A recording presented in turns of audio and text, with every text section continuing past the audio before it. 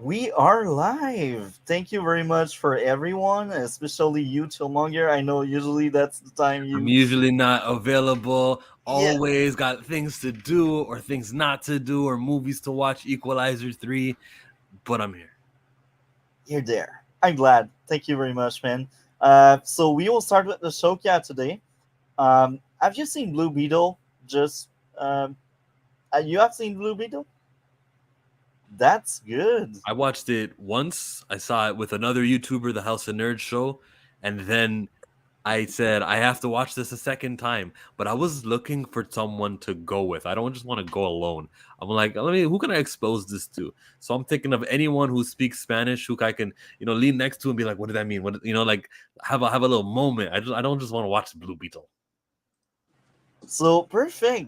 That's amazing. I think Kdot will arrive at some point. I hope he will. He told me he could earlier today. So anyway, how are you, Cole?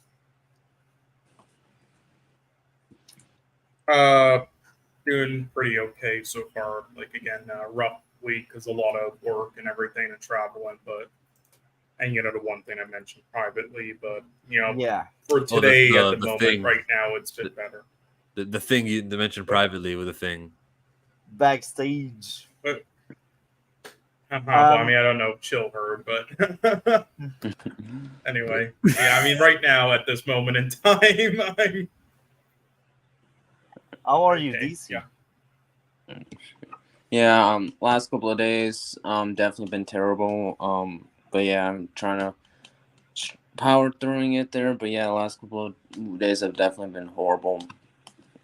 Yeah, I feel you. We talked a lot backstage again. I hope things will get better, man. That's Yep.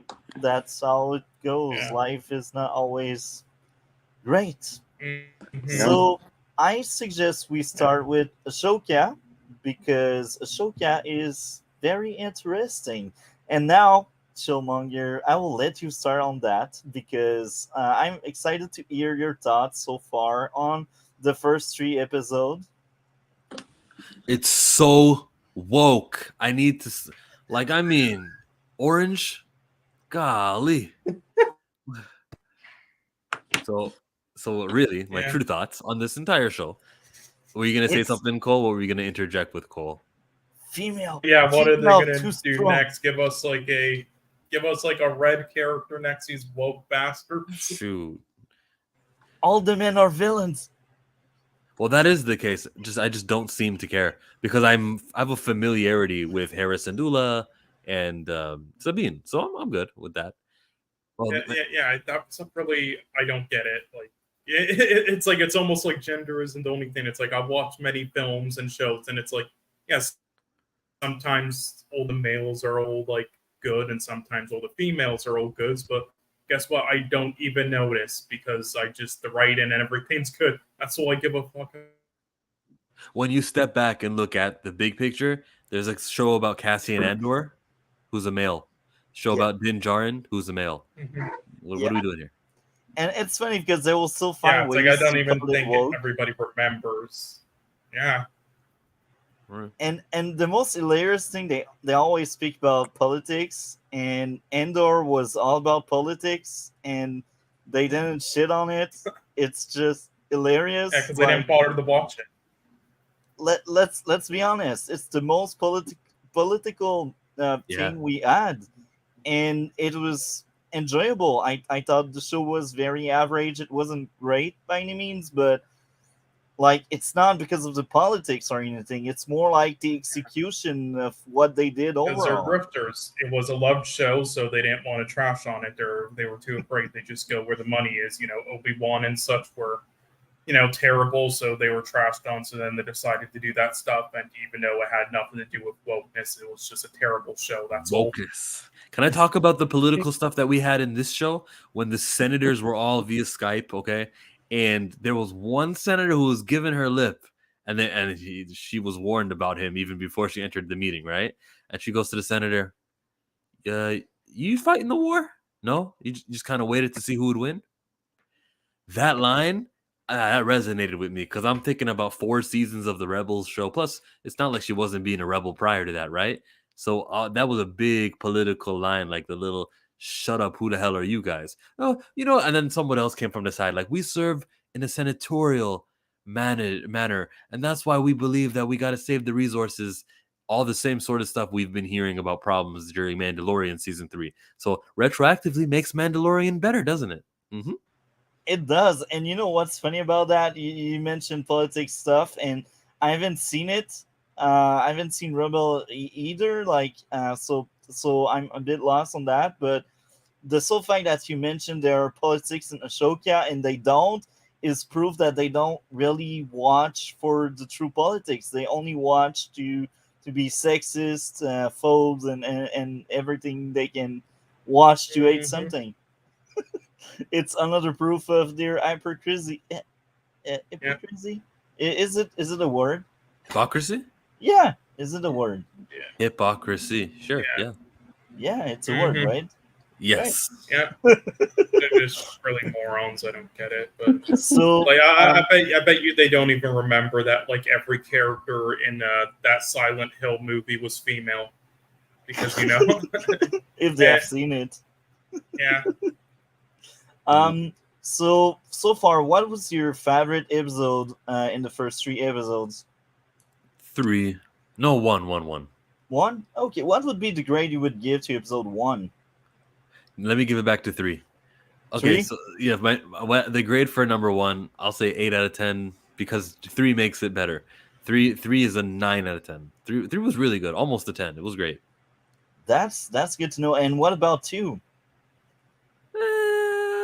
Is it also an 8 out of 10? I'd have to remember what happened because they came the same week. It doesn't feel like that was kind of when we saw Sabine had a stab. It was a lot of talking. I But think they the did talk stab about was at the end of episode 1, and she was in the healing process in episode 2. Yeah, man. It's like I want to give the credit, or not the credit, the opposite of credit, and I want to blame one episode for that rating. Let's go. I don't know. 7. I don't know. Why am I acting like this is such a hard decision to make? It's 8, 9, and 7. These are good episodes for a good show with a long-term story that references past stuff, so it's rewarding to the guys who did see Rebels or even Clone Wars. I'm sure you saw Clone Wars, right? I only have seen the movie, and I've seen a few episodes here and there of Clone Wars, but I haven't seen it like from start to finish, and it's like many years ago. So she showed up in Mando and Book of Boba Fett. So there, you're getting your reward, even if you didn't watch the cartoons. And it's part of a consistent, long-term plan. It clearly is. And 2 lightsabers are touching. The fighting is decent, The fighting in the second episode was pretty cool. I like when she had a stab into one of those droids. And then as she's fighting Marok, she's using it like as a shield. Like that was a little innovative fight sequence. And I'm interested in seeing more. And the Annie is going to go up next episode. It looks like they're going to be fighting Balin's skull there on the same planet. Yeah. So now I will bring the focus on really in episode 3. So I feel like with episode 3, they do a lot of telling instead of showing. And I guess it's because they reference a lot of stuff in the cartoon and in past movies or shows that I haven't watched. But even there, like, it's another adaptation. Maybe they could at least try to give some visual media instead of just spilling the information they want to spill, But maybe I'm crazy. Am I? I'm wondering. No, I kind of agree, and I do think to an extent that's really disappointing because like I watched the first episode in the opening and like the long shots and with like the drones coming from the distance, and it has really good filmmaking and visuals and cinematography by the people making the show, but seems like whenever they're like given exposition dumps and such, they just don't do anything interesting visually during it, and I think that's a letdown. There's just a lot of talking without anything going on visually, and I think there's a lot of moments where the characters just have like the same expressions no matter like what emotion they are until episode 3, though I do think that changed a bit, but yeah, I think that stuff's a bit disappointing for me, but that's maybe I'm in the minority. Well, we are, because we are kind of on the same page there. The other thing but that was more like really in episode 3. The old man playing a villain, like I can't remember their name of the characters or the actor, and I'm really sorry because I know that guy passed away. It's Ray kind of sad. Stevens. His name's Ray Stevenson. He played Balin's skull. Yeah, Valen Skull. Okay, so he looked bored as hell when he was giving his order by the end of the episode, and I was like, man, that's sad. It's like that scene, man. I enjoyed the character so far, but there he just looked bored. He was like, do this, and I'm sure that's not even his fault. I'm sure that's like the direction or something because he really looked bored. Like, maybe I'm crazy on that one as well, but just the look on his face was something I could remember. Oh, there you go.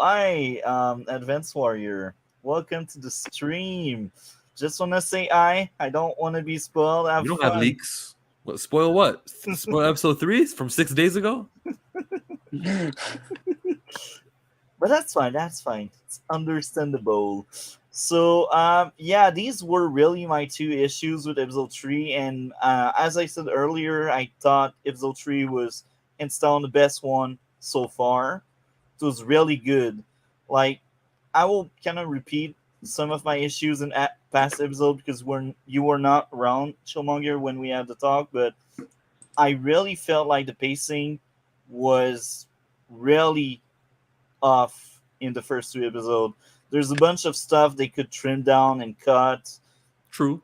and in like 54 minutes, it was way too long, and it didn't felt needed. And it's funny because Netflix show are also guilty of that stuff, and I mentioned them because we will cover them later on the stream. But you don't need to be very long to be good. Like sometimes they pretend to have substance. They're like, oh, it's 55 minutes, so it's very important to be there from start to finish. No, not always. I really feel like the perfect example was episode 1. They could have trimmed down like the runtime to 45 minutes, 40, and still they could tell the same thing. So that's really a big issue for me. And that was the same thing with Andor. Andor did it much worse, I think. Um, that was the same thing with Obi-Wan. What did you think of Obi-Wan? Ah. It had its Yeah. good moments. The final episode, hello there, the Qui-Gon, there were some good moments there still. We had great fun roasting the shit out of it like 3 weeks ago. That was hilarious. Yeah. And me though, when I watch shows like Kenobi and She-Hulk and Hawkeye, I'm not quick to this is bad. I'm always like, it takes 3-4 episodes before I start saying, okay, what are we doing here? There's no plan or there's no it's you know what I mean? And so with Kenobi, episode 5 is when I started going, ugh. Me from the get-go, man, that like my notes were really tearing the show apart, and I feel like Obi-Wan deserved its own video, like with people roasting it. Yeah. Otherwise, there's a lot of things to enjoy. I think Ahsoka TV show really shine when it has action, like that you said it. The lightsaber action was entertaining. I really liked it. I feel like this is some of the best live action sword fight we had. Yeah, Cole, do you want to add something about episode 3 specifically? Yeah, I think yeah, sorry, I wrote down some notes. I'm just trying to find it. I didn't write down too many for this topic, but Another highlight. oh yeah, sorry, go. Oh, you found your notes? Oh yeah, but if you had something to say, just you can Okay, go. I was about to ask Chillmonger something, but since you found your notes, I want to know. Just go first, and then I'll go afterwards. It's fine. Is there any big highlight for you in episode 3 at Chillmonger? Oh, it's got to be that big stunt when she left the ship, you know, and they were working on their relationship. It began as I'm flying, you shoot, and then it was like, no, just tell me what to do. Copy that. This way, I turn left, I dive. Okay, good to know. And then when the ship went down because the power went out, I'll buy it sometime. Puts on that suit, hops outside, and they did a little scare where they made you think that she would become Princess Leia up in space and she could, but no, she was completely covered, and I'm fine with it. She did a cartwheel, took a lightsaber, wapow, took out a TIE fighter. Okay, she took out a TIE fighter. That's the highlight. If anyone doesn't have that as their highlight, what is the highlight of that? Is it when Sabine was trying to get the cup? What is more entertaining than that? She actually took out, and it wasn't one of the main characters. It wasn't Marok. It wasn't Shin Hati. It was the other flyer of the TIE fighter. It was the disposable guy. As soon as I saw him, I knew he was going to go out because they needed bodies to go, and they weren't going to kill off a real... We've never had a real big character die out of a TIE fighter or something like an X-Wing. They always die different ways. That was the biggest moment. That's good. I will say something. My favorite moment was actually the cup, and here's the why. Shut up! I feel okay, I know you don't mean that. You're just saying that because I said it. No, I genuinely believe that, and here's the reasoning behind and the thought process. You're not. You're serious. You're just doing that thing. You know when people play the devil's advocate No, or provide an alternate. You did not I, just I pick that moment. genuinely think it's great. Let me explain. I like character growth. A thing for me in a story is the character. What are you going to do with your character? And I feel like they really try to build Sabine. And I'm like, okay, right now she is not force sensitive, but she will try to become force sensitive. She will try to train and better herself. So now I actually care about Sabine. I used to not give a crap about her in episode 1 and 2. I was like, oh yeah, she's just there chilling. But episode 3, her training with Ahsoka when the episode started, and her trying to push the cop, I really like that because they try to give her somewhat of a character arc. And now the true question is, what will be the payoff in the end? Will she be a good Jedi, or will she realize she can't? And depending on the execution and the writing of that character arc, that could be amazing. And the main reason why I like that so much is really character. I when I watch something, if your character is great, I will Yeah. tend to forget the story. I will tend to forget my issues with something. If your character can pull up their weight, if they have a good character arc, I'm all in. Um, so I've heard that's you say why. that before. Side note though, there's a YouTuber named Thor Skywalker, and this guy covers Star Wars, and he made a video talking about the title of the show is the character Ahsoka, Boba Fett, or The Mandalorian, and that's different from what it used to be. Used to have Star Wars shows named after something more grander, like the Rebels, but now they're naming it after characters. So yeah, you'd like to see the character stuff work. And next thing, there's the score during that scene where Sabine was fight. Hello, Elizabeth. The score was beautiful and it made that scene. And I like it for reasons that you brought it up. I just didn't think it was the highlight of the show. But yeah, for sure. She's getting force ready. She's building and I'm cheering for her, of course. And yeah, like I said, I think building a character is essential. It's the thing I'm looking for. And sometimes it's the story. Sometimes I do care about the story a lot, but the first thing that crossed my mind is your character. What's the character arc?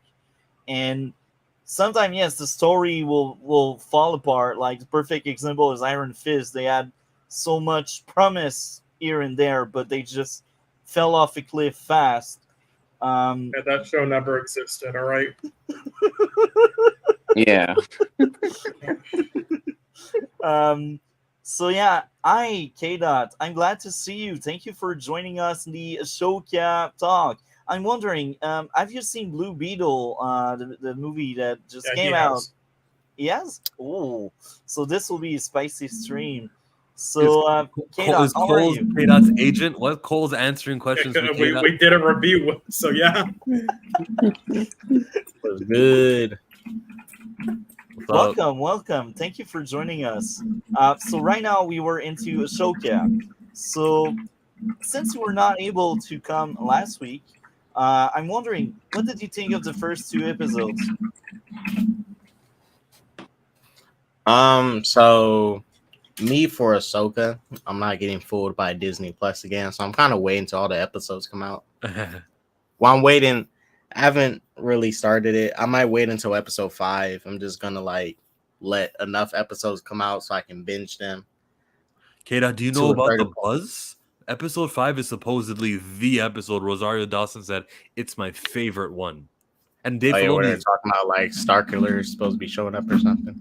No, we don't know that. I'm just telling you what I did know, because every time people get into leaks and spoilers, I've been able to swim those waters, so I don't know the answer to that. But she said it's her favorite, and Dave Filoni is directing that episode. So I think, I don't know, maybe watch the first 4 before 5 comes out, so you can experience 5 without spoilers. If it's her favorite, it'll be good.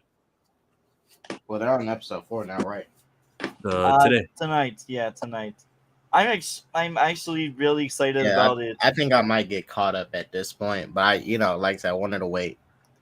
These Disney Plus shows, they're not worth the week to week for me anymore. What's different though? Like, remember Secret Invasion? How you didn't see it all at first, and now you didn't see Ahsoka all at first. Look at the difference. The hype, the conversation. Aren't people more? Maybe they're not. Maybe not. Let me ask you. Aren't they more pleased for Ahsoka, or are they just about the same as Secret Invasion? Same amount of complaints, and it's the regular. It is less complaints than Secret Invasion. I'm just personally like not. I don't know. I've been burned a little bit too much. But blame the MCU. It's like too many shows came out, and it's like back to back. Like, could you guys just structure this stuff better? But I'm a catch up. I'm just like waiting until enough comes out, because I don't want to wait week to week. We review it, we're talking about it, and then we get to like, I don't know, an episode, and it's for some reason random filler. Well, this show has 9 episodes, right? 8. I guess you can let some filler slide, possibly. I just want a good finale. But then there's a part of me that's like, this show is useless. Same as Mandalorian. I like Mandalorian, but then it's like you set this in a time where these characters are not going to be near around when Rey comes in. They're going to move back to the sequel trilogy stuff. And I don't know if Ahsoka's going to be living till that long, or I don't know about her species. Mando's not going to be there. He's going to be too old. I don't know. How old is Mando? Star Wars needs to get out of this long era. They live? This old original trilogy era. How old is Mando and how long they live? I think Mando's in his 30s now. I mean, by the time he gets, because the sequel trilogy, there's a 30-year gap because Rey has to. Oh, you screenshotting me here? Those who were keenly attuned to the Force could live up to 200 years old. At any rate, individuals past the age of 95 were considered to have reached an age worthy of veneration.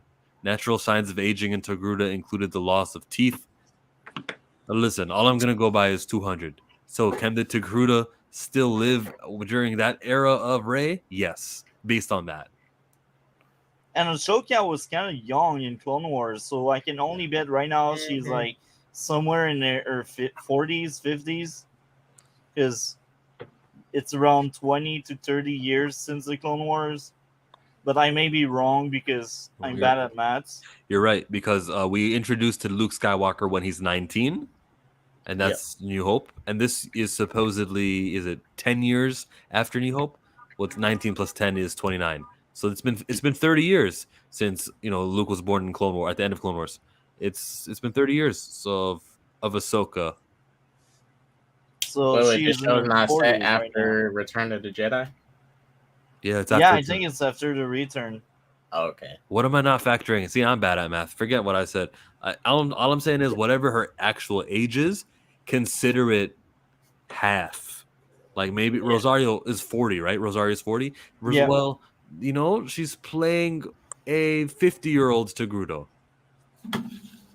Yeah, that makes sense considering the timeline. Yeah. So I guess we can move on to closing thoughts on Showcast since Kdot hasn't seen it yet, and we talked in length about it. Um, so anything else you'd like to add about Ashoka, Chillmonger? Shin Hadi. I love me some Shin. I love the eyes. Oh, I love the voice. I love her look. That's the most cosplayed. That's the new Harley Quinn. All you DC fans need to just admit it. I mean, do you like the music? The music was cool, and the filler exists, and I feel like Sabine Wren is that filler. There's always that side character who gets too much screen time. I just think that since episode 1 was long, I would imagine that her scenes that they inserted, which lengthened the show and are going to length more future episodes, it's because of some sort of like rule that Kathleen Kennedy asked Dave Filoni to do. He's like, yeah, sure, yeah, of course, we're gonna feature her. Don't worry, it's not gonna interfere from the story. So maybe, And it's sad because I said it like in episode 1 and 2, I didn't care at all about Sabine. I was like, okay, she's there, she is supporting character, and now with episode 3, I actually care about her, and I want to see her struggle and her storyline. So I hope she is somewhat important and they don't mess up her character arc. I really hope so. And yeah. whatever the outcome is, I just hope it's earned and well written. That's all I'm wishing for. I don't even care about the show cat. That's the sad part of it. She's the main character, and she doesn't grasp my interest enough. Yeah, It's sad. yeah. It's sad. Yeah. So, what do you want to add something to that, Cole? I mean, I'm a fan of the characters, and nonetheless, still enjoy, watching her in the episodes. But I agree to an extent, like, sure, but She's not bad. I'm not saying she is yeah, bad. I mean, there's still some good action scenes and such. But yeah, I mean, they could do definitely a better job. Like again, I would have to say, like, while I've been enjoying aspects of this show, the biggest problem for me would be just it doesn't feel like, at least for me, there's as much of like a real purpose with a lot of things happening throughout a lot of the episodes so far. Episode 3 did change that, but episode 1 and episode 2 really kind of felt like that. Uh-huh. And again, I already talked about like the performance and some of the writing and such. I don't know if it's more so the performance fault or the writing's fault, but yeah, there's a lot of people who also kind of complain that the characters from the previous shows are similar. They aren't like as similar to the characters from the older stuff or as impactful moments. But I don't know. I feel like it was a smart decision to kind of change them up in this show in this timeline. I think they went a little too far with it, but still, there were like also a couple moments I'd say in this episode though where it kind of gave me the Force Awakens vibes, and I hated it. But then after that, we got that fantastic action stuff and visual stuff, so I was cool with it. But also another thing I really haven't liked so far though, the cliffhanger of the last 3 episodes kind of just like feels the exact same thing, and I'm getting tired of it. But anyway, again, it's still enjoyable. Great visuals and stuff. I have no issue with how it's filmed. I definitely think this episode 3 is the best so far. But yeah, that's all I have to say, really. What would be your grade out of 10 for episode 3? I believe I gave like 1 and 2 like between like a 6.5 and 7 each. So for this, I'm gonna give like an 8. I will sound crazy here, but I will just add something else that came up in my mind about Sabine. I think they really want to show us that she's not a Marisu, and that's another reason why I really enjoy that character, because her lack of force sensitivity is good to see. It's She's not perfect. She's flawed. Yeah, and it's almost like they're kind of doing like a combined of what they've tried doing with both Finn and Rey, but they're actually doing a proper job with it. yeah. So that's the last thing I wanted to add. My score for episode 3 is a 9.5 out of 10 because I only had 2 issues and I thought that was a very solid episode, and I'm actually excited about episode 4. Don't drop the ball on me. Like, it's the first time I'm so hyped Oh, so about. Rosales left a comment. Okay. Oh, hi, Rosales. Glad to see you. Ahsoka called Sabine a Padawan and also said she doesn't need to be a Jedi. Interesting where they head. Yeah, I fully agree. Yeah. I just hope they won't mess up that one. So Oh wait, well, question: Did they? I'm already gonna watch it, but did they say Sabine is force sensitive, or like she's still struggling to find it? She's not. She tries, and that's part of episode 3, or training and stuff. But she's not, and that's why I'm glad, because that's a flaw. So so basically, Ahsoka is trying to force, because we all right. We know everybody has the force within them, right? But you know, there are some people that have a greater potential of pulling the force to do things like force push, force pull, and all that. Is Ahsoka trying to force her to like pull this potential when that's why she took her as a student? Yeah.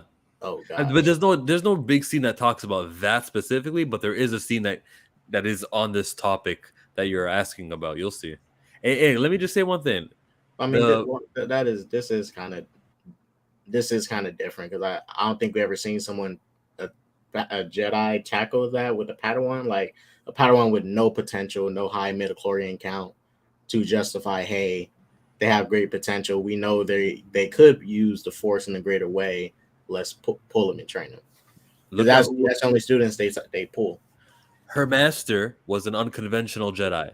She is someone who was there and she left it. You think she honors this body, this Jedi order where they select, oh, you get to be the Jedi, you don't get to be the Jedi. She's like, nah, I'm not going to continue that cycle. If I'm going to teach the ways of the Force, first of all, it doesn't belong to the Jedi. That's just a religion that has been formed around Ashla and someone help me. The other one, right? So this religion, this faith, sure, but I'm more about the Force, and that has no names, okay? So boom, she's gonna teach anyone she wants to. Grogu, nah, yeah, you've been selected. You're tainted, okay? Nah, not you. That fixer upper right down there, my friend Sabine. Let me have a shot at her. Oh no, I'm not saying she has to. She can't train her. I'm just saying, like, you look at it like this. Look at it like prime example, Dragon Ball Z, for example, right?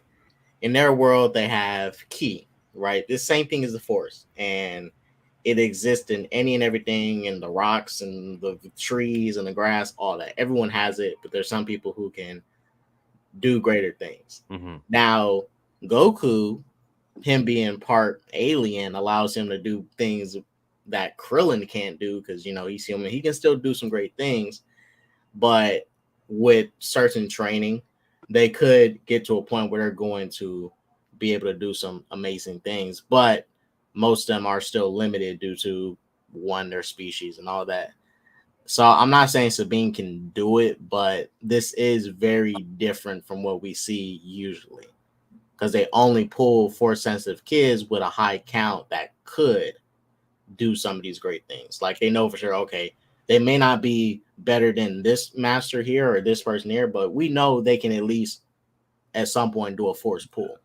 And they don't have attachments, and they're nice and easy to indoctrinate. It's like, the 40-year-old virgin, the 30-year-old Padawan. Yeah. Oh gosh. Fact. So I guess we can move to Blue Beetle. You have seen Blue Beetle, right, Kdot? Yes, sir. And I think, Chillmonger, you also have seen it based on our intro. So, who wants to go first on Blue Beetle? You're the host. Okay, I guess I'll go first. Good suggestion. So, this is hilarious. You see, Blue Beetle, I enjoyed it a lot, but I don't think it's a good movie. I enjoyed my time. Um, I really liked a You lot of said you had as aspects. many flaws with it as Black Panther 2. No, actually, I did the countdown. It's nowhere near as bad, but it's still not a great movie. It has a bunch of flaws. I I mean, I truly think that's hated. accurate. I Yeah. truly hated Wakanda Forever. Um, but Good. yeah, Blue Beetle has bunch of issues. I got 15 issues. That's like a lot. That's why when I told Cole I almost had as many issues as um, Wakanda Forever. Um, but in fact, no, because it didn't go in the negative, unlike Wakanda Forever. So Wakanda Forever, I had more issues. Yeah, well, we'll see what grade it gets, but Um, maybe some of them just need some explaining. We'll see. I still enjoyed it, as I said. I enjoyed it a lot, but I just don't think it's a good movie. Um, my first issue would be the aunt is a cartoonish trash villain. I truly hated the aunt. Like Facts. sister, why? Why? Poorly acted, poorly written. It's like why? Why are you? Yeah. The villains are really poorly written and cartoonish and surface level to me. Well, the other guy, the guy that became the machine by the end, I actually enjoyed him a lot because he kind I of mean, got somewhat of a redemption arc. But the aunt I is, Ignacio. mean, huh? sorry, go. Ignacio? I think the guy Yeah, that that's fought his name. Yeah, Blue the guy in Beetle like at the the end. mech suits. Yeah.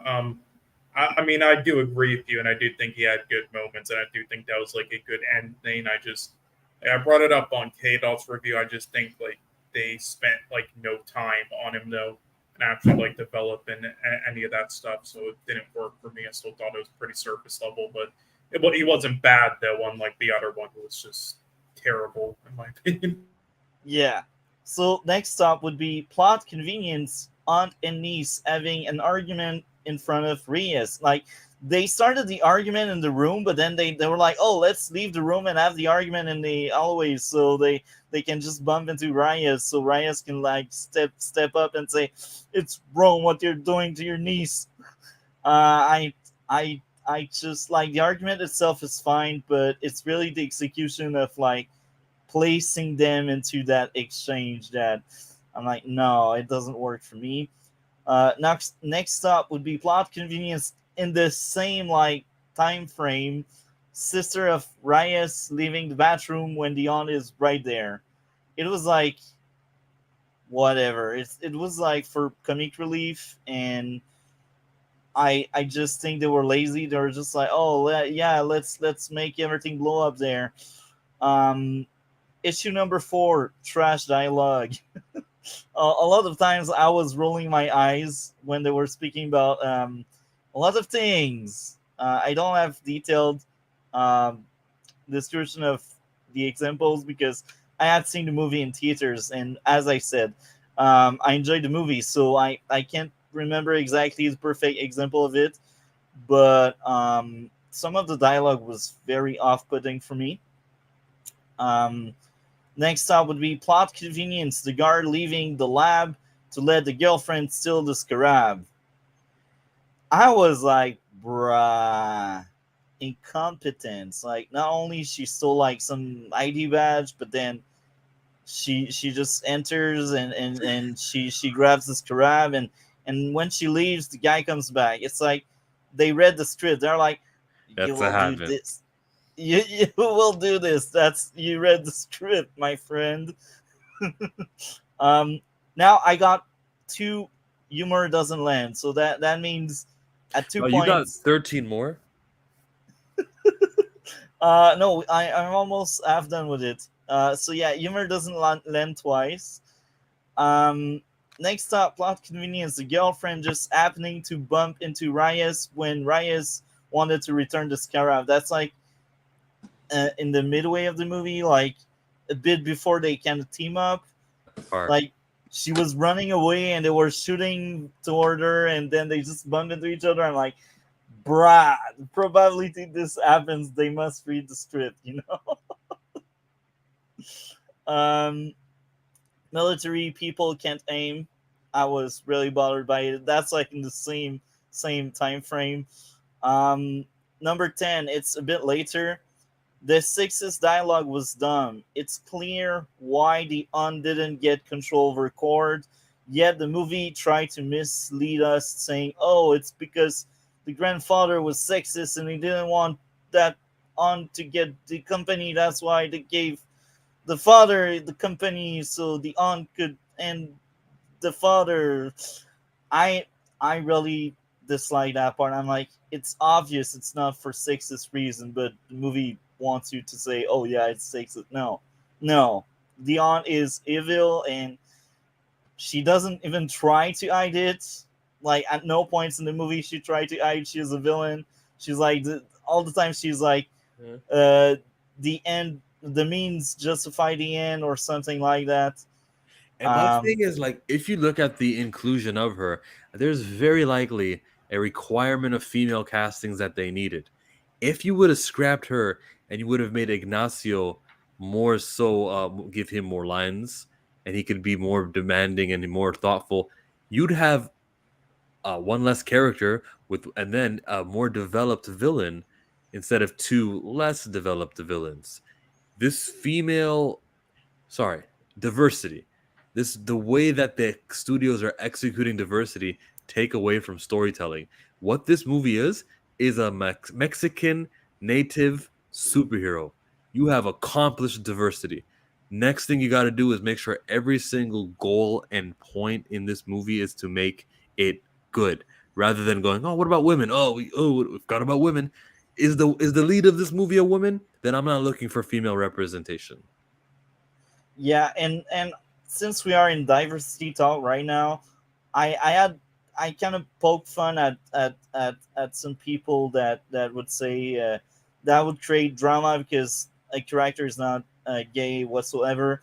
I'm like, why didn't they gender swap the girls so Reyes end up being gay at the end? Like his girlfriend, why his girlfriend is not a man, so they can have some gay love, you know? That could be representation, you know. But I yeah. definitely didn't want that. But you see, that's how a lot of people approach things. Yeah, they're like, "Oh, they must flip flap everyone."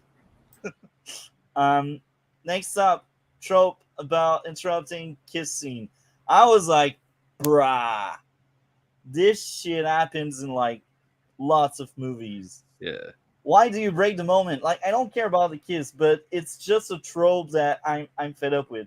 Just don't do that. You don't want the character to kiss yet, don't place them in a situation they will kiss. You had flashbacks to Troy and Gabriella back in 2005. Next up, Batman is a fascist. Wasn't funny. Like, I don't care about what they think about Batman. That's just the fact that they thought that was funny and that was a joke. Do you know what I mean there? I mean, I do think it, like, again, like, all the people complain about it in another way. I mean, it made sense for the character and in the context, but yeah, it just wasn't a funny joke though at all. It was just lame. Like, as I said, I don't care about Batman being a fascist or anything. It's really like they make it like they want you to laugh, but it's just not funny. Well, I mean, yeah, the point of it is, just like, again, making fun of the guy, who thinks that more so than actually, like, trying to, like, take a shot at Batman. But, of course, those idiots online don't understand that because they didn't watch the film or understand basic comprehension. But, yeah, I mean, the joke attempt itself, yeah, it did just suck. But, I mean, a lot of them did in the film, though. The humor wasn't the best. Agreed. So 13 was way too many characters. I cannot put a name on anybody outside of Reyes. I don't even know the girlfriend name. I didn't even know the name of the villains. And that's telling because I'm someone that will lash on to a name of a character if I care for the character and if I enjoyed your product, your movie, I will remember this kind of stuff. But I just don't. There's like too many characters, and most of them are more like tools to make jokes or to pretend the show, the movie is not shallow. They don't feel like they have their own character arc, like really, like the main character has a character arc, and the love interest also has one, but they're like the only two and the main ones. Like the villain also has a character arc of his own by the end, but like they're the only two characters that really feel like characters. The rest is just like comic relief, laugh. We need family members. Yeah. I think the And dad was cool. yeah, that I will admit that was really cool. I feel like they could have cut down like the family member to like the dad, maybe the sister to have like Reyes interact with someone. And what's the problem? Diversity. We need to also have a grandmother representation as well as parents, and they gotta have a sibling. Oh, okay, I gotta throw in an uncle also. There's always that wacky uncle. You see, like how maybe cutting out one character, cutting out the grandma, Yeah. or cutting out the uncle may have, and you could have gave the uncle lines with the dad, I mean, right? They wanted to try to have like that classic, I guess Latino, like family, and with the sort of like how do you call it? How they're like just very passionate, about their culture and everything, I guess. But I mean, I don't have an issue with them like doing that and all the characters. It's just the majority of them, in my opinion, just sucked with their performances. And yeah, and this is honestly the perfect example of why a lot of TV actors usually don't make the transition to film. And that's also Lopez as well. He wasn't like again. I like the characters themselves and the with some of people like them in the attempt, but the performances by the actual actors I just didn't like. And I will add a bit more to this. Maybe you could like showcase everyone like that big family, but find a reason in your script to take them out so you focus only on the ones you consider important. You cannot like keep everyone around and pretend they are all important because they don't have a story arc to give to everyone. That's another way to do it. I will give a good example. I've said it many times. I'm a writer, and in my novel, I have the focus on 6 characters, and I have more characters in my stories, but they are more like tools to drive the plot around. So I don't place focus on them. I just use them as tools, and then I discard them to let the emphasis be on my main cast. And here it feels like they wanted the main cast to be like 8 character or so, and it's just too big for 2 hours. Like I'm sure if it was a TV show where you have more time to spend with everyone, that could be much better. But now we are talking about a 2-hour movie.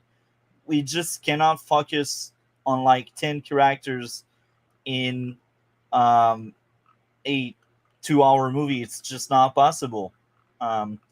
So now I'm almost done with my issues. Yes, I'm almost done with my issues.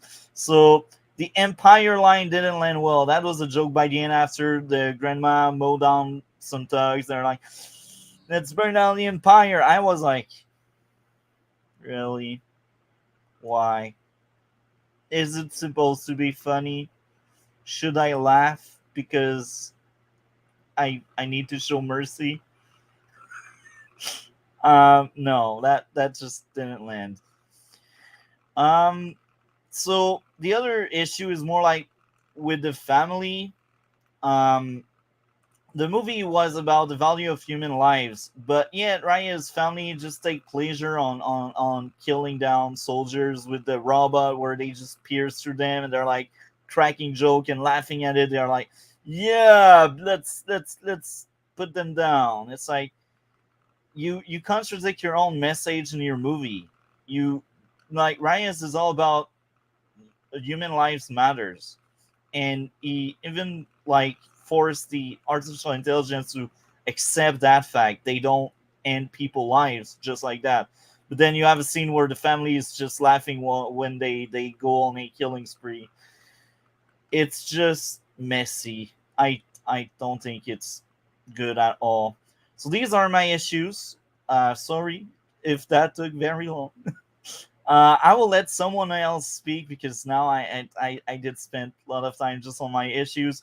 Who wants to go second on Blue Beetle? Uh, I'll get my stuff. I'll get mine out the way real quick. Well, as you guys know, I like your movie. I didn't think this was some game-changing film to the comic book genre. I think a lot of people gave it too much of that expectation to be that when a lot of movies aren't like that. But I like the lead character. I'm glad James Gunn is going to be keeping his character for his DCU. For the weakest parts of the cast for me was probably the mom. I was okay with everybody else. I was okay with the grandma. The dad had one of the best compelling parts of it. And I did like George Lopez. The mom was the weakest to me, but she didn't really get much to do or say that was impactful. She was just kind of there along for the ride, even though she had her moment with Jaime and it wasn't as heartfelt as like the moment with Rosa and Billy from Shazam 2. Feeling you exactly, yeah. If you get remember the scene in Shazam 2 when Rosa, encourages Billy to go. She gives him comfort, letting him know that, I'm not going to kick you out of the group home and stuff. That was never an intention. And, I want you to go be a hero. She did in this same thing, in same film. They did a similar thing with his mom. And, it was just not impactful enough. Like it didn't get me teary eyed. I will say this, both the scenes with his dad near the end of the final scene, where his dad shown up in his memories, and then the scene where he passed away and from his heart attack, those got me a little teary-eyed. I'm not gonna lie, those scenes hit well. So I want to give the director and writers props for making those scenes work like that. I agree. I also teared up. And I thought the use of practical with CG touching it up was very good. That's stuff we need to continuously see in these comic book movies anyways. Like your VFX should be something that touches up what's already there, and you should be building most of it practical to give it a real aesthetic that people are going to like because that suit is all practical. The lights and stuff is probably digital, but everything about that suit is practical. And the action it was doing for the most part was literally just VFX touching up on something that's already practical. So they should keep that up. And I don't got many issues. I like the film. I just think a lot of people and multi didn't criticize it for this, but I think there's a lot too many people criticizing the film for doing something that it wasn't trying to do. Because the goal of the film, I think, just try to be a good movie. If you end up changing your genre you're in, good for you. But not every film can set out with that intention and do that. Because, you can't just be the Spider-Man one of the comic book genre or the Dark Knight. Like, that stuff is revolutionary due to the work that's shown after. It's not, no director had the intention, like, I'm going to revolutionize the comic book movie genre. They just ended up putting out a good product, and they did so. So, I think this is a good movie. That's all that matters for me. If this movie ended up revolutionizing the comic book genre somehow, okay, that's just an added bonus. But other than that, it didn't do that, and that's fine. Not every film does that in each genre. Yeah. If you look at the genre, sure, yeah, it's all the same. If you look at why I go to the movies, it's for entertainment. And what I got was cool things, a sword, cool things with a new hero that I am familiarizing myself with. He flew, and we got to see what it looked like when he flew. It's That whole honestly, I think enough that whole third act was like, if you're an anime fan or you're a fan of like Power Rangers and stuff, that's like heaven for those people. Because I swear he literally did a Kamehameha wave in the end when he charged up on Carapax. He didn't do Yeah. the motion, but he literally did a Kamehameha wave. there's a video game combination that he was hitting Yeah. from Injustice or one of those games, and someone had to tell me that because I didn't play it. But that's the level of care that people are gonna catch up on and appreciate. I might criticize that maybe it's because they already owned the maneuver, and so just you could copy and paste it and maybe save a little money on a fight sequence, maybe. But that's me being a pessimist. Either way, I don't have an expectation of complicated plot. And if they do execute that, then these movies get to be 10 out of 10 out of Chillmonger. And this wasn't that. It was still everything that had going along for the ride, even with the holes and with the plot holes and the conveniences. It still got from these are the villains. This is who hates who. The reason why the hero met the girl is this reason. Now, on this side, we got a family member who's got a heart condition. Remember how he mentioned that earlier? That's going to matter later on. And guess what? The villains are really bad because they don't care about his heart attack and they're willing to sacrifice family and then use that family as leverage and bargaining tools because they're evil. Okay, good to know. And then we got to go here for the big fight, and we have a big fight, and it's on the swamp in Florida, and then we get an end credit scene. Hey, surprise, guess who's still alive? What more can you ask for? Huh? I think, and I'm glad you mentioned the part with his the villain pulling him away when his dad died. And I think that's what really made the third act right. The villains to me were okay. They weren't bad, but they did work for the plot. And having that emotional moment where Jaime thinks that Carapax killed his uncle, and then on top of that, he deprived him earlier from trying to even see his dad in his last moments. Like he didn't even get to, comfort his dad. You put all that together and you get that scene of rage where he lashes out on him and loses his senses. And then the Scarab has to let him know, hey, you told me that we're not supposed to go around killing people, and I don't want you doing the same. And then they showed his memories and stuff. I thought the whole third act would work because of that, and I don't think it would have worked if the lead actor wasn't as engaging as I thought he was. But I enjoyed it.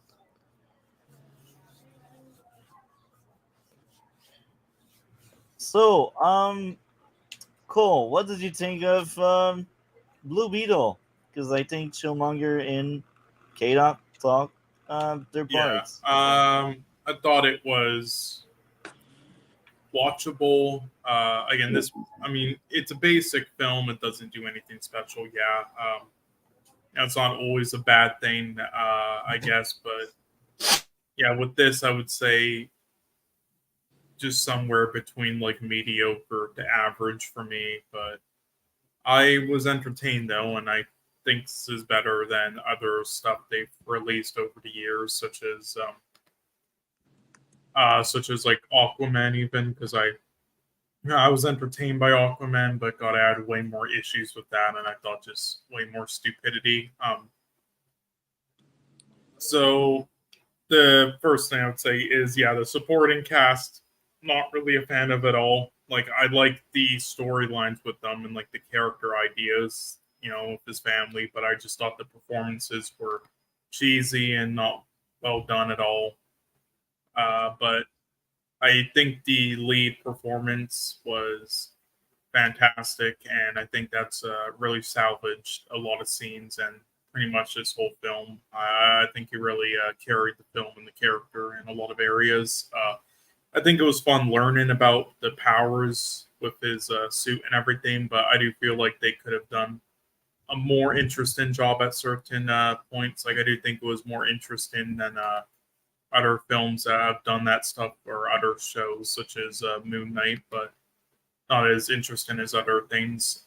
Wasn't a fan of the music. I thought the music was, well, some of the music I think was great, but a lot of the music and at certain points, especially when it's trying to be comedic, I just thought was stupid. But also when he first transformed, in the suit thing, though, I really liked that scene and how like brutal it looked. Because Really it was into a that. surprise. We were all expecting some lackluster VFX for this TV movie, but it was a surprising good look. Yeah, but for the budget, the visual effects, they did a fantastic job, Mhm. and they knew how to utilize it for its budget. Like they knew they don't have the biggest budget, so they focused on the most important aspects, and in stuff like the action scenes, it kind of felt like films. I don't know if I would say like Blade, or I haven't seen it in a while, but maybe films like that, or so it sort of feels like maybe like action hero cartoon type shows, like the way they do stuff in a good way. Like they do a good job with it. Remember the scene at the bridge? He was flying and he was right above Mhm. the water, and he's going from this side of the screen all the way there. But Yeah. the screen was a big screen, and the thing that they had the VFX was really small. You can get a couple of pixels off and not perfect when he's this small on the total screen, and that was a great utilization of the Oh VFX yeah, work. that definitely. And again, I think just the way they utilize it just really benefits scenes. And then also the one thing I was worried about is so the messages involved, the political messages, and with also border patrol and stuff.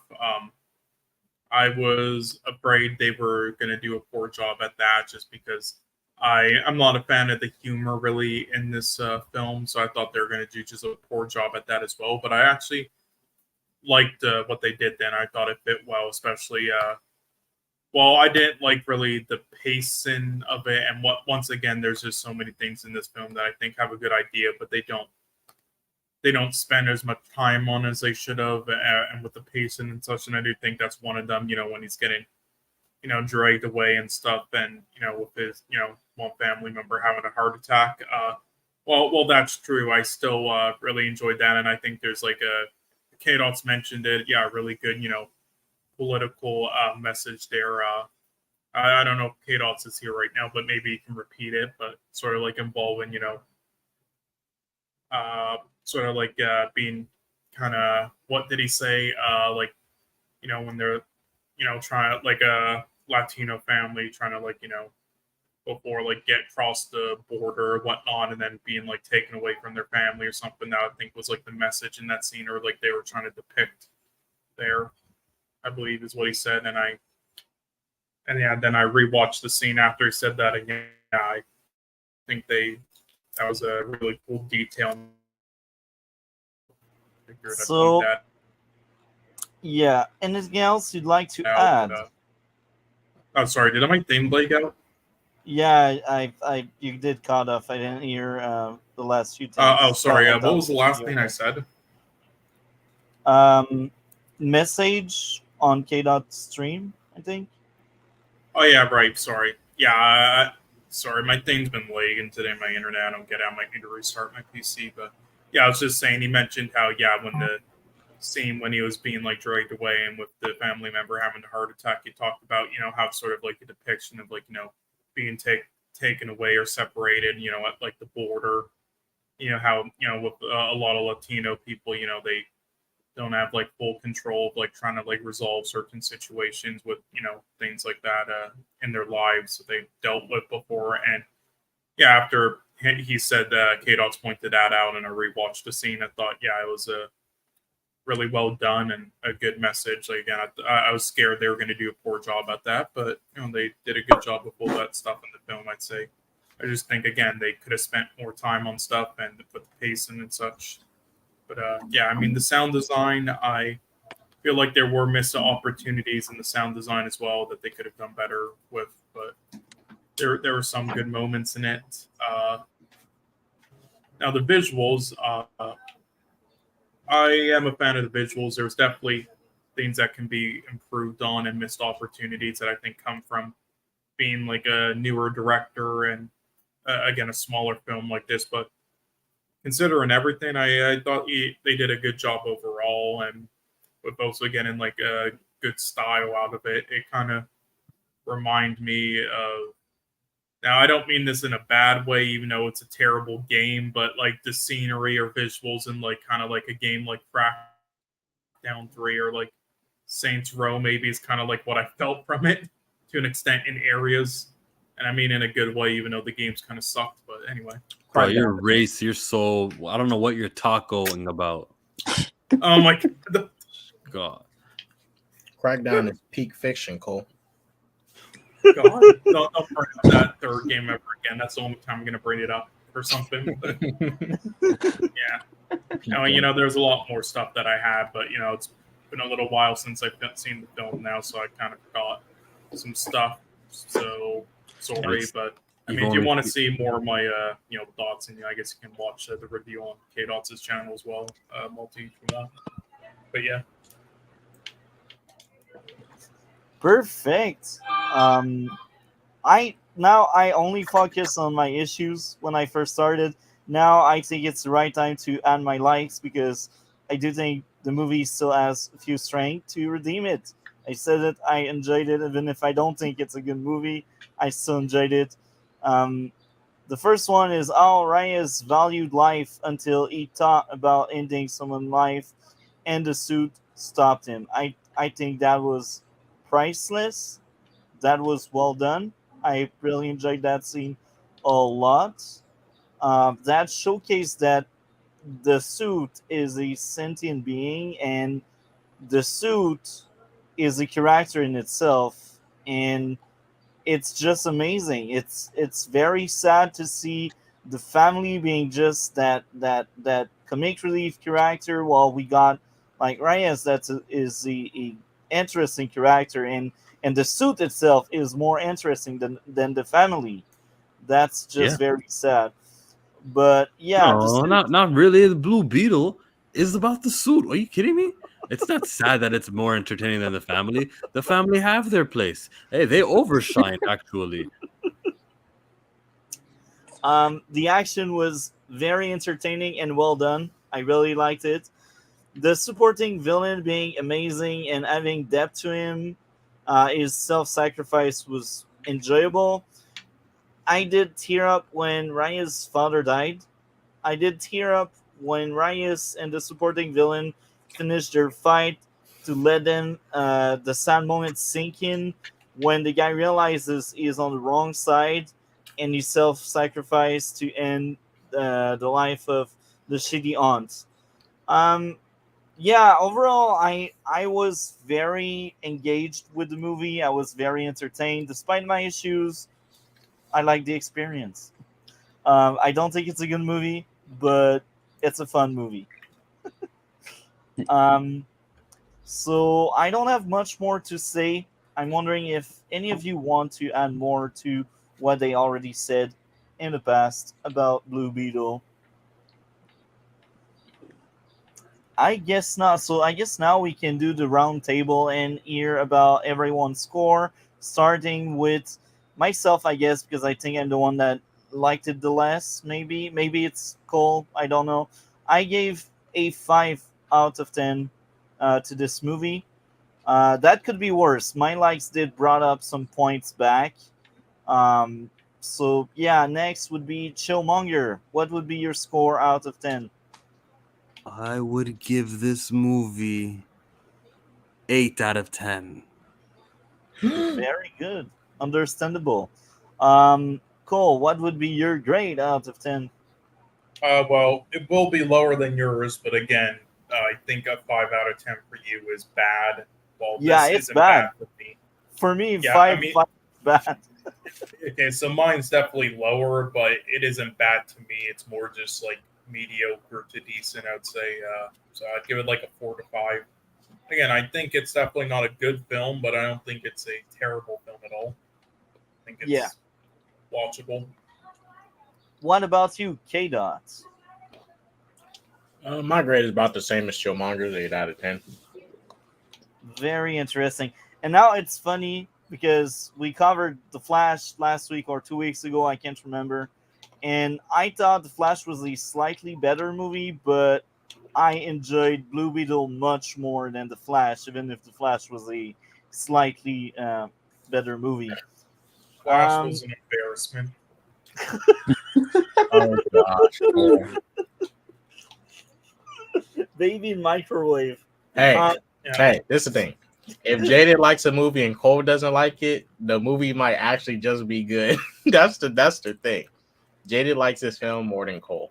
That's the Yeah, formula. well, listen, Jaded's the guy who just cares about like loopholes and stuff. All right, so let's. so, Okay.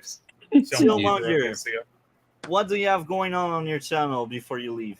I think I'm gonna have I can't even think straight. Jonathan Majors, yes, that's what's coming. He has a trial date tomorrow, first day, unless they delay it again. So I will have coverage. Oh, it's Thank- tomorrow? I Yes. forgot it was in September. Wow. Thank you very much for coming. You're amazing, man. Take care, man. We will talk later and have a good one. Bye. Peace. Right. I forgot that major stuff is still going on. How fucking long are they going to do that for? Holy fuck. They kept It's like delaying the it. depth thing over again. They kept delaying his trial like what, 4 times already? It's like, dang. if you Fucking got the Lord. Like, it feels like we've been doing this for a year now. What the fuck? I mean, I have to say, though, I mean, it feels good to be somebody who, acted like not an insane person and didn't pick any sides, because now I don't feel embarrassed no matter the outcome, because I didn't just make up claims and pick a side before seeing the facts, which is what everybody should do. But apparently that's too hard on the internet. Even some of the people who might be proven right about his innocence or guilty or whatever, they still like immediately right out of the gate. A lot of them pick the side before seeing any facts, and that's just as bad. So even those people, like, fucking hell.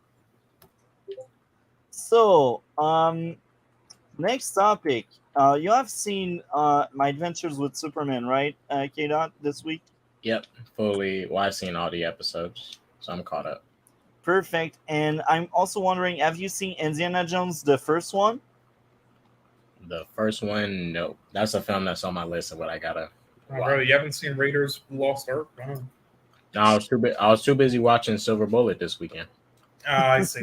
Yeah, but that is a solid film. Yeah. Well, did you see Saw 1 or Saw 2? Yeah, I saw those are the only ones I like. Saw 1 and 2. Nice. Well, we'll be doing those after. Yeah. So, which topic you'd like to start with? Since you're with us right now, Kdot, we start with Saw, or we start with what's the name? Adventures with Superman. Yeah, y'all can do either one. Okay, so I guess we'll start with My Adventures with Superman.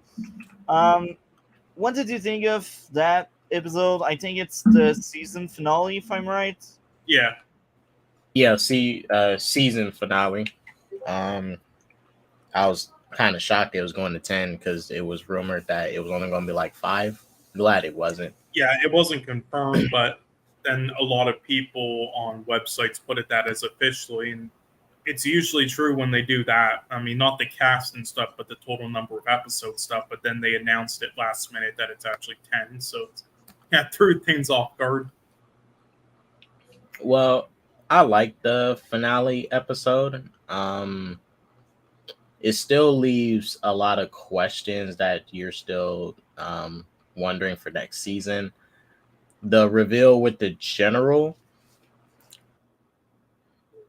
us finding out that Alo is dad, but people kind of figured that. I figured it for different reasons because he does kind of look, he was Asian, and I was, Racist. Hey, I had to put 2 and 2 together, and also Lois's father is a general in the comics, so it's like, it makes sense. Oh damn! It means he has to die. Oh wait, wrong But Supergirl, my bad. I need to say something on that. Aren't the USA really racist?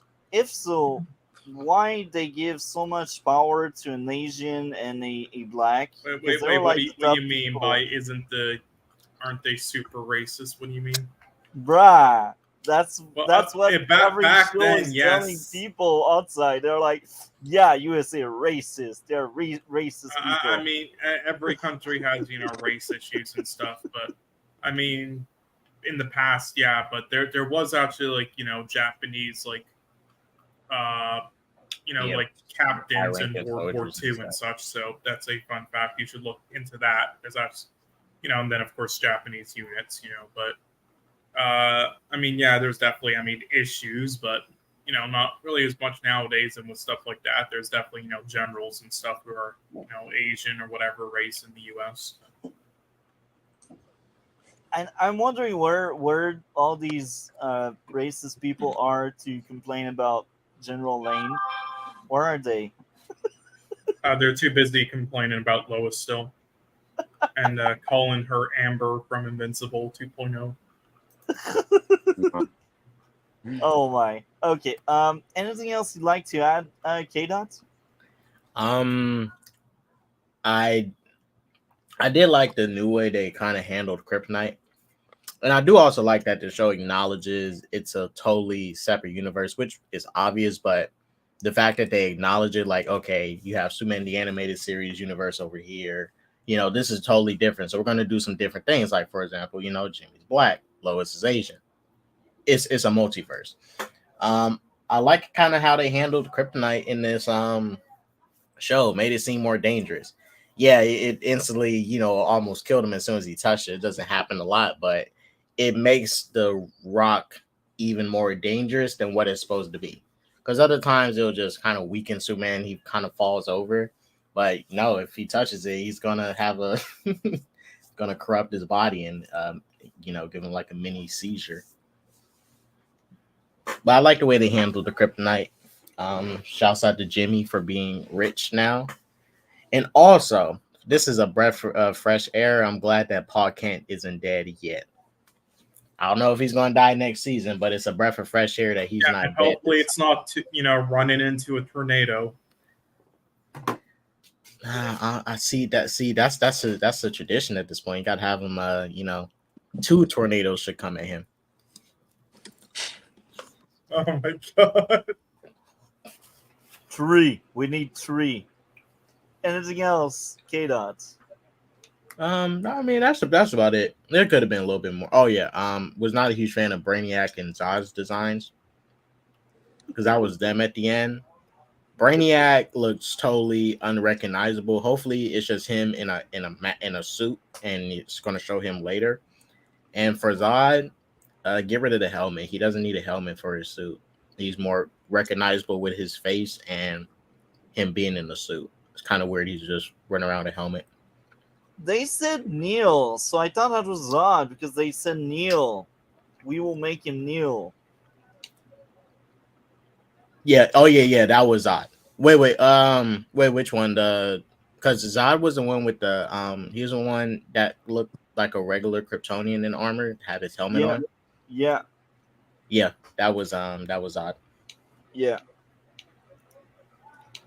Anything else you'd like to share about my adventures with Superman? That's about it. Okay. So Cole, what did you think of my adventures with Superman? I thought it was good. This and a great finale episode, I would say overall. Definitely had a few issues though with it. Now I would say the animation at points, especially in the beginning, was a little weird. And I also think some of the voice acting and music was it was a little off to me. But I mean it was only at like minor points, but I still think there was like some issues there. So I did laugh at that, one reveal, just because, both in a good way and a bad way, just because I think we've seen this done so many times before now, and not that it was done poorly, it's just been so overused by now where I just genuinely laughed when it was revealed. But anyway, I would say I am very happy though with how they treated Jimmy in this episode, and at the end, fucking Chad, hell yeah. But anyway, I like the action in this. I liked all the climax stuff. I thought it was all really well, really entertaining and everything. But I do have to say though, the pacing in this episode kind of sucked a bit. I might be alone on this, but like I know they only have 20 minutes, but good lord, there's no build up to all this crazy stuff happening and all these reveals and letting this. Yeah, it could have been a little longer. Yeah, like one of my critiques. They just kept throwing it all at you immediately, so I did not feel much because of that, as I should have. Like I think this, they're going to do something like this at the very end. I think what this needed was 12 episodes in season 1. Another episode for other stuff and more build up for stuff they kind of rushed, and then also just I would say, and then the 12th episode to have like as a part 2 to this. I think there should have been 2 parts with more to it. I think that would have helped it if they did that. But that's just me though. Nonetheless, so I think this did a very good job, and I'm looking forward to season 2 after what they set up, especially with. I'm actually very interested to see what reporting job Jimmy and them will do next. After that end in there, if they'll make their own reporting thing now or not. We'll see. I'm very intrigued. So yeah, I mean, if I would rank this episode somewhere, I don't know where I would rank it exactly. It would be like somewhere in the middle, though. It's definitely one of the higher echelon episodes, but I wouldn't really. But out of the highest, rank episodes that I really enjoyed, it would probably be like the lowest rated, though, for me. So right in the middle. So I see the time flying, so I will be brief on that. So episode 10 for me had 2 issues. Plot convenience, opening the sphere after it fell by accident. It's like, they really wanted Clark to know he is a threat elsewhere. Like it wasn't a thing he knew before, Next up, people cannot freaking aim. I hate this shit. Outside of that, I really like Clark, Lois, and James becoming reporter officially. That's really cool. Thanksgiving meeting was funny. The general lane was enjoyable. The humor did land this time around. The action was entertaining. For me, this episode is 8.5 out of 10. What would be your grade out of 10? Cole and Kdot. Like an 8. I'll give it for the season overall, or just this episode? The episode, and then I will ask the season. So first the episode, and then the episode 7. Pacing, like I agree with Cole. Episode should have been longer. I'll probably give it an 8 if it was a longer episode to build up more stuff. Okay. And what about the entire season? What would be your grade out of 10? Kdot followed by Cole. 9 out of 10. What about you, Cole? What would be your grade out? It'd be like a 7.75. I'll give it. Okay. And for me, the entire season is 8 out of 10. I thought it was a bit uneven. Some episodes were really good, others were like very average. I still enjoyed the show. I'm looking forward for season 2. Now, the SAW part. I will mark down the timestamp. So we are at 1:33. So we will give you the floor for SAW 1 and 2 right now, Kdot, because you still have like a good 10 minutes. So what did you think of both movies? We only talked about 1 and 2. Well, just remind me so I can make sure. So SAW 1 was when those 2 guys in the bathroom, right? Yeah. And 2 was the one like the needle pit and everything, and he was like in the beginning, like all you have to do is just sit here and wait, and then it's revealed at the end with his son was there the whole time. And the detective was in on it. Yeah, the one girl. Okay, he got smashed by the room, right? Yeah, that detective. Okay. Yeah. Obviously, I like SAW 1 more. just because that plot itself, and then that wild reveal, and him being there the whole time. I think both movies had some good characters in it to keep you invested for the whole runtime of the film. The traps were these weren't the wildest traps of the series. I would say the second movie had better traps than the first one. The traps get even crazier down the line, but the movies get even worse storytelling wise and as far as Yeah, character. but it's hilarious and entertaining and it's like a guilty pleasures in the full extent, in my opinion. Oh yeah, yeah. Besides Spiral, which was just shit.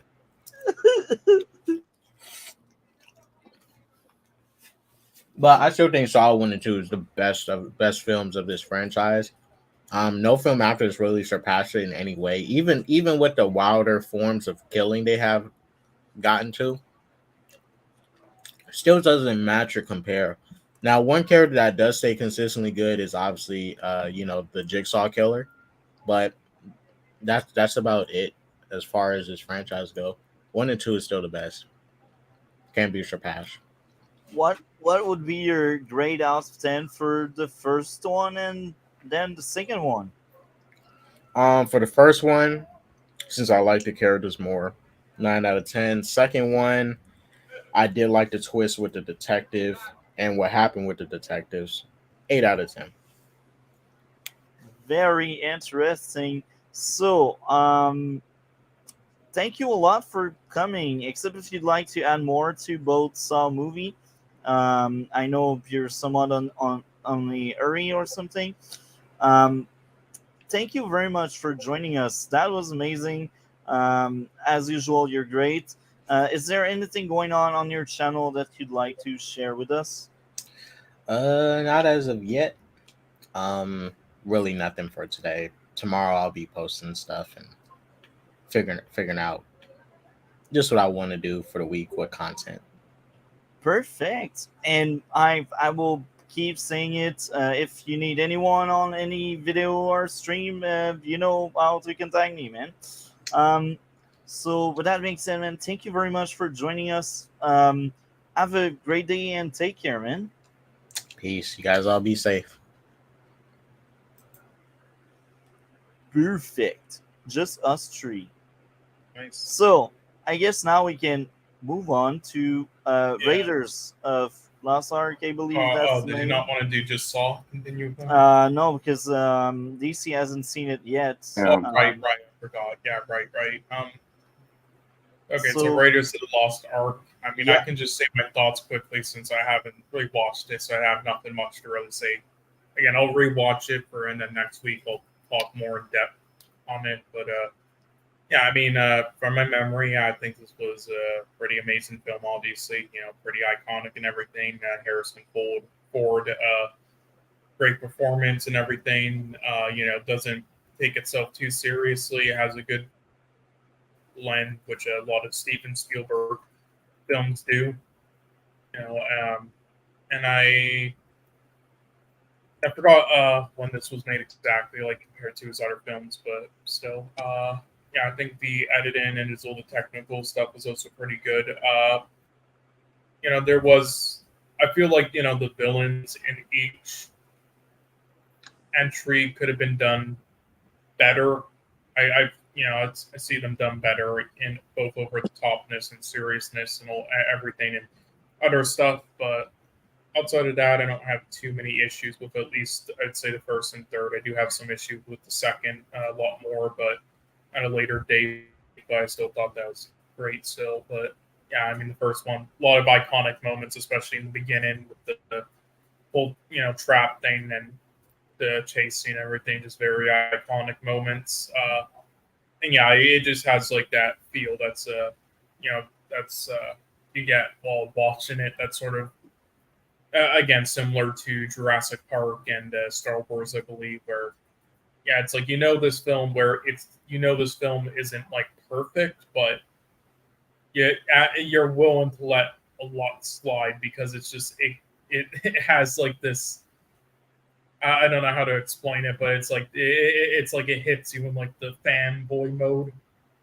That's the best way to describe it, and some other stuff. And of course, the music is just fantastic as well. Again, John, I'm pretty sure John Williams did this.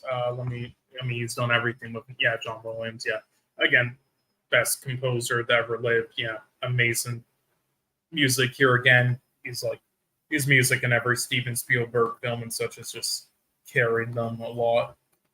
So yeah, fantastic job there again. But that's it for now. I'll maybe talk more about it next week. But again, didn't rewatch it, so I don't really remember anything. Like I don't even remember like if certain scenes are from this one or others. Like I don't know if the one plane scene where the guy gets like chopped into the thing is like from this film or another. Yeah, it's from that movie. Yeah. Okay, but yeah, so yeah, I'll have to rewatch all of them. Yeah. All I remember about the second one is that the one Asian kid actor is the same one from the Goonies, who then was the same Asian actor in Everything Everywhere All at Once, who then won the Oscar for supporting actor this year, if you remember that. Wow. So that's a fun story. Yeah, again, he got those roles like that as a child, but then because of being Asian and stuff at that time and being just a kid actor, then didn't get anything after that. Just was kind of a flash in the pan. So he kind of retired from acting, did stuff behind the scenes. But it was actually the film Crazy Rich Asians that then inspired him to come out of retirement. And then right as he came out, he got the role in that Everything Everywhere film and then won the Oscar. So again, and also Harrison Ford was at the Oscars and he presented the Best Picture theme when Everything Everywhere won, and they had a good moment. You could see him hugging him, which is a good reunion from the second Indiana Jones film, which we'll watch next week. And thank you, dogs. Thank you. I love you. They approve what he said. Yep. Anyway, so who wants to connect? So DC, I will let you speak on that one now because All right. you were patient for an hour and a half because you haven't seen any of the other topics. Yeah. So go right. go ahead, man. That's your time right. to shine. So I'm gonna straight up say this: I do like this film, and I do love it. However, it's definitely, in my opinion, the worst Indiana Jones film for one reason, and this is like the only negative I have. But I think this movie severely psychologically damaged me because of that opening scene. Look, I have really bad arachnophobia. I can now look at like a normal spider, but tarantulas I cannot. I have really bad like phobia of them. And so when they showed the tarantulas on the guy and on the back, not gonna lie, now I kind of have that feeling like, oh, I like there's like a bunch of them. Like sometimes I feel like there's like a million on me. But yeah, that's like the only negative I have with the movie. I mean, honestly, for me, if a film like does something like that to me or scares the shit out of me or like scars me, I respect it even more. That's just me. yeah. But yeah, apart from that opening scene where they're trying to find, I would say I enjoy this film. Like Cole said, there's so many iconic moments.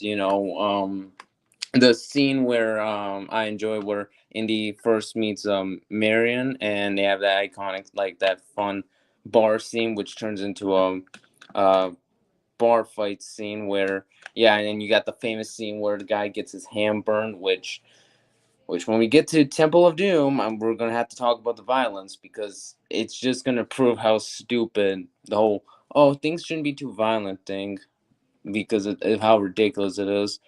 But yeah, I also enjoyed the dynamic that Indy and Marion have throughout the film, and there's even a point where when Indy thinks Marion is dead, he's generally upset, and you can kind of see like the bond, which I enjoyed.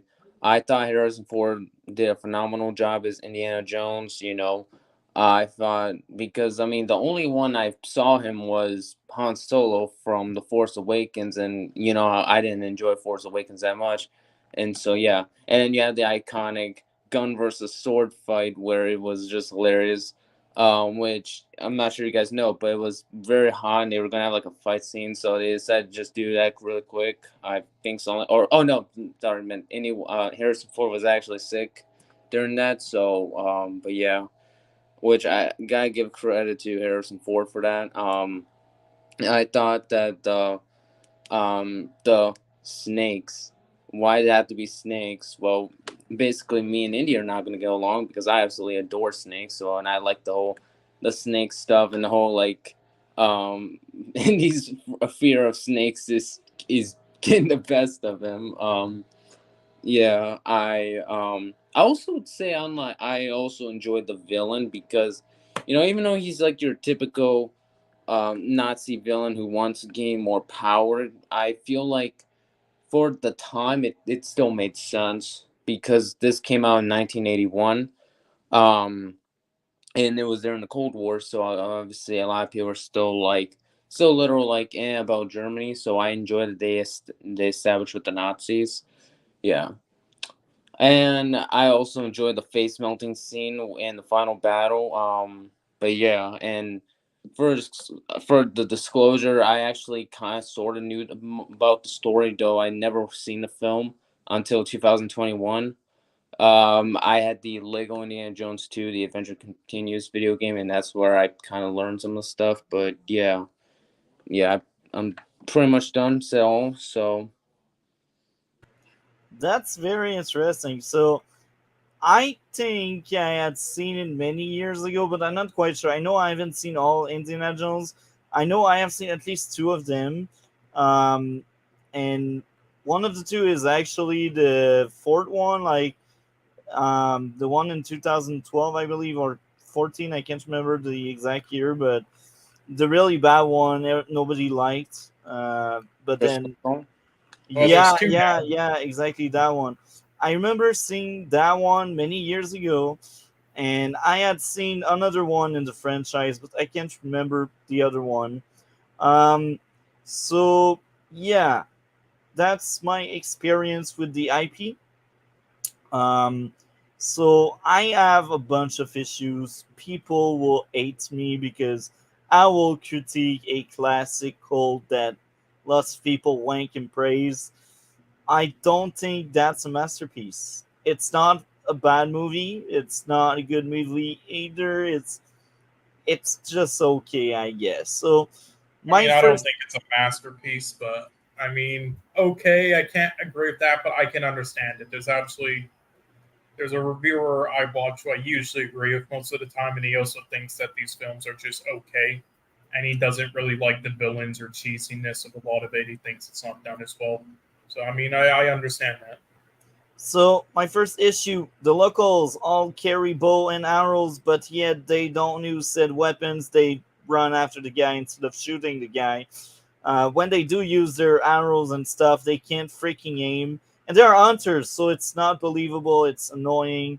Um, I mean, what I will say is when I've done a lot of like research and I've watched a lot of stuff with like isolated tribes and stuff, and you use that stuff. And when it comes to people accidentally, going to the area and then getting shot with like bow and arrows and spears and dying, they do have good aim. But when it comes to chasing after somebody running away like this, so yeah, they won't bother to try to shoot because that's not really how it works. They have to like stay in one place, and if they're running away like that, it won't be as effective. And then they try to once he's like more so like standing in one place when trying to escape. So then they do so, and in that, I've seen a lot of stuff where yeah, it's because usually their aim gets worse because they say some stuff like his vehicle, whatever he used for escaping, and it kind of throws them off, and a lot of like tribe stuff like that. So it's actually kind of accurate and realistic in my opinion. Whether that's intentional or not is up to you. I don't think it was like intentional but I do think it's realistic because of that. um, I will add more. Like every shootout, nobody can aim, and that pisses me off so much because right after that, they can't aim. They can't aim. Plot convenience. Yeah, that stuff I can't defend. There's so many can't aim stuff in this, like even for this. Yeah. Like later on, there's also a plot convenience. The kids showing up to save Indiana in the bar. So basically, the guy was like, "Oh, you're lucky these kids were there to save you. Otherwise, I would have dropped your buddy there." I was like, bruh, there's no seed whatsoever. They don't show these kids around. They just appears out of nowhere to save Indiana. That pisses me off so much. They maybe caught the scene. I don't know. I don't care. Next up would be can't aim again. Plot armor on Indiana breaks glasses and doesn't even get cut from it. When you break dang glass, you get caught, bro. He doesn't even have a dang cut. That pisses me off. Pacing after the kiss, it wasn't needed. So there's like a 20-minute stretch. I'm like, the movie could have ended with the kiss, and that would have been amazing. But no, we need Nazi action. Um, we need to take down the villain. We need the magic factor to whammy these people. Yeah. These are my issues. That's why I don't think the movie is that great. There are still a few things I enjoyed. It was entertaining. Like there was a lot of action. You don't really get bored with this movie, and that's a good thing. The lore was interesting. The classroom was fun. A lot of the booby trap was creative for the era, I guess. And Indiana being depicted as smart enough to find these booby trap without falling for it was really enjoyable. The villain was fun. It wasn't like a great villain, but it wasn't a bad villain per se, but it was enjoyable. Um, Funny gunshot to Mr. Sword. Oh yeah, I laughed really hard on that one because Yeah, the that guy was pulled so up a sword. hilarious. The guy pulled up a sword, and then I was just like, pew! I don't fight.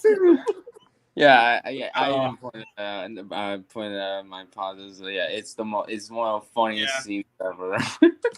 Yeah, Yeah, that is so hilarious, and so many films have like tried reenacting it with mixed results. Some of them good though. Like I know that one Terrifier film tried doing that, but yeah, that is such an iconic, hilarious scene.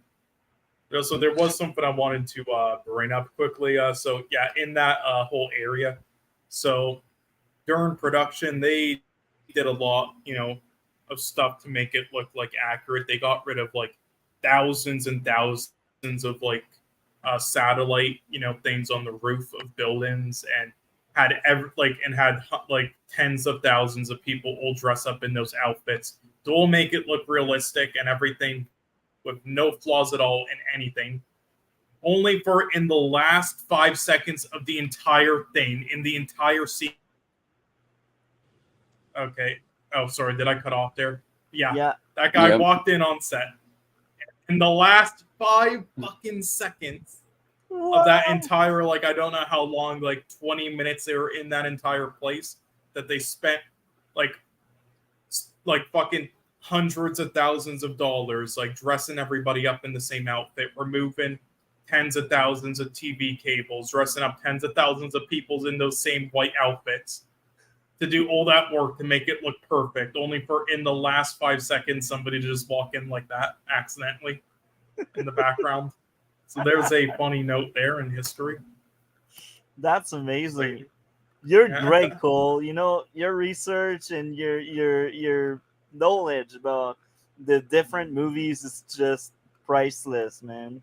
I really like that. Like when you bring up stuff like that, you're amazing, bro. um, Next up would be Edina looking sad after the girl seemingly died. That was early in the movie. The people digging to find the artifact was enjoyable. And the weakness for the snake was enjoyable.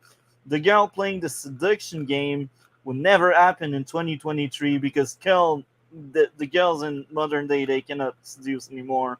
And then burning the snakes was cool. And then destroying the tomb was enjoyable. Fight choreography was cool for 1981. Entertaining chase scene, kiss scene on the boat. The magic ending, many lives was enjoyable. The ending. I thought the movie was mediocre at best, but I enjoyed the trip. Um, yeah, I spoke in length. I'm wondering if any of you want to add more to Raiders of the Lost Ark. Not for me.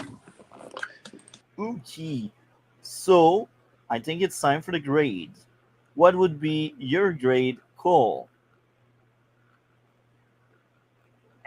Between like a 9 and 9.5. I don't think it's perfect, but definitely a classic nonetheless. For me, this movie deserves a 6.5 out of 10. Among the Wow. 6.5, this is probably the highest. It's probably on par with Return of the Jedi, the Star Wars Episode 6. Um, so yeah, I thought that was mediocre at best. There's going to be some people, some hardcore fans who are going to hear that you gave this and Return of the Jedi a 6.5 and calling them mediocre, and they're going to like hunt you down. I don't care. I don't care what they think. Yeah, and then I they're will going to like tear try apart. going to your security place. I will tear apart movies. I feel like they deserve it. Like look at Blue Beetle. I like the shit out of it, but I thought that was a bad movie. um, so yeah, that's mediocre at best for me. So DC, what would be your rate out of 10 for Raider of the Lost Ark? A 9 out of 10. Had it not been for the opening and how it psychologically destroyed me, it would have been a 10 out of 10. But a 9. Shouldn't that be a positive though, man? Because that means it was really effective at what it did. You should give it credit that it starred you. Not for the way it did, go. Not for the way it did. Okay. So I don't think you have you seen any of the other topics, DC? Unfortunately, I did not have time. You didn't see Supergirl? No, Oh yes, yeah, you haven't seen it, but not even one episode of Supergirl. No, I didn't have quite time, and I was more focused for the last couple of weeks. For the last couple of 6, 7, or 8 weeks, I was more focused on the other stuff. And of course, the trip up north kind of messed everything up. But yeah. I suggest, even if that will feel weird and sound weird, watch Saw 3 and 4 before 1 and 2 if you got the time. Because next week we cover 3 and 4. That's the thing. Yeah, I should be able to watch Saw unless it's terrible. So start with the third one. If you have the strength and the time, follow it with the fourth one. So thank you a lot, DC. What do you have going on your channel? What are your future projects? Yeah, I've been getting back to YouTube. I actually recorded a video. But yeah, I plan to start recording again. It would obviously take some time, but I still plan to record. Because I've been thinking of getting like a bunch of videos just for 2024 just to release. So yeah. Expect a lot of videos in 2024, but yeah, I've been playing some videos, but yeah. That's very good, man. Thank you very much for your time. Here again, DC, watch Saw 3 before watching the others because this is what we cover next week. Yep. If you get the chance to watch more movies, then go for it, man. Yep. As always, I had a blast with you. Thank you very much. Have a great night and take care. We will talk later. Same to you. Bye. Bye. Just you and I to speak about the atrocious Saw movie. No, I'm joking. It's not that bad. It still has a bunch of issues. It's not perfect.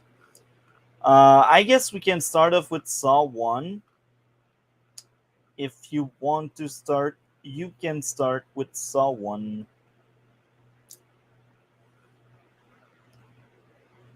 Cool.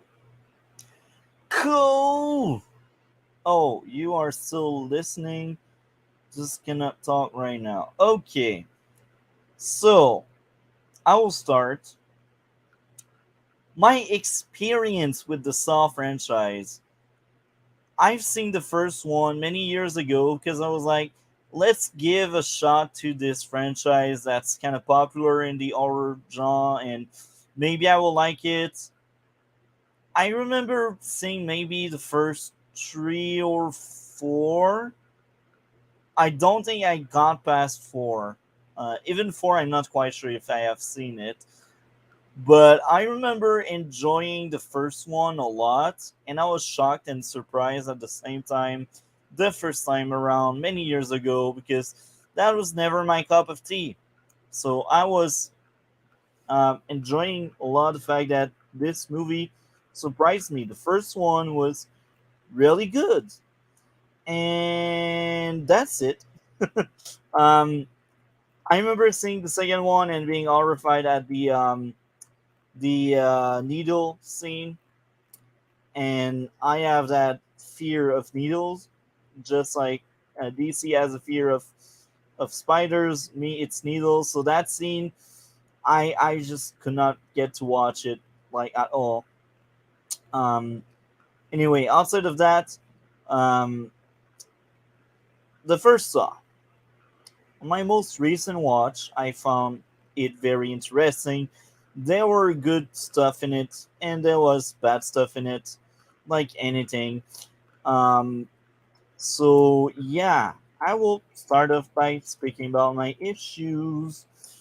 Um, issue number one: lightning was bad in the opening scene. I could not see shit. Even if that was the purpose, I don't give a crap.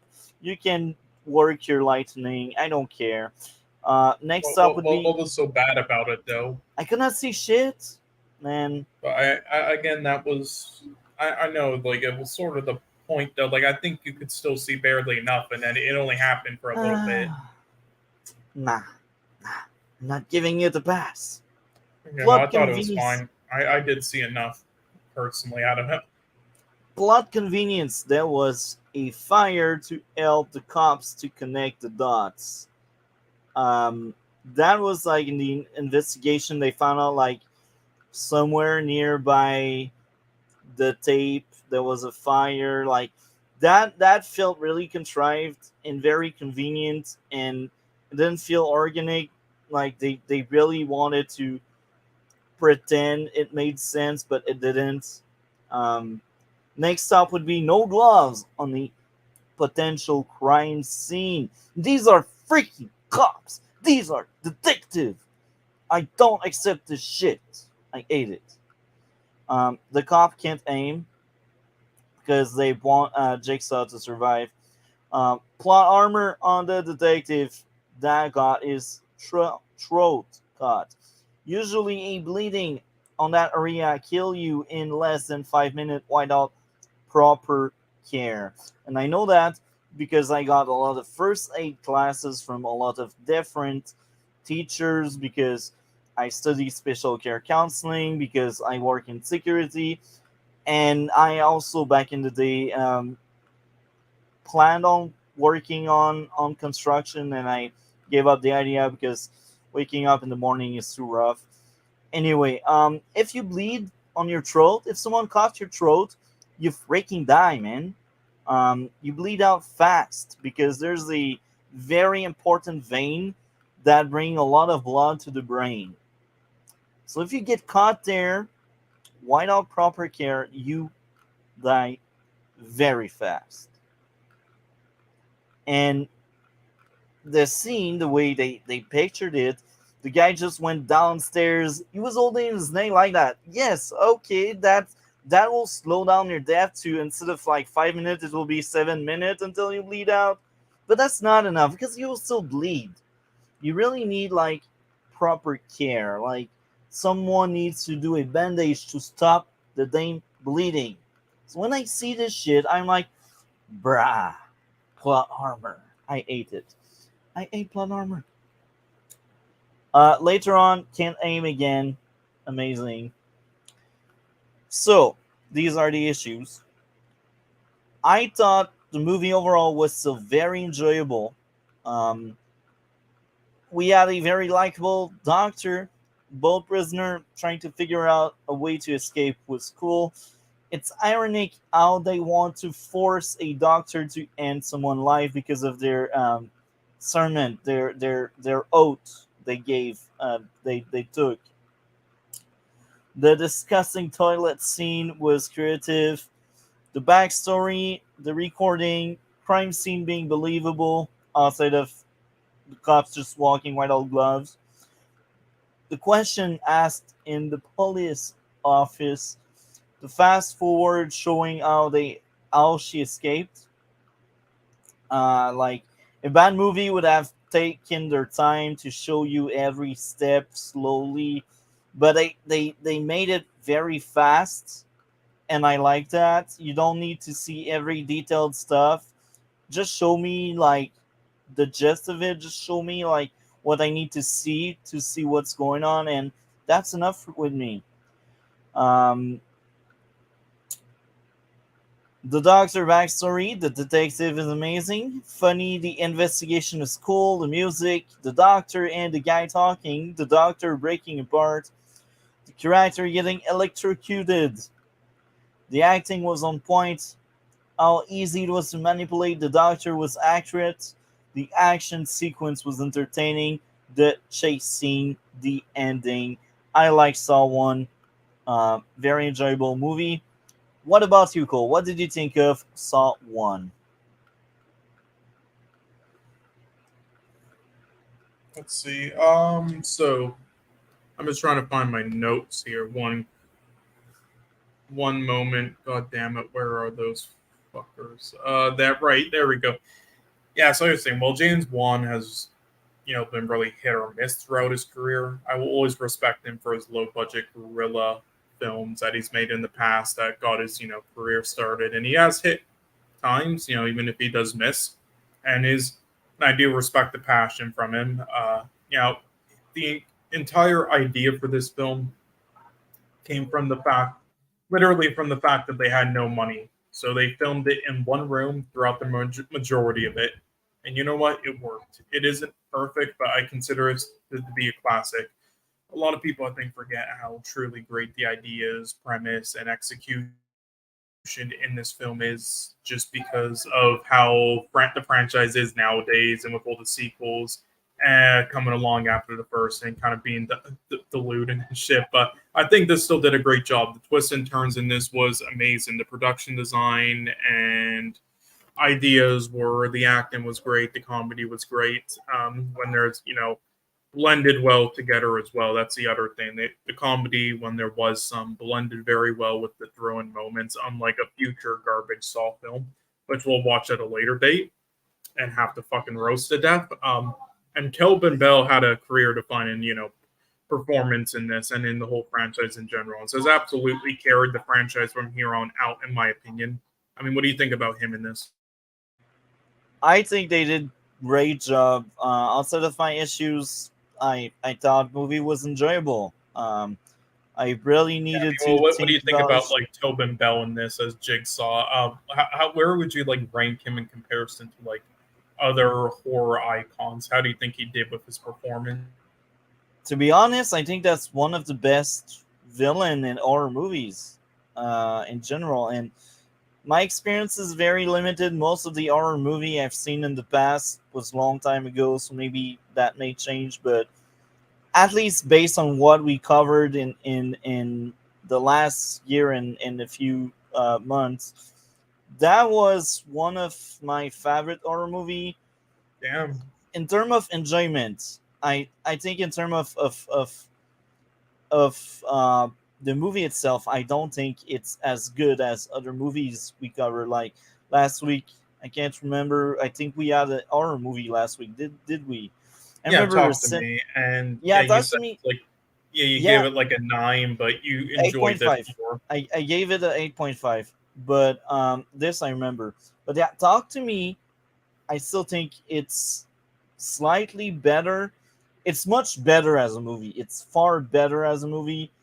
But I found my enjoyment level around the same thing in both movies. But I think Talk to Me is just a much better movie as a thing. But yeah, I Um, mean, I think also the twists and turns in this was amazing as well. Um, Now production design and ideas were as well. Um, right, let me just sorry, I'm getting a little off track with my notes. Let me somewhere I was right now. Here's the thing: before the ideas and the whole concept of him putting people through these traps to appreciate, life. If people make it out.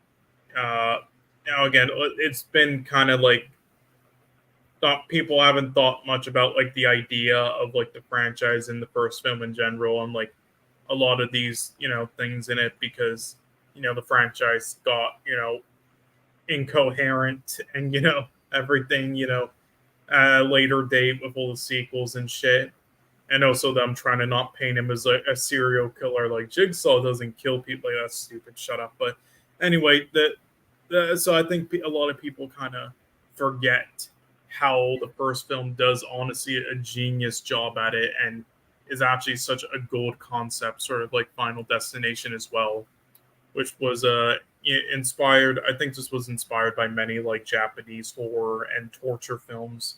The idea of this, and this is sort of like they sort of like I would say combined Seven and Cube is the best way I would describe it. But yeah, again, it's a very tightly knit story that does a good job with characters and filmmaking. It's all impressive. I think. Now, I do think it's too bad they went on, make a lot of bad films to directors such as Insidious, but whatever. Even if they made good films as well. Now, there are definitely issues. It isn't perfect, and that's why I can't consider this to be like an excellent or amazing film or anything. There are also definitely questionable choices, such as having him, wake up in the bathtub when it seems like he was not breathing for a while in there. Like, it's like, how long was he in there, not underwater?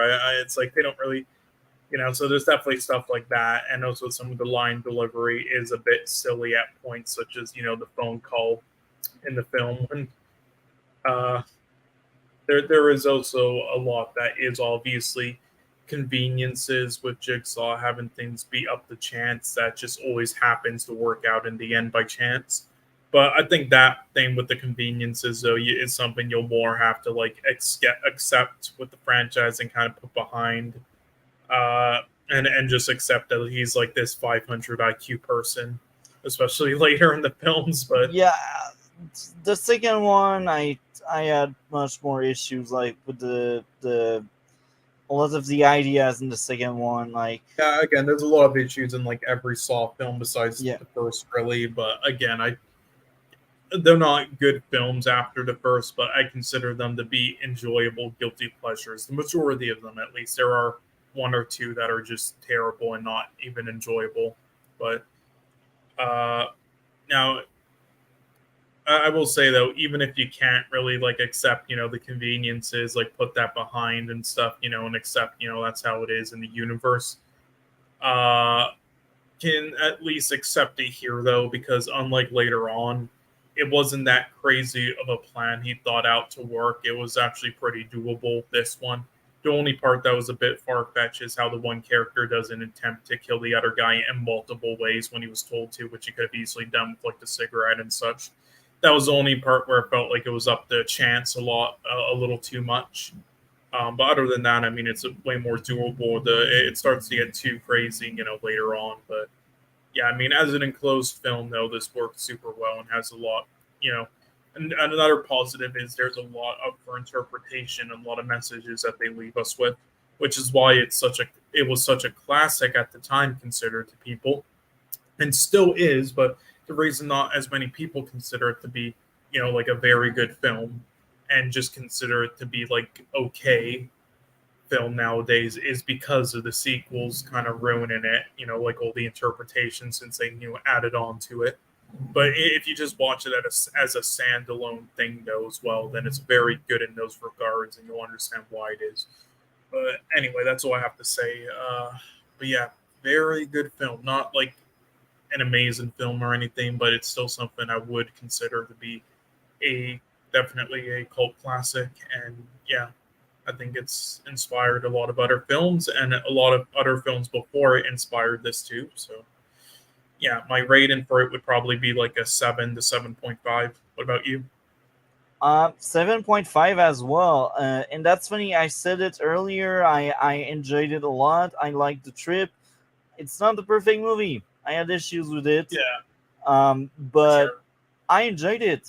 For This sure. and Talk to Me are my cup of tea. I really Yeah. like these two. Saw And 2, not Hereditary, as you liked a much. lot, you said. Huh? You said you also liked Hereditary. Hereditary, yeah. Yeah. I remember liking Hereditary as well. So yeah, 7.5 for me means it's average. Um, Or like above average, maybe like yeah, solid, like but not like very, very good yet, but just like in the middle ground. I'd even say maybe it's like the top of that 7.5 trench there. Yeah. Um, I mean, I don't know, it's hard to keep track nowadays of all the ones we've done, but yeah.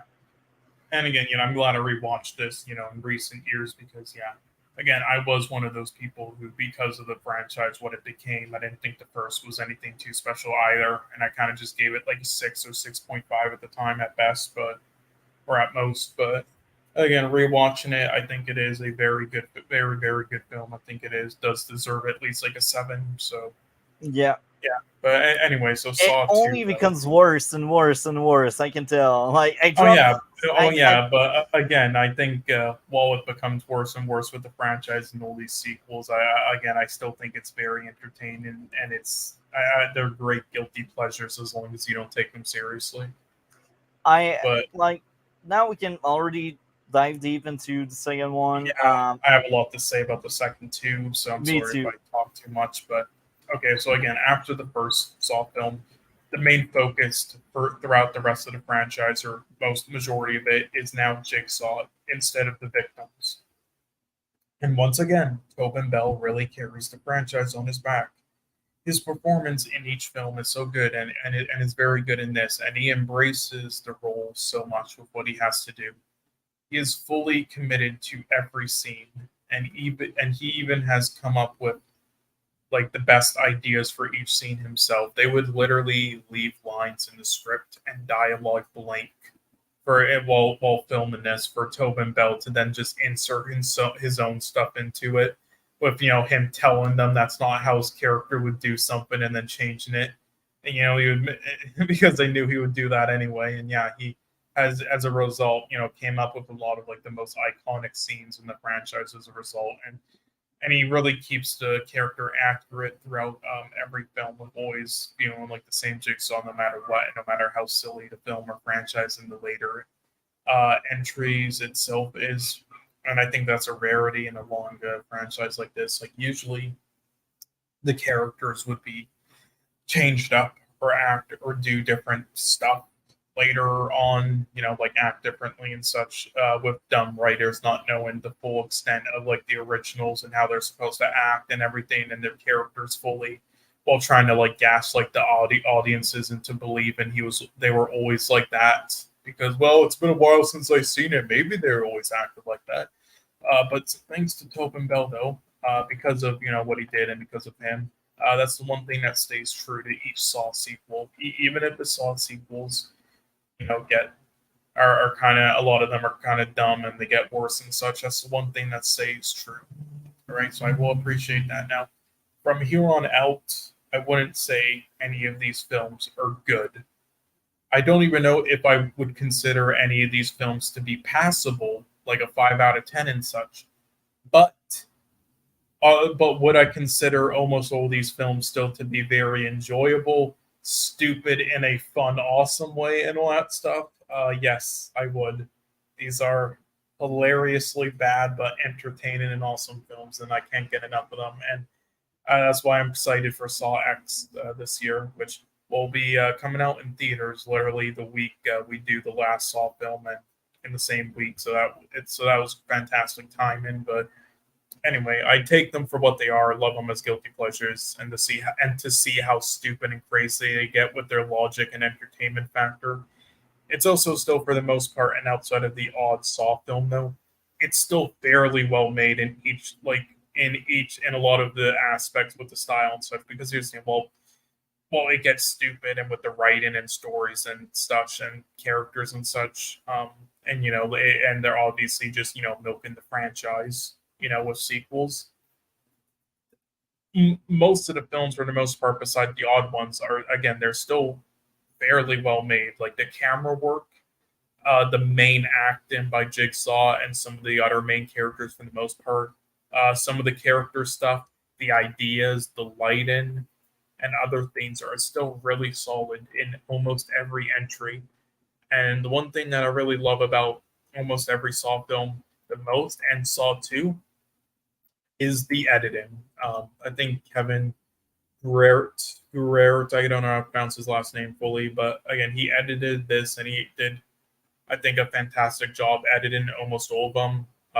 The editing in the fourth was bad, and I hate how they, took you out of the action with like random cuts for boring police stuff that makes no sense anyway. But we'll get to that, next week, but when we cover it. But as for the rest in 1, 2, 3, and 5 and Jigsaw, he really carries the films there with his editing. And again, the editing, good or bad editing, can really make or break a film. A good editor can really add style to a film and also carry scenes, and with the good shots and stuff and the pacing and the like the tone and everything. And there's so much style and such in how he does things with his editing, and he adds a lot to it and enhances it in so many scenes. Even if it can get too cheesy at times. And I'm glad he's back for Saw X, because the fucking how Spiral's editing was garbage, and then it edit that. But anyway, but also not only that, but he was also then went on to be the director for Saw 6 and Saw the final chapter, and also Saw X coming out. So yeah, I got a promotion there, I guess. But yeah, and he also did a good job with those films, I say, when we cover them. But anyway, I think him directing those last few Saw films until Jigsaw and Spiral release was a good decision, as they're, redundant sort of. He understood where the franchise was at in a certain way, in sort of like a sloppy way, but completely understood the style, heart, and silliness of the franchise and embraced it in such a good way, which is, again, why I'm excited for Saw X. But anyway, so for Saw, so there's some positives there, I would say, with like Saw 2, and also pretty much every Saw film to come, sort of, for the most part. Now, the other thing though that I would have to say about this entry though is there is obviously a lot to, as we talked about before, a lot up to like chance in this, but in the first one it was not as much, it was believable, but in this one and from almost every other one here on out, it's a lot crazier, and this is the start of it. Like, while you have to take it for what it is, he still really leaves it up for chance too extreme. Like, he was really banking on the kid making it out alive somehow in order for this entire thing to even work out properly. Like that was very risky. And then it's also unrealistic for the police detectives, to not to have another vehicle team following Jigsaw and the dude in the vehicle to the one place. If they just did that, then his entire plan would have been fucked. And that's unrealistic. And that's the other thing. The police work and everything in all the Saw films is very unrealistic and stupid. And also that's why I think you're going to hate the films, because the worst part of the Saw films is all the police work. And then we have Chris Walker proceed to say, I really love the police work in it. That's my favorite part. Let's make a film based on that, you fucking idiot. What? What? Yeah, fucking idiot. This is why you got slapped by Will Smith. No. But anyway. And the first one, that was decent. But here again, like the sole fact that some of the end they got was from a plot convenience bothered me, because that makes the cops the police work and everything is like, it's so unrealistic, and nobody has said I really love the police work. I think there's good police scenes and like realistic things and like protocols in this. It's like nobody has fucking said that. about a Saw film. That's the most unrealistic, dumb part about it, and the most boring part. Like, what the fuck, Chris Rock? Again, I can't wait to roast that fucking Spiral film. Holy fuck! But anyway, so yeah, again, so that was dumb. But also, I would say this is now. Well, this is one entry that I think is below average. I don't think it's passable, but I don't think it's bad. I think this has still a lot of qualities and merits and well made stuff to it, and acting and characters and such. But again, very enjoyable as a guilty pleasure sort of way still, and still well made in areas to me. But here's the thing, just an interesting note though, there are a lot of people who like this Saw film the least. They consider this to be like the worst Saw film to them, and the reason why is because outside of at least outside of the new dog shit one we're talking about, but anyway, besides that one, the reason why they think that is because this film isn't nearly as well made or intellectual as the first one. It's kind of dumb, just like the other ones, even if it's a tad bit smarter than the others to come. But it's also the least dumb and least like entertainingly dumb in like a fun way. So because of that, it doesn't really give you either of the two things that a lot of people want from a Saw film, either to be like the first or to be just fun, dumb, guilty pleasures. It's sort of like in the middle. So because of that, a lot of people consider it to be maybe not like the worst made film, but the most boring to watch. Me personally, I still had a fun time. I think there's definitely worse ones, such as the fourth, but whatever. Now, let's see. I still love the twist, how he just had to sit there the whole fucking time. I think that is like the biggest troll thing ever, and I fucking absolutely love that twist at the end, even if it was a lot up to chance. I think just that was hilarious. Now there are some pretty clever traps in this one, especially with the needle pit and the razor thing, which is also hilarious because all she had to do was look above the box and not put her hands in it right away and see that there was an antidote above her, above the fucking box. And that was like one of the dumbest deaths in history. Again, hilarious. Yeah, the needle pit was just iconic and awesome too. So of course this is the start of the silly fucking big twist thing that they have to try to do at the end of every Saw film, to try to make like every film have a purpose or have like a big moment, and with having people introduced into the fucking Jigsaw game, like the fucking Scooby-Doo game that we somehow didn't know about prior. And it gets so fucking silly with each one they do, and I love it for all the wrong reasons for how stupid it is. It's like they'll be like Saw 8, and then like in like Saw 8 they'll just be like, yeah, this one character was just like here since the very beginning, this whole time. You just never knew about it. It's like, how the fuck did that work out? Good Lord, this makes no fucking sense. Holy fuck, they're trying to justify so many things. But again, I love it for how stupid it is, though. Also, I like the actress in the first and second film here. And with the twist with her, I do like all that. I will say I'm not a fan of her in the third film. When we watch it next week, and I'll explain why next week. But I'm not a fan of her here. In the third there, but in here in the first film, I think she did a great job, and with her performance and with the twist. And yeah, I think that's about it that I have to say. But yeah, again, there's my thoughts on the second, but also a lot of things that I also have similar thoughts on the franchise as a whole after the first. So yeah, I'm sorry for like the meander and rants and stuff, but yeah, you can go now. Don't be sorry, man. That's our show. That's yours as much as mine, bro. I like what you said. Now I won't be as gentle as you, because I do think the second one is kind of bad. Well, of course, but it depends. Do you find it entertaining and in a guilty pleasure way or not? That's the key thing. Because of course it's a bad film, but depends. I will say this: when it first started, I was intrigued, and as the movie went on, I started like stop caring. Now, It only gets worse from here. Remember yeah, I know. That's what worries me. So, my first issue, sound was shit. My second issue, too many characters. I didn't give a shit about any of them. No proper explanation on how Jigsaw knows so much about everyone. Now, I will specify that. In the first movie, he knew a lot about two characters. And for me, it's possible he may know these two. Like, he followed these people, he do an investigation, and he collects data on them, and then he goes after them.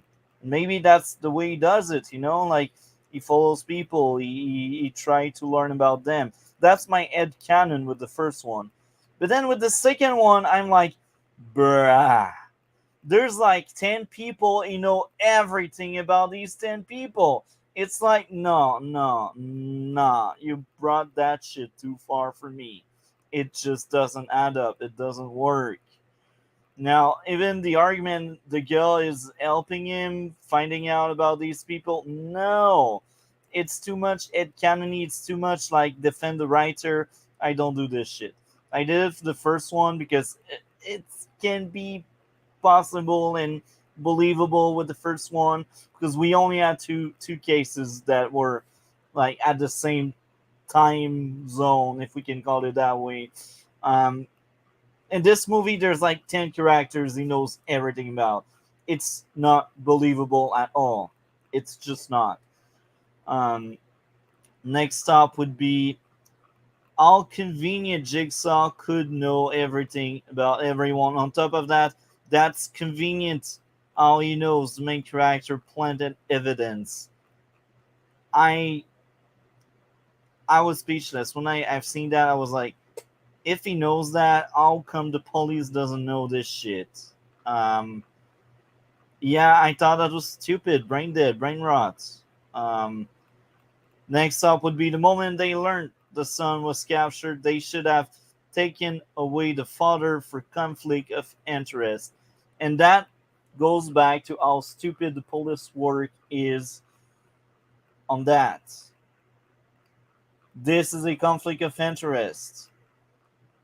Even if they can bring Jigsaw in court for this shit, the main character cannot be held as a witness because that's a conflict of interest. He cannot go there as a cop there because they will use that against him. So the way it will go is, oh yeah, that thing is personal to him and you kept him on the case. Your case is shit. That's all they can argue and defend Jigsaw by using the cop. That's why when you have that kind of conflict of interest, you just don't keep a cop on the case. They will use that against you in court. Yeah, it's just wrong. Outside of that, these were my issues, but they really brought down the movie a lot. I didn't care at all about any of these characters throughout the movie. Now, there are still a few things I enjoyed. Entertaining start.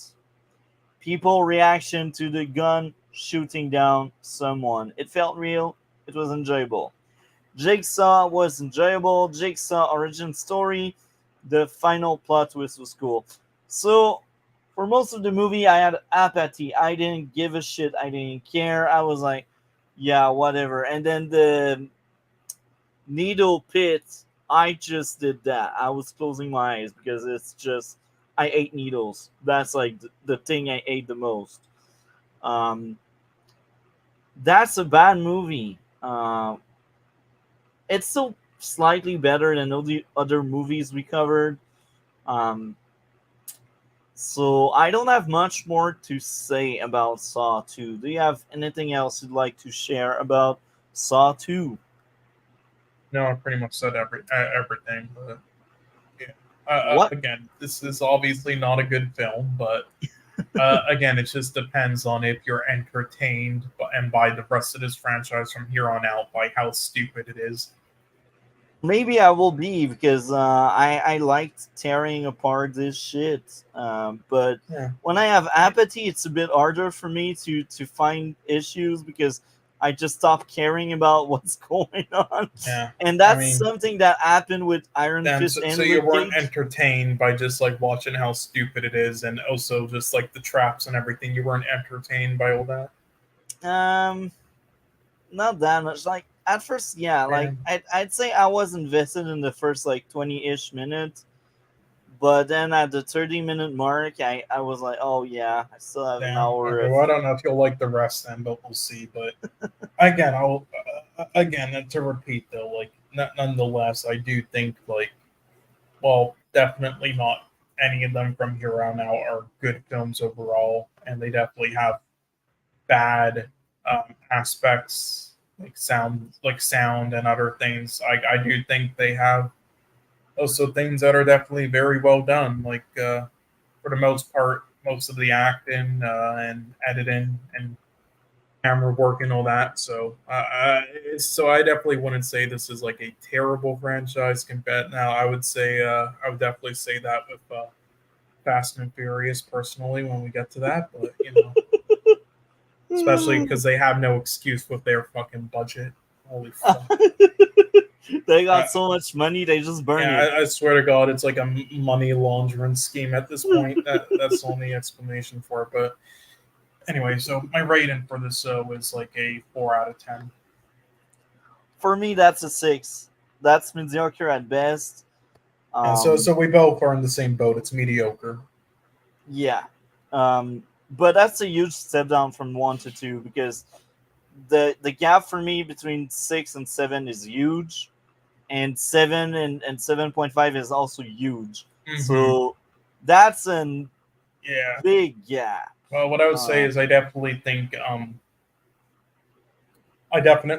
third Saw film is a bit better than the second. I do. I still don't. Again, none of them after first I think are good, but I think it's definitely an improvement over the second, like, and more enjoyable and some more things with characters when you watch it. I do think it's like maybe like 0.5 or 1 point higher than it in the grades, I would say. But again, I'll rewatch it and see, my memory has held up, but I do think so. But I also think 4 is even worse than the second, though.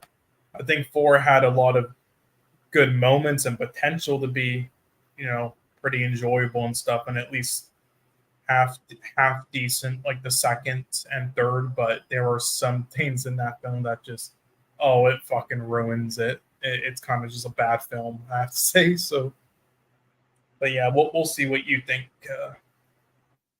So yeah, Saw 2, really bad. Yeah, I will say though, after the first 4 Saw films, so that's when it completely just starts giving no shits and just goes off the rails in kind of like a good way though for me, but at least for me. But sometimes it's fun to roast something. Like when I have apathy, that's when I don't care, and roasting isn't even fun at that point. But sometimes, like Obi-Wan was priceless because I didn't add apathy. I just wanted to roast this shit, and I enjoyed the roasting part. So I hope this will be the case with the other Saw. But yeah, as of right now, I really need to go to the bathroom, so keep them entertained. Next topic will be Smallville Season 7. Right. And you want me to talk or just talk about other stuff? Entertained. Just talk about anything. Anything other than Smallville? Yeah. Okay. Yeah, right. So, one other thing I was going to look in my notes and see if there's anything that I missed about Saw. I don't think so, but anyway, yeah. After again, the fourth I think had a lot of good potential, but there's a lot of dumb stuff in it, and especially technically and writing wise, where it's just it's dumb and it just feels pointless by the end of it. Like a waste of time out of all the Saw films in the franchise, and that sucks because it could have been as half decent as the second and third. But oh well.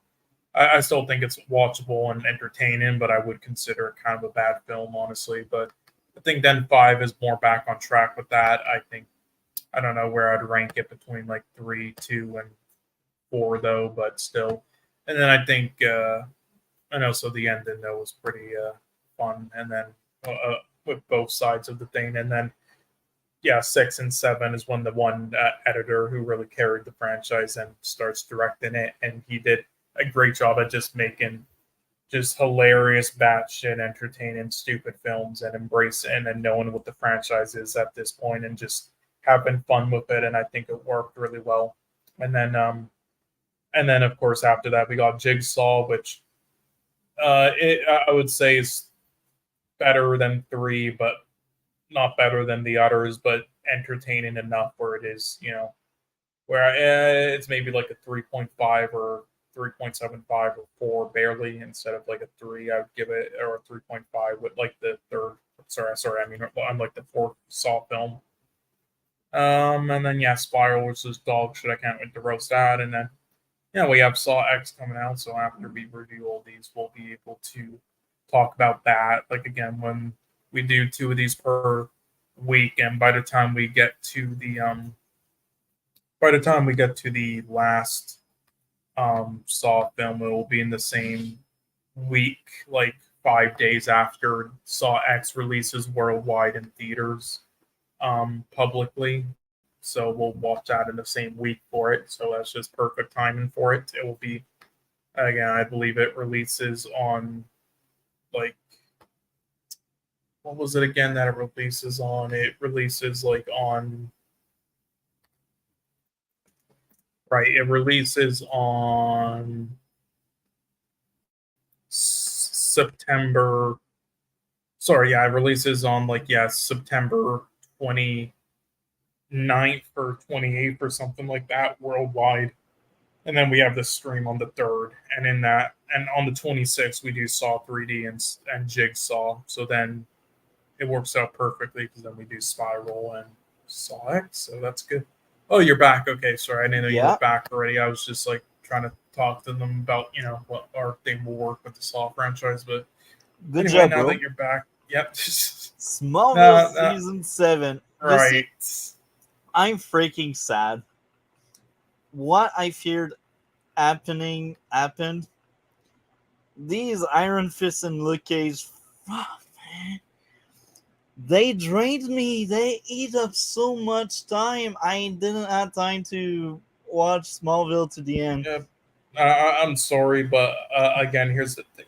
You already saw Smallville and Supergirl, so at the very least, you've officially seen everything that we're talking about, besides the one thing we had to move back, but it's fine because it works still with the schedule. So yeah, and we will cover Smallville before Supergirl, and then we will cover like Iron Fist or Luke Cage. I don't really care about the order of the last 2. Yeah, but Smallville, let's see, I have some notes for it. I still remember it because I've seen it many times around. It's just a bit sad because it's not as precise as what we did in the last 6 weeks. I see. I guess I'll try to start maybe. Yeah, go ahead. Mind, I still remember the season very well. It's just when it comes to like favorite and well, worst. Did you enjoy the season overall? Would you say, if you remember? Based on what I remember, I liked the shit out of it. That's one of my favorite seasons, and I think this is one of the most underrated seasons that everyone ate. I'm glad you said that because this is actually one of my favorites so far. This was a lot better than I remembered. Now, this has bad moments for sure, though. But I think the positives are some of the best in the show's history, and I think it more than carries it. Yeah. So at first I thought it would be like middle in the pack, like season 6 for me, but nope, it's probably like the best so far. So one thing that I thought was a big improvement was Lex. I love what they did with him in this season, and also taking his final steps into becoming 100% evil, and the number of memorable quotes from him in this season were great. so great. And it is sad that, this is basically like Michael Rosenbaum's final real season as Lex Luthor, which is sad because he had so many good moments, potential. But I think their previous seasons just really fucked him over with the writers and the stories and such, and all that triangle stuff. But he only really reached it fully now with his performances and stuff. Now that the writers didn't fuck with him as much, and in the one season we both love as well, I guess. But still fantastic job, I think. And what I really like about this season for me was the overarching message of the whole season, and for each character in different ways. And it's something that I think Stargirl did similar things with in season 2 and season 3 that I really enjoyed as well, like with how their message in season 3 and the overarching thing that fit throughout the whole season, and each character was leaving stuff and issues in the past behind, and not letting it overtake you and become worse while continuing the fight and such. I think Smallville season 7 had a similar thing in this season with and I think it's stuff I wish Smallville had more of in the other seasons that didn't, but I think this one did more so of, and I think they did a great job with it. And it's sort of like having every character in this season seeking control and the effects on like all different angles and different sides of it.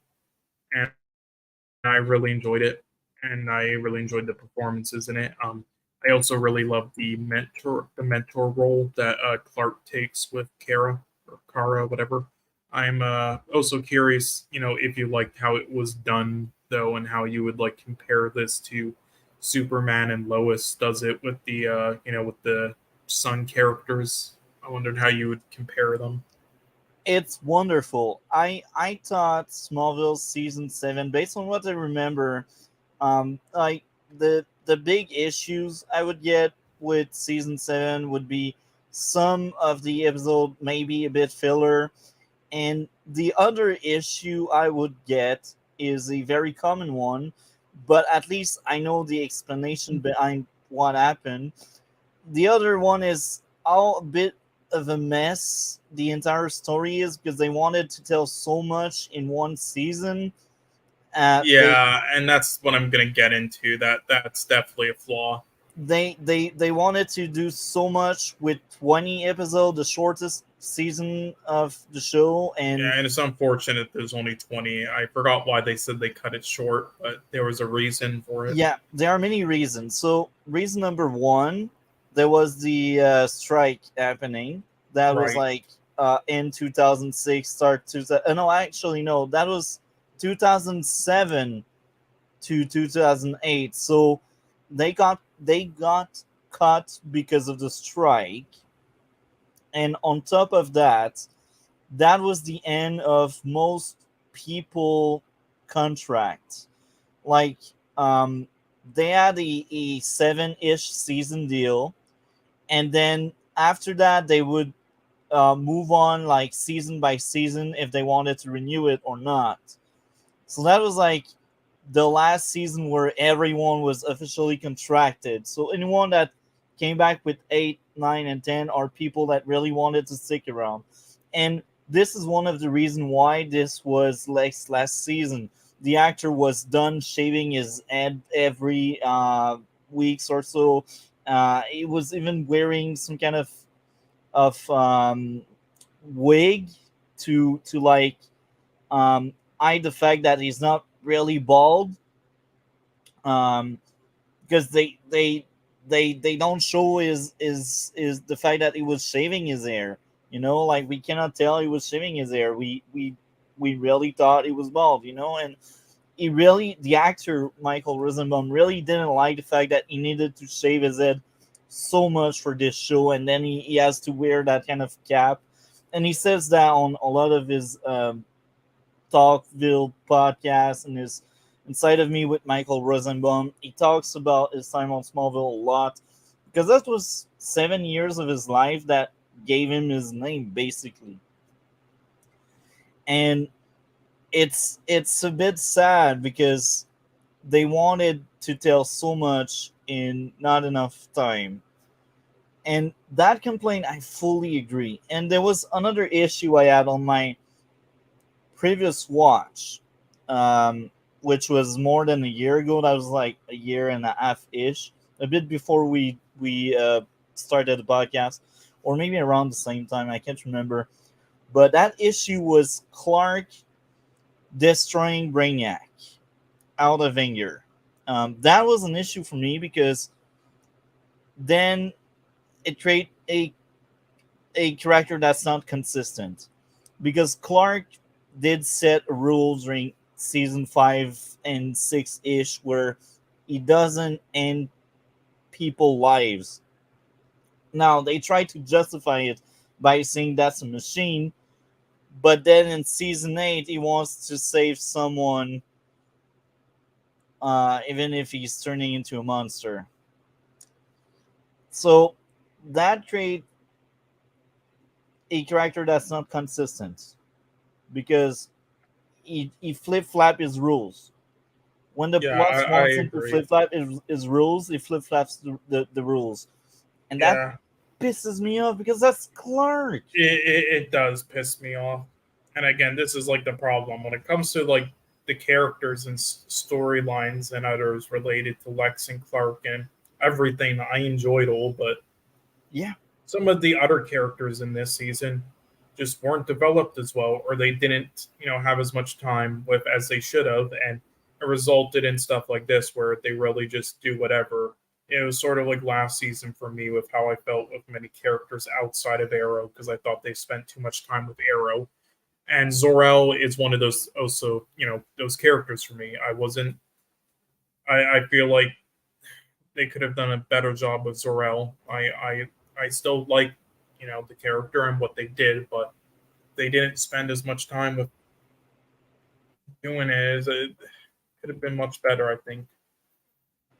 I'm a huge fan of this version of Supergirl because, based on what I've heard, she's very comic book accurate and she feels different. She's a warrior and she doesn't have that human side. She really feel like she has a mission and she will do whatever it takes to do the mission, and she won't waste time waiting after two elevator door open. She will just crack open these doors because that's Supergirl. Like she's not taking shit. She's not patient like Clark is, and that's wonderful. And just like what you said in the past, Clark being a mentor is wonderful. It's the highlight of season 7. That's why I like so much season 7. And a lot of the aspects of the story feel like that's the end of the story. That's the last chapter. And that's great.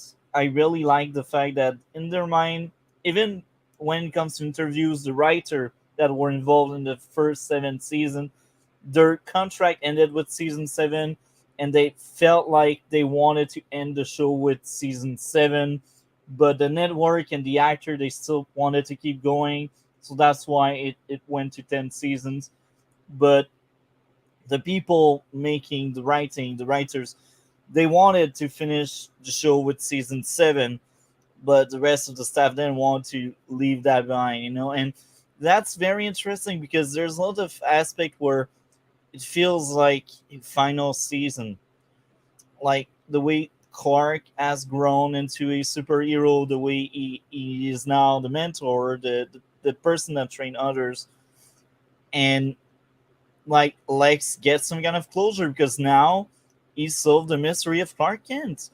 And even there, Lex is showed as being very smart, and he always knew deep down that there was something off about Clark, and now he got the answers he wanted. And the other aspect that's very interesting about season 7 is the fact that Clark is afraid to become a weapon that someone else controls. And that feels like a Superman thing because Superman is a weapon, and that fear of being controlled by someone else feel very human. So that's like the perfect depiction of Superman, I think. He's like a weapon that's afraid of being a weapon and being used for wrong. Brainiac being back was enjoyable outside of just him being deleted. They finally rolled up Lana Lang. At last, people will hate the shit out of me for that because I know she has so many fans, and there are so many fans of the toxic relationship between Clark and Lana. Even in season 7, their relationship is not as toxic as past season, but it's still toxic because now she's the one lying. She's the one that keeps secrets. She's the one that does things behind the other one back. She's the one that goes to extreme. Um, Lana is an enjoyable character this time around because she feel like she has more layers and she has a story to tell. I think this was probably my favorite Lana season. What did you think of Lana this season? Lana the season, sorry. Lana, what did you think of Lana in season 7? Yeah, she was fine. I wasn't my favorite. I didn't, at least didn't drag it down or anything. That's what I'll say. I like majority of the characters better though than her in this season, but it was still fine. That's what I think. And another great moment, Legs pushing Lionel through a window. That Yeah, was fantastic. wow. And Yeah, again, just so many things like involving Lex and Clark and just others this season. I think was just it's just all fantastic. And just, again, the quotes like especially like the living in his shadow line. I really like that. But also, I will say though, in this season, did have some issues with the some of the sound and the editing or yeah. music. I do think there were some errors there, especially with the music. I thought was just poorly done, but I did like the camera work and shots in this, so especially the scene where Zor-El, shows up behind Kara. I thought that was a great scene, well shot. But so yeah, I think I have like two other notes left. I will say the performances overall by the actors. I think the characters themselves are amazing. I feel like some of the performances themselves though could have been better, but in the supporting cast, especially with some scenes with Clark trying to solve issues, I feel like had some missed opportunities in the performance where it almost felt like he was kind of phoning it in at moments, the actor. But overall, I still thought it was very good for the season. Um, and yeah, I think that's actually it. Though, And yeah, that's it. and I still had seen like 4 episode recently. The episode like I skipped one, and I will let you guess it because I remember hating that one, so I'm sure you will find which one I skipped. Oh, Uh, wait, you mean in Smallville season 7? Which one you yeah, skipped? yeah. I will let you guess which one I skipped. Yeah, one sec. I just need to pull something up real quick. Just the IMDb thing to let me because yeah, I almost forgot to say my Top favorite. 3 and worst 3. Yeah, Yeah. I almost forgot to, but right on. Yeah, I think that's the thing. This week I forgot to actually write down what my favorite and least favorite 3 episodes are. I completely forgot. So my bad. I might not be able to do really a good job with that stuff for these shows. But anyway, I'll try my best though. Yeah, okay. My worst 3 would probably be 3, which I'm guessing is the one you skipped, maybe. Um, Yeah, exactly. yep, 3, 13, which was Hero, and then I'll have to say Sleeper, which is 17. Those are my worst 3. I'm also going to guess those are yours, unless there's any I missed where it's like he loses his powers and shit. But honestly, I don't remember which He does episodes. lose his power at some point, but I actually didn't mind this time around because that's blue and that's the blue kryptonite, a new thing in the lore they added. And to be honest, I thought that was original for once, and I was kind of entertained by it. Fair So enough. I still remember quite very well the season, so I can only guess. Like, it's not as precise as usual. As I said, I didn't have time to rewatch recently, but Mhm. just by looking at the titles and the summary, Fierce is hands down the worst episode of the season. Oh yeah. I mean, did you like Siren? I liked it a lot. That would be like in my top Nice. three. Um, Fair enough. so But yeah, I mean, I guess that would be my prediction. I mean, maybe like Wrath is one of them too, or Action. I don't know. There's definitely some that could be one of your bottom three, but I'll just go with those three. Fierce, it was Fierce, Sleeper, and Hero, and those are also my bottom three. And then for my top three, I'm gonna go with Persona, which honestly, but it might actually be one of your worst. I don't know for all I know. But Persona, Descent, and Apocalypse, I really like those episodes. And Arctic was a fantastic finale as well. Um, for your top three, though, I'm going to go Bizarro. Uh, Bizarro, Descent, and Arctic. Bizarro, Descent, and Arctic. Oh, Yeah, I okay. mean, I think Apocalypse could be up there too. I remember you placing that highly, but I don't remember. Whatever, I'll just go with those.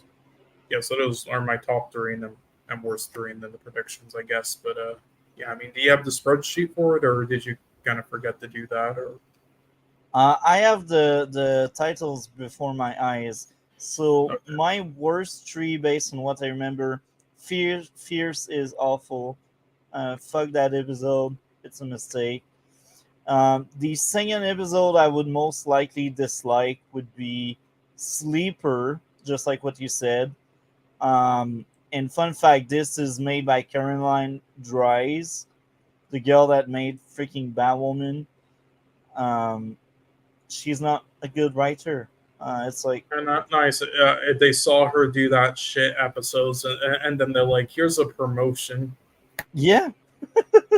um, and the third worst, I'm looking at the list, and I think that would Hero. most likely be Hero. Yeah. Okay, so we have the same three. Nice. I mean, that's like unanimously like the three online that are like the worst. So by everybody. So, I mean, it's not And surprising.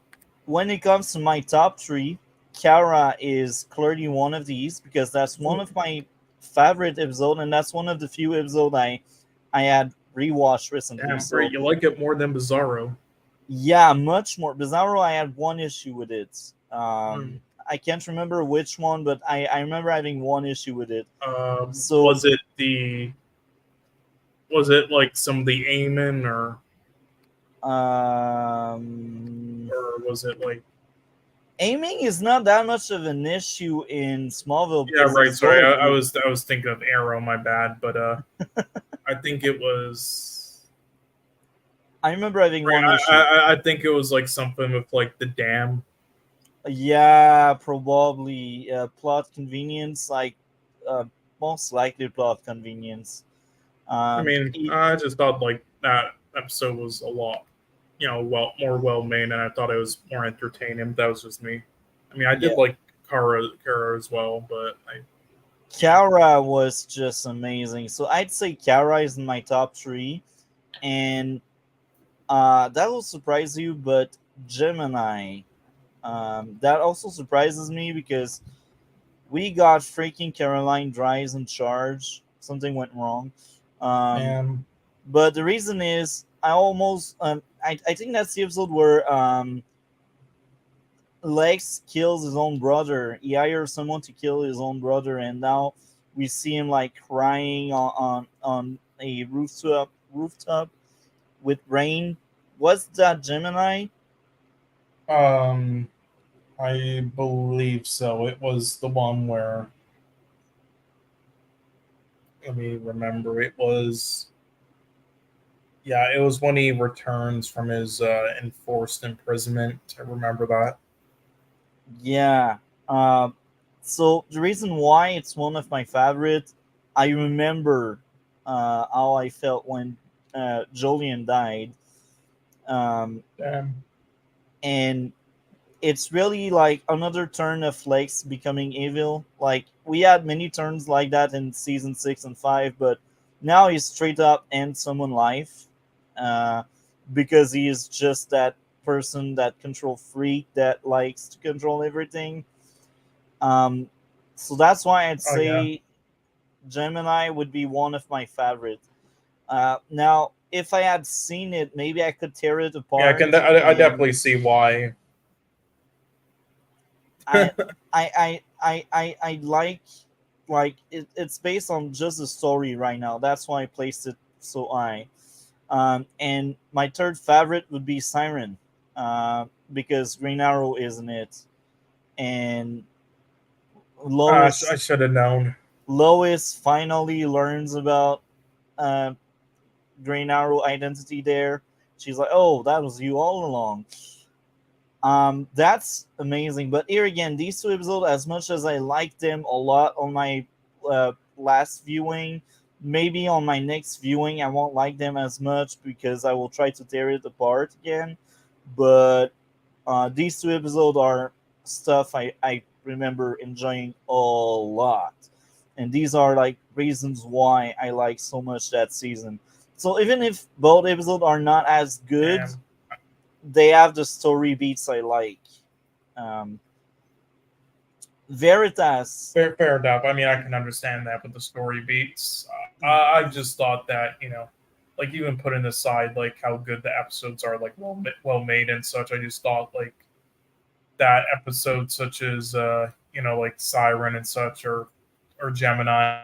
I just thought like Descent or Apocalypse would just did a even better job with it. Like it's like Siren and Gemini also did an excellent job. I just thought those were a bit better, but I can see why though, especially with Gemini, because that was like really a big moment.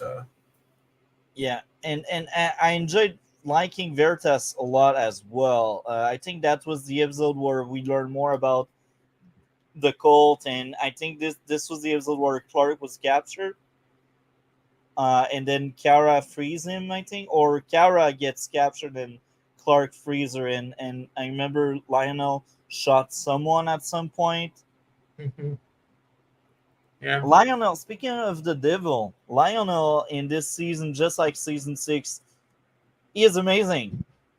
I like so much Lionel. What did you think of Lionel? Oh yeah, he was great in this. Really liked him. I think Yeah. Lionel is one of the best parts of the show in the first 7 season. He is just amazing. There's no other word for how good Lionel was.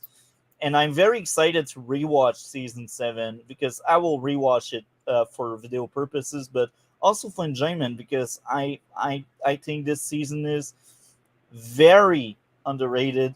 And I said it many times. It's not perfect. I know it has issues, but it's an enjoyable season. The story beats, the execution, and I don't think there's any filler outside of Fierce. Fierce is, but even there, we can argue Fierce, as bad as it is, we can argue it's important because this is when Kara controls her Eat Vision, and that's character growth for Kara. For sure. So even the one episode that he can say, "Oh, it's filler," not exactly. It's a terrible episode. Don't get me wrong. It's terrible. I don't want to see this shit ever again. But um, Yeah. yeah. Well, yeah. I guess my rating for this season would probably be like it would be like around an 8.75 or a 9. I'd give it. So because I don't have these fresh set of eyes, I will sound harsh because I will base it on my last viewing, and my last viewing was sitting at a 7.5/8, so it's between these two.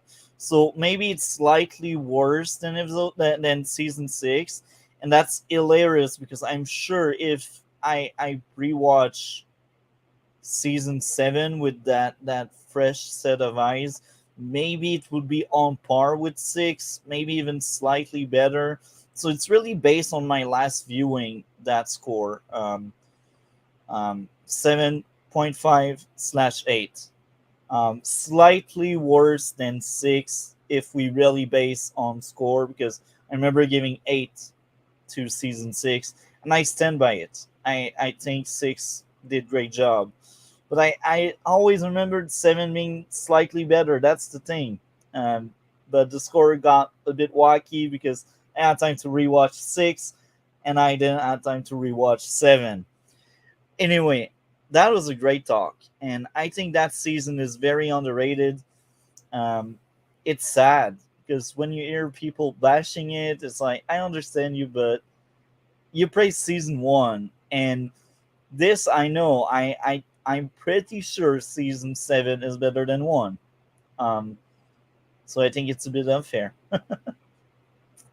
So next topic, Supergirl. Oh my, season 6.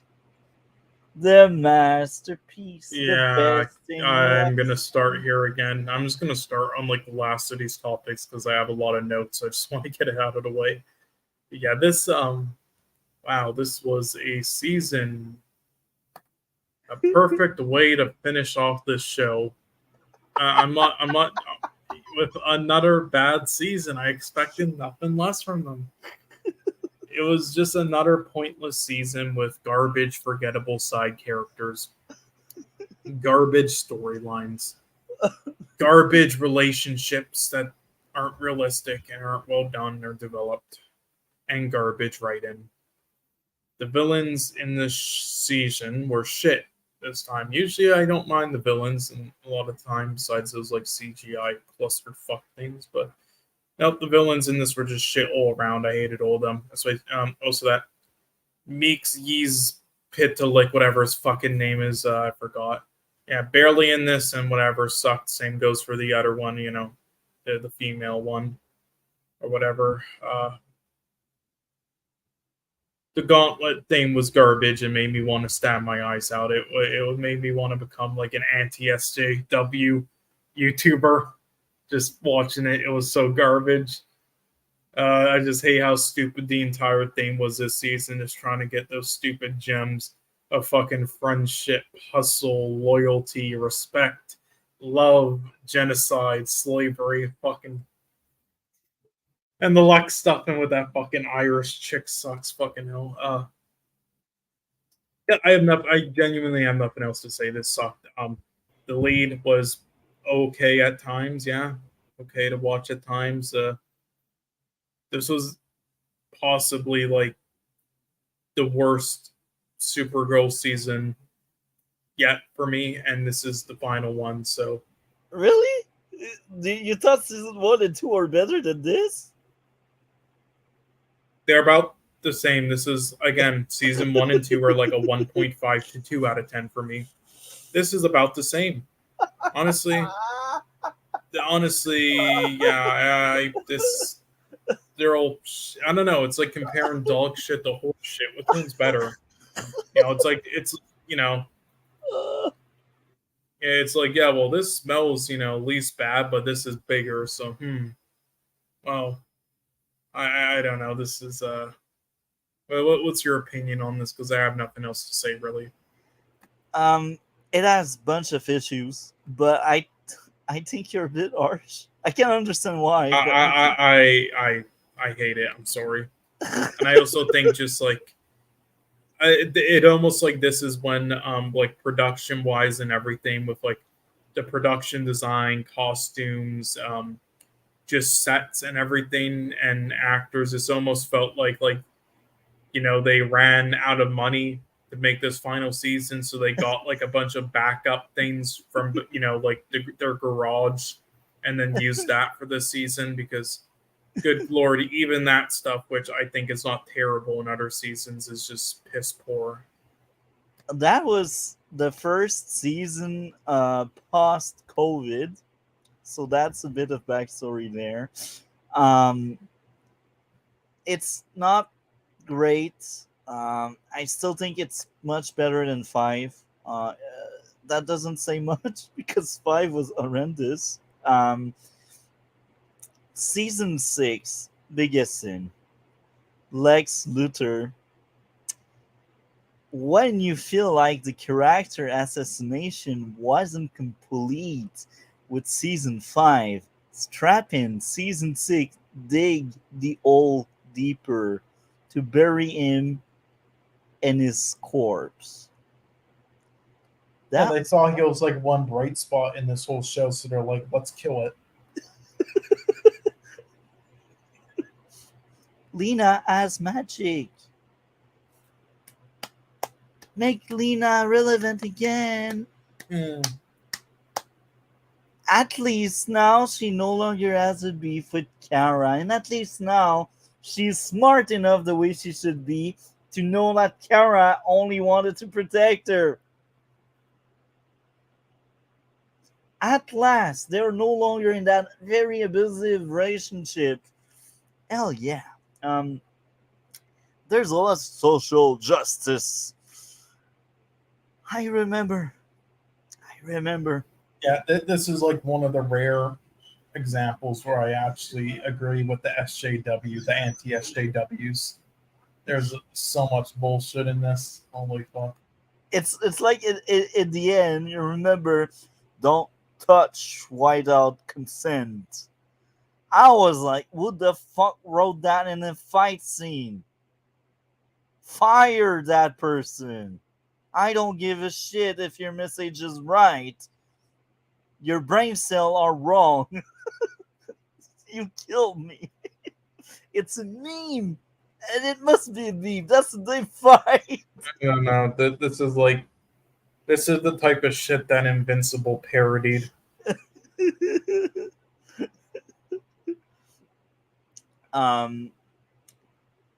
The girl that's a villain. Oh my. Here again, because these writers don't want to depict a woman as a villain, they really want her to tell us she's not all that bad. She has morals. She's willing to kill a bunch of people to have all of the power in the world, but that's fine. She doesn't kill these kids. And she wants to connect with the kid. She was abused by her father, so that's her father's fault. That's not her fault. Yeah. What about you empower yourself? You're your own being and you're master of your choices. You strip that away if it comes to a villain that's a woman. Writing went shit. It wasn't always great, but here it took a dump. I think the only redeemable part of it was the part where they were trying to get Kara back because she was in the Phantom Zone, and it's not even them trying to get her back. It's the Phantom Zone's subplot that was kind of enjoyable, and I liked it. And Kara getting to see her father and bonding with him was amazing. I really liked that aspect. That was the highlight of the season. And these first few episodes where they came back with him and she get to save people with her father, that was really cool. I enjoyed it a lot. Another great thing, they finally gave some growth to the stupid CO I truly hated in season 5. She learns the hard way that her stupidity and her being selfish has a cost, and she basically killed off William Day. And in my last viewing, I remember being very sad. I think I even teared up because I liked William Day as a character. He was enjoyable, and it's so sad, and it's also shocking because Supergirl actually had the balls to kill off a character that wasn't a major character, but the sole fact that the character died in this show was surprising. It was really good. So because of that kind of highlight, I tend to forgive a lot of shit with this season.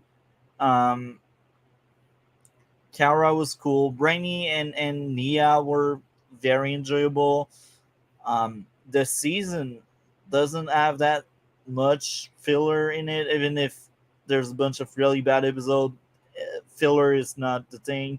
It's really like the surrounding, the execution, the writing. That's the issue. Yeah, I mean, yeah, it's just old shit to me. I'm sorry, but I mean, do you want to? I guess I'll like try to search up my like. Your top three and worst three. Well, I can't say top three, least worst three, and then the absolute shit three.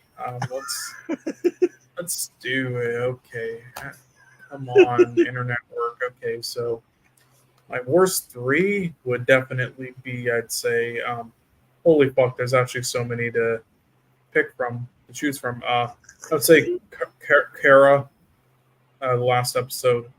That's one of them. Then Blind Spots. And then I believe Still I Rise was the one with the thing we talked about. So I'll go with that. So yeah, Still I Rise, Blind Spots, and Kara. But there are so many shit ones to choose from. Pretty much all of them are kind of shit. Like Last Gauntlet, True for Consequences, I Believe in a Thing Called Love, Nightmare in National City, Hope for Tomorrow, MXI, whatever, in the middle, Dreamweaver, Welcome Back, Kara, Fear Not, Lost Souls, A Few Good Women. Like they're all pretty much shit, and then even the ones that aren't complete shit are still bad, like Phantom Menaces and stuff. But whatever, if I had to pick, three that are like at the top, then I guess it would be Magical Thinking, The Gauntlet, and I guess Rebirth. But even then, I think Rebirth was kind of poor. I just think I had some leeway from people because it was before they really knew what fucking shit they were getting into this season, so they weren't as harsh with it. But I still think it's like the third or whatever best, whatever. That's there's mine. And then for you, I guess I'm gonna guess that your top three are Rebirth, Lost Souls, and let's see, and The Gauntlet. There's my prediction. And then your worst three, I'm gonna guess are Still I Rise, Blind Spots, and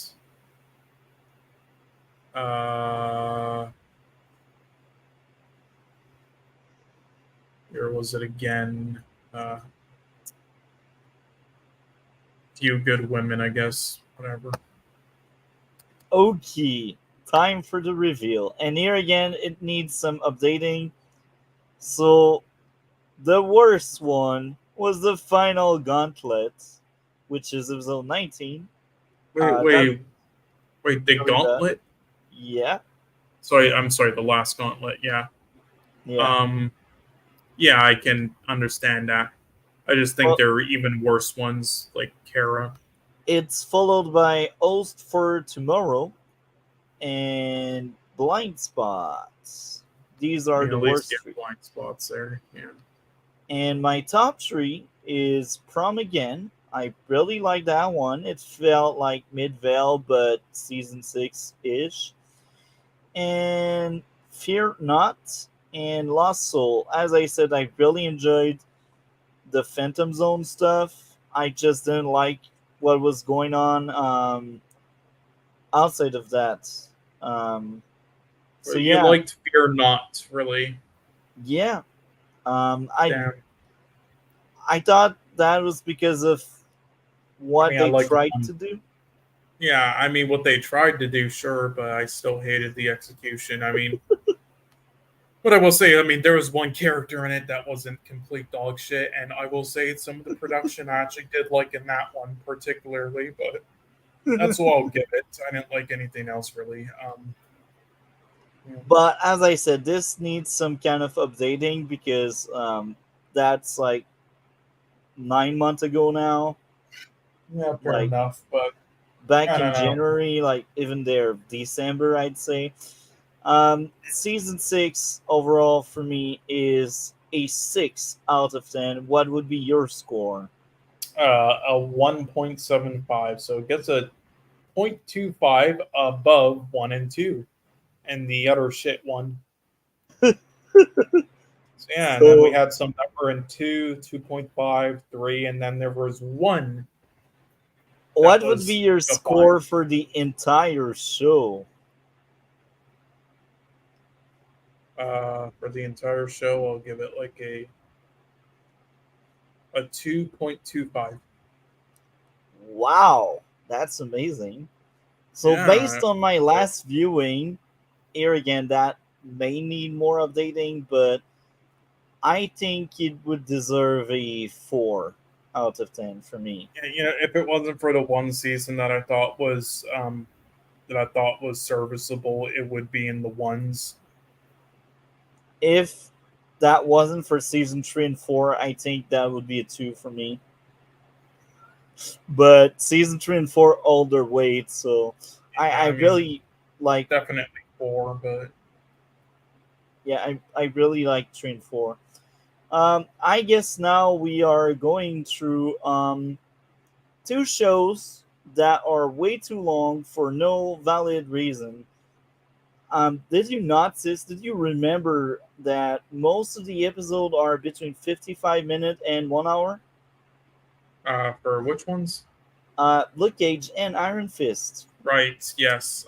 Did I you remember this shit? know, but right again. I apologize for that, but look, we watched everything in time. But again, I knew that this shit was long, and I knew we might not have the best opinions on this show. So But that's I fine. I just wanted to get these two shows out of the way for this week and next week also because so then what I was gonna say, right? So we can move on to the other stuff like Daredevil and such because we just need to get through all this stuff. But so again, sorry, but I really just wanted to get through it. Not that it in a bad way, although definitely one of them though. One of them. Oh, which one do you want to start with? Because there's Luke definitely one. Cage. Luke Okay, Cage. But yeah, here's the thing. there's I will definitely. I will admit I wasn't ready for that. I kind of knew they were above 50 minutes, but I didn't realize there were some episodes that were fucking an hour long. I was like, bruh, okay. Yeah. So I that's what I feared. You see, when we came up with the schedule, that's what I feared. I was like, I remember these Yeah. Netflix shows being very long. Well, again, the reason why I did this is again, with the movies, we've already seen the Indiana Jones and the Saw ones before for that week. We already saw those, and Yeah. and Blue Beetle is a theater film, and then the others, and then you also already saw Supergirl season, the Smallville season, and then the others are just episode things. So Yeah. because of that, really the only two topics, well, three, but we moved Nirvana thing back for next week. So basically, the only two things we really had to marathon and binge watch this week were those two shows, and the same sort of is next week as well, since we already both saw Smallville season 8, and Yeah. also there's no other CW shows or other comic book shows on there yet. It's just going to be Iron Fist and Luke Cage for that week, along with like the other single episode things, and then the other movies and stuff we've already seen, like Saw and Yeah. Indiana Jones and stuff, and then those shows. So that's why I did it, because for these 2 weeks, you know, we've already seen all the other stuff, so it's only stuff we really have to like binge for, so that's why I did it. But I forgot how long they were, but because of that I still thought it would be okay, and also because they're only 13 episodes long, even if they're long. So I'm that's ready why. now. You see, I'm ready for next week because now I know they are damn long, so I will be ready for Yeah, well, this. that's also the other thing, though, because since there's only 13 episodes in each, and even though they're like 50 minutes long, if you pretend like they're a CW show where they're 26 episodes, then it works out, because then it's like 20 to Not 25 minutes per episode in well. 26. Well, that's the thing. I consider that like a CW show, but no, it's longer. But that's fine because, as I said, I was caught off Yeah, guard this week. Next week my that bad. won't happen. Now I My know what I'm but ending yeah. toward. Anyway, but see, I have a lot to actually say about I don't have much to say about Iron Fist, but Luke Cage I actually have a lot to say about. Me too. So here's the thing: my thoughts on this on a rewatch have really changed. I still don't think this is like amazing or anything. I still don't think this is like Daredevil or Jessica Jones level, which is sad, which I'll get into. But it has definitely changed. I enjoyed it a lot more than I previously did. When I first saw this and other Netflix shows I already watched, I thought they were kind of mediocre, and I thought Luke Cage was just like a very painfully average show that is just carried by the lead and the stunt work. And those two are the best things in it. They're masterful, which I'll get into but later. But yeah, and that's also including Daredevil to an extent. I thought it was a solid show, but I didn't get the hype at the time when I first watched it, and thought it was just carried by certain things like Kingpin and such. And the main reason why is because I watched them at a bad time in my life, so I needed to rewatch with them. Now, this has definitely changed. I think it's at least season one so far was a very.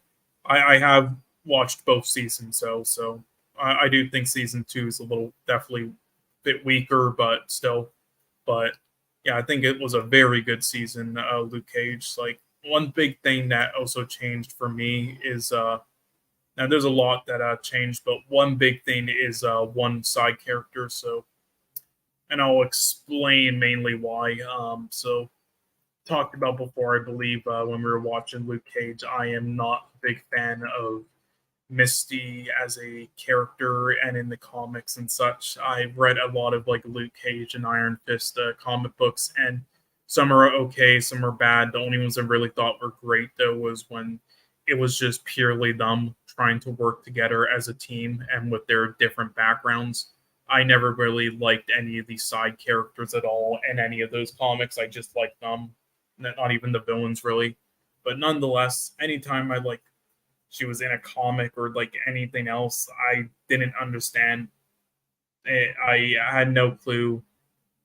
I have no clue how long she's been around for, so I'm not saying this in a literal sense, but she literally just feels like a bootleg, weaker copycat version of many far better female characters that she tries mocking in every version, and with the charisma and stuff and everything. And I didn't find any of the stuff they do with her to be very interesting, or that her character has any interesting qualities to it. I think there's a lot that you could do with a character like her, properly, but I have yet to see it really. Now, when it comes to the character in this, that I had the same thoughts with her in this. 50% of it was because of my opinion and all that, but the other 50% was because I thought the actress just didn't do a very good job, or at least fit the role. Rewatching this though, I was wrong. I think I was wrong. I don't know. I don't think she did an amazing job or anything. So I do think she was still one of the lesser parts in the cast, but I do think I do think there are definitely better fits for an actress for Misty. But I think she did a good job, and I think the actress really did a good job and had a lot of charisma in the role. And I think the way they utilize the character in this show and in this universe fits really well. And they finally made her a lot more interesting with how they made the character in this universe work compared to like other comic book stories. So my opinion on that has changed. then that's the biggest thing that really changed. But now, I originally thought the show was pretty average, which is that, carrying it. But another thing that really changed for me, though, I think, was how the messages that I kind of missed on the first watch and some of the things they were going for. Now, the execution is not always great, and that's an issue with it and what drags it down, which is what I'll get into later. But I really like what this show goes for with this stuff, and I'll explain what I mean by that. Basically, since Luke Cage is basically like an invincible character with his skin when it comes to like, physical damage and bullets and stuff, what they do is they use loads of emotional torment and moments with loved ones to hurt him instead. And I actually like how it focuses. I love the idea of that, and I also like how they actually focus less on how he's a superhero and more on just a character study and in the environment and city. And most of the time, I hate it when a show does that as like this with a superhero, because it's usually done poorly with bad writers, like some of the CW shows. But this was well done. No, this was actually super well done. And when I finished watching it, I felt very satisfied by the end of it. And I think it has at least one fantastic conflict or moment throughout each episode, just like Jessica Jones did, which never slowed down. I really just loved how they did that stuff with him as a character and with the emotional aspect of it, like hurting him instead of physically. I really loved all that. And again, as I said before, the main character and stunt work, perfect, absolutely perfect. This actor is perfect in the role, and the stunt work in this show is perfect. Not to say the action is perfect all the time, but the stunt work itself definitely never, don't change that. But and what I will say though is, despite what I said about what the show did there and being satisfied, here is my main issue. I think they dropped the ball on a lot of it still, even though I was satisfied and enjoyed and loved what they did. There were still so many setups throughout the show and its story, writing, characters, and so on. And I think they didn't utilize a lot of it to the full extent, where it just felt okay at best. They really just breezed by a lot of it, or didn't like sit on it and execute it very well as I think they could have. There was also a lot of potential for the visuals, production, villains, and everything too with the environment. And I think they really dropped the ball on that too, as it wasn't very interesting as it really could have. Like, I was pretty disappointed by the lack of creativity in a lot of areas there. This could have been an incredible show, I think, if they had people who worked on that stuff better. But I was left feeling a little bit bland in some of those areas with like some of the villain stuff, and especially that like one actor just like, we need to hunt down Luke Cage. Like, I didn't like the performance from that guy. But I just thought, yeah, that stuff was executed a little meh, some of that stuff. I also realized though that some of the like a lot of the visuals and cinematography choices in this was to give it a similar feel to the other Netflix shows, so it all feels like it belongs.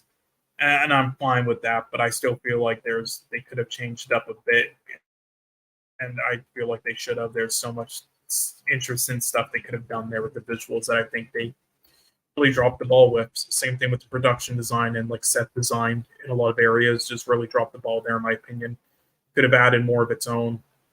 And I also see that it was trying to be a love letter to Harlem, and I really felt that, and I loved that at a lot of points. But again, I feel like they could have done a better job with it and other points too. I did like the direction they took with the character of Maria, I believe her name was, or is that the character's name, right? Mariah? No, it was Mariah. That the villain? Yeah, well, it was the one actress, who was like, you not remember her? I don't know their names. To be honest, there are 3 names I know: Misty, Luke, and Candice. Okay, well, Mariah was like she was like the woman in power in the the villain. Yeah, the villain.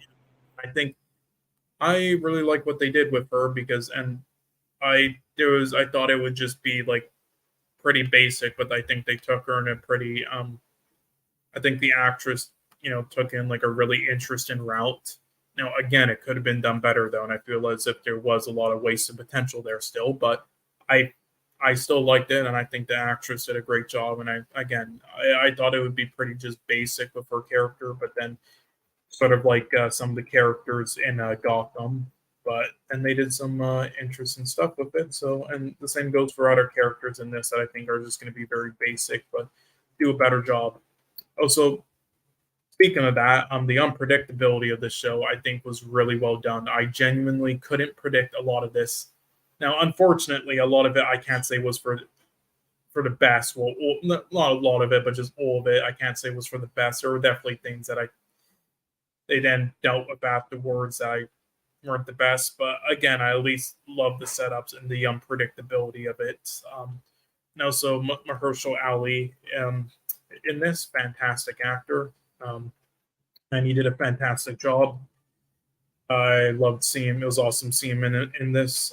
His performance itself was great. And his character, I thought, was very good as well. It was like maybe a little over the top, but if you read the comics, I think, again, the original comics with this character and stuff are over the top and kind of like cartoony in that fashion. So I didn't mind it, and it wasn't too over the top where it took away from it. I do. There are characters though exactly identical to his in other films and shows that are done better though. So it wasn't the best that I've seen, but it was still great. And yeah, let's see, music. Oh, so yeah, I love the music in this. Very, very awesome music, I would say. Unlike the costume design and such, though, I think the costume design sucks. And I think the narrative, editing, pacing, and scene construction was a bit mediocre and holds it back as well, despite being filmed very well and everything. So yeah, again, a lot of positives, a lot of disappointments. I think this is a very good season, and it's just disappointing that a lot of this stuff holds it back because I think this had potential to be better than any of the Netflix shows. I think this could have easily been better than Jessica Jones and Daredevil and been my favorite, but there's just a lot of stuff that, yeah, sadly held it down. But yeah, I might analyze this more in the future. But yeah, I'm almost done with season 2. I have like 3 episodes left. So yeah. You know what's funny? I thought the same of Iron Fist about. I feel like it was the one with the most freaking potential, but they missed the ball so hard that's always the case with Iron Fist. Iron Fist has so much potential, but they can never get him right, and I don't understand it. Me neither.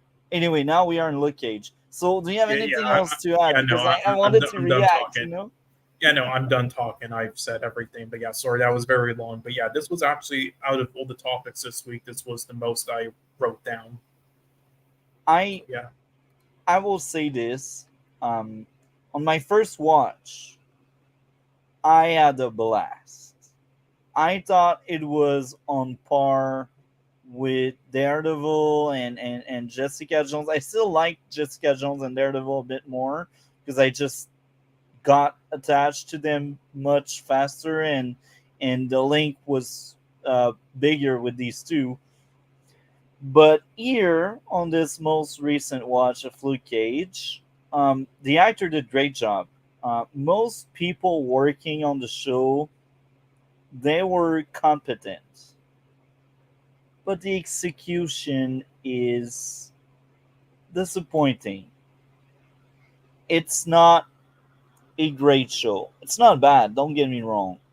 It's just that with better writer, better staff involved, I'm sure it could have lived up to Daredevil and Jessica Jones.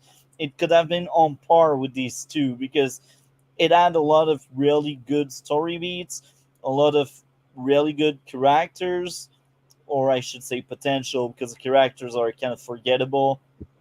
But they had the potential, They just didn't add the firepower to back up the potential they had. And it's very sad. Now, I took a lot of notes, and I will specify that the last two episodes of Luke Cage, I I did fast forward a lot to make sure I had enough time to get the story pieces, and I had enough time to really see how everything ends. So because of that, episode 13 um, is not the episode I took the most time on. Anyway, outside of that, here are my general issues with the show. The pacing is horrendous. It's terrible. None of these episodes justify the length. None of these episodes. The the episode with the best runtime were the episode with the best pacing. But they were not the best episode whatsoever because they still had other issues here and there. But runtime, it killed me. I didn't remember Luke Cage being that long to watch. They just have these lots of scenes where they just shot uh, artists singing and dancing, and the music is good. I like that, but I'm not a fan of them really wanting you to enter that atmosphere with the music and all. Because let's be honest, it's pointless to watch these singers. They don't bring much. Like maybe the song they sing is important, but not to the story, not to what's going on. A lot of this, it's to look deep, profound, and it's for the atmosphere. It's to pretend to be bigger and stronger. So a lot of these episodes could have been trimmed down. I feel like that 13 episode runtime, if they did the same story under 10 episode, the show could have been amazing. It didn't need. Yeah, I would have been okay with runtime though, and the amount of episodes because I think there's a lot they could have done, as I said, but problem is they didn't. I don't understand it. Like if you weren't going to spend this much time on some of the characters or dive into stuff as deep as you did, then why did you make the episodes this long? Like you could have definitely had just 10 episodes and shorter. Yeah, and like you could have told the same story under 10 episodes. And here I am not saying we got filler episode. I am saying we got a lot of filler moments throughout the entire season. That's the big nuance there. There is no filler whatsoever in the entire show, but there's so much thing you can just cut off and we get the same product. And this really bothers me because Iron Fist, it's even worse. It's worst. um but yeah, pacing is just awful. It didn't need 13 episodes. It needed 10. Next up, forgettable characters. I said it. All I know is Misty, Candice, and Luke. Candice, I know her because that's the plot device character I was kind of bothered by, but I kind of gave her a pass because she had growth by the end just before she was effed off, killed off. Um, these are the three characters I remember. Okay, Pops. I will admit Pops as well, but Pops he got ended quick, so he didn't get much growth. Like most of his growth is off screen or in flashbacks. But like Misty, Luke Cage, and Candice are the only three decent character in the show. I think. Like the villain are fine, but I these villains, they are clearly better than Iron Fists. These villains are nowhere near as good as the ones in Jessica Jones or Daredevil. These villains are nowhere near as good as the one in Arrow. Maybe they are better than like the worst Arrow did, because Arrow still had a bunch of shitty villains, but Luke Cage villains are not that amazing. They are fine. They're not bad whatsoever, but I've seen better. It's just very sad. Um, I wish the characters were just more interesting. Next stop would be, sometimes the dialogue was atrocious. On top of that, some characters sound like a Black History book when they talk. And that was annoying. I'm here to look at character talking with each other, not like people spilling their research on you, saying, "Look, you need to know that about our history." Watch a documentary, make a documentary about it. Don't splash it in my show. I'm not interested by that. I want a compelling story. I want to be entertained. I don't want to learn about these details I don't give a f about. Am I crazy? Can you hear something in the background? Huh? What did you say? Can you hear something in the background? There's like some siren going on. No, I don't hear it. Damn. I don't know what's going on. There's literally like a siren going off. Fucking hell's like the gas pipe's gonna blow here. Jesus. Lord, so sorry. What were you saying? You're talking about not wanting something in the show. I feel like a lot of the characters sounded like a documentary about Black history. Um, they didn't feel like character that had things to say. Well, again, that's another thing that kind of also adds on to what I said. Like I'm fine with them, like talking about stuff like that and bringing it up and having characters like that, but then they don't expand on it, so it literally just feels like they're there to give like a Wikipedia dump and then nothing else. It's just weird. It's like, if you're gonna bring it up, expand on it. Don't just I don't do something with it.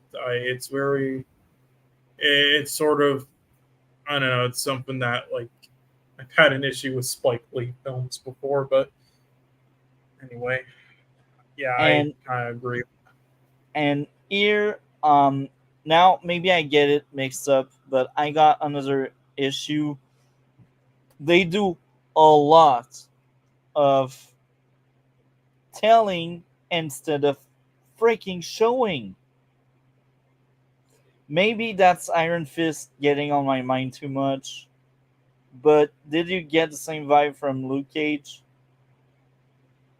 Because Yeah, maybe I I got got the them both mixed up. Maybe. Did you got the no same feel? of what telling instead of showing.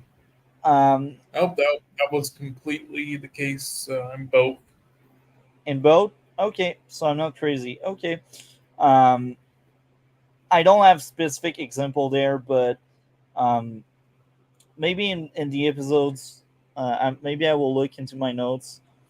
Um, Yeah, The other issue I would have is some of the story links were weaker, and a perfect example would be character being dumb for the plot to work.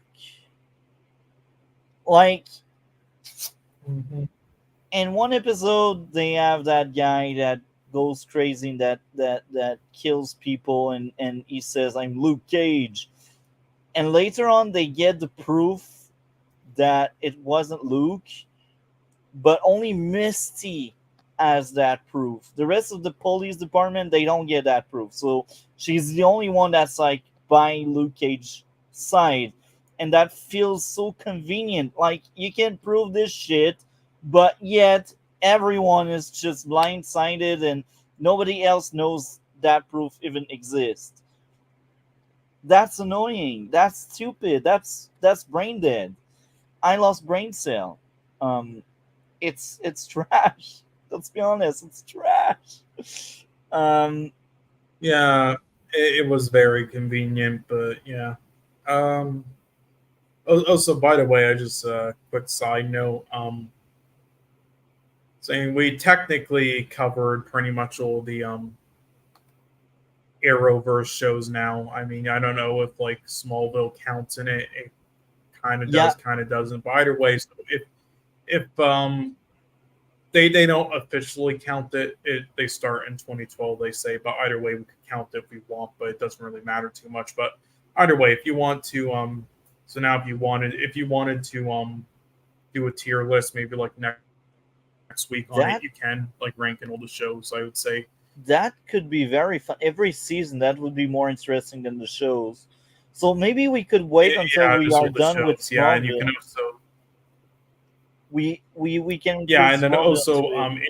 it doesn't count it in the Arrowverse, but you can also count Stargirl, Constantine, Yeah, Naomi, stuff like that, because they you know technically what? are in there in just CW, but not Arrowverse, but stuff like that. I had that idea. We could do a bonus stream eventually where us three with DC, we rank all of DC live action TV shows we covered all seasons. That could Yeah, be very maybe we'll interesting. see when we get to it, but we still have to do other stuff. Like Yeah, we would still have to do older stuff if we wanted to, like the Flash 1990s, Superman 50 and stuff. We'll yeah, have to see. But also technically, I guess I guess the Flash 1990 is now canon to Arrowverse. yeah. I'm fine with it. But anyway, So sorry to be sidetracked there, but yeah, continue. I mean, that unless you don't have anything else. no, I have a bit more. Like there's a lot of example of like some of the story link being weaker. But I won't go too deep into it. The other thing I'd like to say, some of like the quality of the TV show itself feel all over the place, and I will really compare the 12 episode because as I said 13 I went through fast, so that one is kind of excluded, but the other 12 it feels like some episodes are really bad and then you have these amazing ones, so it feels like all over the place. It's not consistent. There's more good than bad, but it's not consistent, and it's kind of sad. I wished it was better. Um, so now, what would be your top three and worst three episode of Luke Cage first season? Right. My top three would probably be episode 4, episode 7, and episode 2. And my least 3 would probably be episode 8, episode 9, and episode 5, maybe. Yeah. Okay, very interesting. So now the guessing So what game. about you? Yeah, I will specify before we start the guessing game. 13 is excluded because that's the one as I said, I went through it very fast. I still had my ideas about the entire show overall, so Okay. that episode wouldn't affect that much because I mean, I 13 had is seen it. one loaded rated the lowest, but Yeah. So like the guessing game is about the other 12 episodes. 13 is excluded. okay. So I'm gonna guess. Let's see. Your top 3. I'm gonna guess episode 7, episode 6, and episode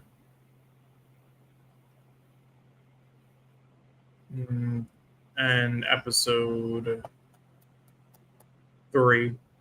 And then your least, I'm going to guess episode 1, episode 9, and episode 10. Very interesting, because you hit a lot of mark for my disliked one. So the worst is episode 9 for me. That episode was a 5 out of 10. I figured it would be. I will give in depth about that one to really justify it. Pacing. I was losing brain cell. I wanted to die. That episode was horrendous. Plot convenience. Racist cop just happening to bump into Luke. Hell yeah, we like racist cop, right? Well. Well, I will say though, I mean, I forgot. Again, there's many shows I watched this week, so I forgot exactly if this is specifically what happened. But there are, I mean, again, there are definitely a chunk of racist cops out there, or cops that do just a shit job, or stereotype. And one thing that they do though is they also do this, which is like all races of people, even white people. They purposely like subtly get into accidents and stuff, so then they have a reason to cause shit with them because they want to, or to try to arrest them because they're in like a bad mood or something. And I don't know how this was executed or how the scene went and stuff in this episode. I don't remember, but that is something that does happen a lot. It was just freaking walking on the street. And then they're like, oh yeah, we are here because we are here. Oh, okay, yeah, well that again, that does happen common in real life though. Now, whether it would whether it would happen with him or not, I don't know. It might be a bit of a plot convenience, but it does happen. I mean, there are cops who definitely do that. It's like they'll just like see somebody walk in, or like picking up trash, or like sitting in their car listening to music, and then they'll like do that shit with them. Like there's so many instances like that. And like even people just like, there's one video of some guy who's just like filming a place for like a photography class or something, and a cop just decides to go up to him for no reason and then just arrest him. And it's like, what he'll do is he'll get in his face, so then he'll try to make him insult him, so then he has a reason to fucking arrest him. Yeah. So that stuff does happen. And whether that was executed well or not, though, up to you. Pacing again. I wanted to die, I'm telling you. Pacing 4 fucking times. The captain just being a roadblock for Misty. I was so pissed. She felt like a plot device character, that stupid captain. I truly hated her. I was like, sister, shut the fuck up, let her do her job. Pacing again. That episode killed me. I needed the break after that one. I just went and do something again. else. I hope you kind of understand why I don't like Misty much as a character. But again, I think they did improve on her in this show, at least, and also with the actress. But I still think that she's just like, she's used for plot things, and she's just like a bootleg version of so many other characters in like comic book stuff. I don't like her. Yeah. I can understand the critique. So then, oh my, episode 11, episode 12. These two were so rough. Episode 11 was 6 out of 10. Followed by episode 12, another 6 out of 10. Here again, it's just like whatever. The writing is on the wall. 11 is mainly like they have to prove that Stryker is the reason why the cop died, but yet only Misty knows about it. And I thought that was freaking brain dead. I hated the shit. Outside of that, I thought like parts of the show were really good. Like it started off average to good, then it somewhere in the middle it became really really really strong and really really good, and I liked it. And then somewhere near the back half, it it it it became kind of worst, and then by the very end it was dog shit. I thought they Damn. missed the mark. Like the back half is They terrible. definitely did. Again, though, I still think this was really good for me. I still think this had so much potential, but yeah, they just dropped the ball with so many fucking things. It is just you can't defend and it sucks. This had the potential to be like the best Netflix comic book show. Oh well. I mean, What would be your grade out uh, of 10? me, I'll give it like a again. Prior to this, it was like a 5.5. It was just like average or whatnot with those two things carrying it. Again, found some new respect for it. Really enjoyed it. Thought it was very good. But again, they still dropped the ball with all those things. So I would give it like around like a 6.5. I would say maybe like a very low seven even. I don't know, but I'll keep it at like a 6.5 for now. Very disappointed. Definitely a better version of like Black Lightning though. But No, I disagree with you. I thought really, Black Lightning was far better than this shit. really, I mean, I thought Black Lightning was solid, but I thought this was better. I don't know. But yeah, I think, but that's just me. I think Black Lightning is just far better. It's Damn. Well, like, fair enough. I mean, oh yeah, right. Because never mind. Because yeah, I remember you saying you did like the first season or two, but you said you really loved like season 3 and season 4. You even said you thought well, one of them was like actually, a it's just masterpiece. season one that I think is weaker. But even there, like, season one Yeah, is yeah. Sorry, my bad. Yeah, season two is great.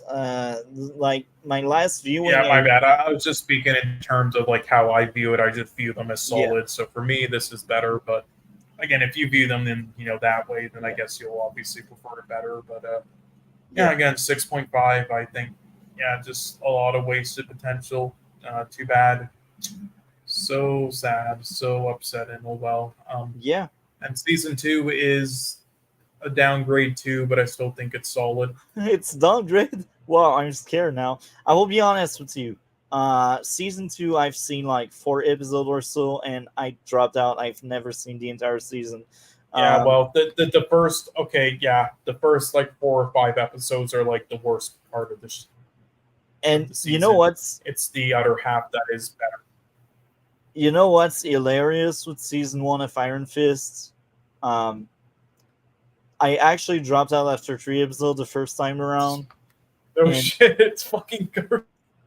eventually I gave a second shot to the show, and then I decided to finish And season then you one. regretted it, and then you want to take a shower and burn all your clothes. Yeah, I, yeah. and, That's so.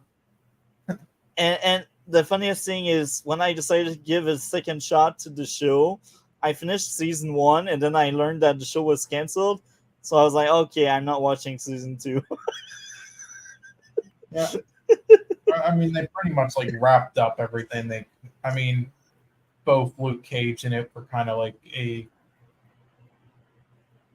they were both kind of like yeah they were both kind of canceled, I guess, sort of, but they had a decent wrap up, I guess, on both of them, sort of. But yeah, So for me, Luke Cage first season, 7 out of 10, and I feel very generous because my issues I had are getting on my nerve. Like, yeah, Mhm. it's and among the seven I gave, that's the lowest one. Like I remember giving Smallville season two a 7. Smallville season two was better than this. What else? Black Lightning first season was better than this. Um, what other seven did I give recently? think these are the 2 7 I gave recently. Yeah, maybe. I don't know. You get quite a lot, but yeah, I don't know. Yeah, 7. That's like Luke Cage season 1 is a 7 for me, and Yeah, it's so sad. your opinion on it, what your opinion on it was originally what my opinion was until I liked it a bit more. Yeah. I still think there's a lot of good in it. It's I just just ruined. think there's so much good in it and like so much like good setups and ideas and like how do I say messages and stuff that I can't give it like a 5 anymore. I have to raise it. I think it does a lot of good, but it definitely just wastes a lot. Yeah, I fully agree. Um, so yeah, it's sad because as I said it, Luke Cage had really good stuff in it, but it all boils down to what I said in the past. I think character do matter a lot for me to enjoy something, and if the only driving force is Luke, because even if I enjoyed Misty, I don't think she was a driving force by any means. That was really Luke. He held the show on his shoulders. Um, it's just sad. If I cannot latch onto your character, forget me. Like you will lose me. um, and maybe that's why I like so much more Black Lightning over Luke Cage because I could latch on to almost every character in Black Lightning. Um, so Iron Fist. Oh my. Okay, let me get my. I don't know if I wrote down many notes, but okay. So I'll just This say. was So bad. we talked about before. You know, so the character of Iron Fist has a lot of potential, and it does. And again, I really love the comic books runs with him and Luke Cage, and just them trying to work together as a team.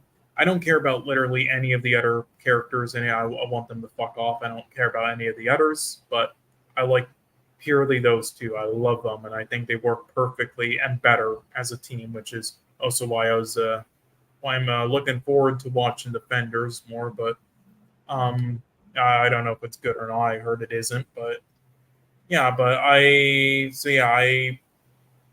think it's a character though that has a lot of potential. Now I don't think it's is it a character that's really like a lead in man? Maybe not, but I think it's also a character that has like a lot of rich lore you can like really dive into, and I think it has a lot of potential to make like a really good lead character in like a show or a film. And I think it has a lot of interesting things with the character and that they tried to do with the show. And so yeah, I think it definitely has a lot of potential, as we said, and it's a character. Unfortunately, though, it's a character for some reason they keep fucking up on and don't know how to get right, even in the comics, besides the good ones. Like, if you read the recent comics, they are so fucking trash and they treat him like shit. And they act, and like, I remember in a recent one, he literally, like, gives up his powers and say, I wasn't worthy of them anyway. It's like, good lord, he literally, like, did you not read all the comic stories with him? He's like, what do you mean? He worked for years with those powers, like it did many things to earn what, and he saved so many the world. What are you even? I my brain's broken. It's just, and for some reason, nobody cares about this character, I guess, and they just want to treat him like shit. I don't understand it. It has a lot of potential though. Him and Luke Cage, especially as a duo, and yeah, it pisses me off. And it seems like the MCU isn't going to do any better either, because they said they might bring him back, but it will just be as like a comedic thing and then to like kill him off or something. So that's great. Thank you, MCU. I love you, MCU. You're so beautiful. Anyway, so my first question I just wanted to ask about this season, all right, and this show in general, all right. First, I just wanted to ask one question or to you, Multi, all right? Go for it. I'm waiting for your question. Did they hire the lead actor for this off of Craigslist for gas money? Where did they find this actor? I want to know. I don't know. He has a good agent, maybe. The agent was Yeah. like, "That's your guy. Does he work? Does his agent work in like the Russian mob and like force them at gunpoint to hire him or something? Yeah, this is just shit. All the lore and everything they try doing is shit. The action shit, all the character stuff is shit. Like, So I'm not crazy when I think the fight choreography was pathetic most yeah, of the no, time. it's shit. No, everybody hates this show. It's pathetic. It has like a 6 on IMDb, and for a TV show, a 6 is horrible for ratings because usually like the worst TV shows that are like garbage and win like the worst TV show awards and stuff are rated the worst. It has like a 6.9 or a 7 or something, such as the Snowpiercer show. Unless you're like the fucking One Witcher spinoff, which has like a 1 on IMDb, then you're just special kind of shit. But anyway, That woman. yeah, again, that too. But even then, it has like a 6.2, sort of like Iron Really? Fist, I believe. You watch it has like a 4 or a 5 or something. I don't know. Maybe even like a 3. I have no clue what it has again. But anyway, but yeah, this is just filmmaking is shit. The visuals and cinematography. Shit. And it's sad because in the comics it has a lot of good art and with that type of stuff and the powers, but in this it's just bland. It does nothing. There's no like good character development and arc in his own show, even though you should in an Iron Fist thing. Like, what do you mean that's Iron Fist? You go through a lot of fucking things. What am I watching? The supporting cast sucks. I have nothing else to say. This is just a terrible show. This is on par with like Supergirl for me. It's more watchable than the others just because it has like this tone and style and such, or at least attempt and stuff with like, you know, similar to Luke Cage and Jessica Jones and such, where it at least makes it tolerable to watch, unlike Supergirl, which is just painful and unfunny and cringe, but but if we're talking about like Made and stuff and just how much they fucked it up, yeah, it's like just as bad as Supergirl, kind of. Maybe not as much, but still, this is just a bad fucking season and a bad show in general because season 2 is definitely shit, and I've almost finished that as well, and I can confirm it's fucking terrible. Luckily, there's only 10 episodes in that one. They're like, okay, yeah, let's cut that shit short. Oh, fucking hell. You know, it's sad when Iron Fist, you know, when he shows up in the Luke Cage show, it's better than his own show. I mean, fucking hell. You know what? What do you want to say about it? Because I'm dumb, basically. This out of all the shows and movies I wrote notes for this week, this is I wrote the least for. This is all I wrote for it because there's really nothing else to say other than it's just terrible. There's nothing really to even go into detail in it other than it's sad just to see how they can never get this character right. But what about you? What do you think? I fully agree. It's wasted potential. It's freaking sad to see. It's godly awful. Now, I think that's harsh to say it's as bad as Supergirl. But I haven't. Well, maybe not as bad. It's So- like, how do I say? It's like, what's a good comparison? Like the bad seasons of Gotham, I would say. Fair enough. Yeah, fair enough. Now, what makes me so sad is a lot of the premise is interesting because mental illness is a lot part of the issues the show has, and parts of the therapy aspect of the show is well handled. Is it perfect? No, it's not perfect, but I think that aspect of the show was decent. It's not amazing. It's not bad either. It's decent. Yeah, If they yeah, had, and I do kind of agree actually with you. Like here's the thing, I've been writing. I've had many ideas for like screenplays for films, and there's one I've had involving stuff, both mental illness and drug use, in like a similar setting like this, and I have gotten ideas out of it. So yeah, I will say that's one of the least shit parts of it. It wasn't done poorly, but I'll be honest, I didn't really notice it all too much until you brought it up because I was too busy raging at all the other shit in it to notice. But anyway, sorry, continue.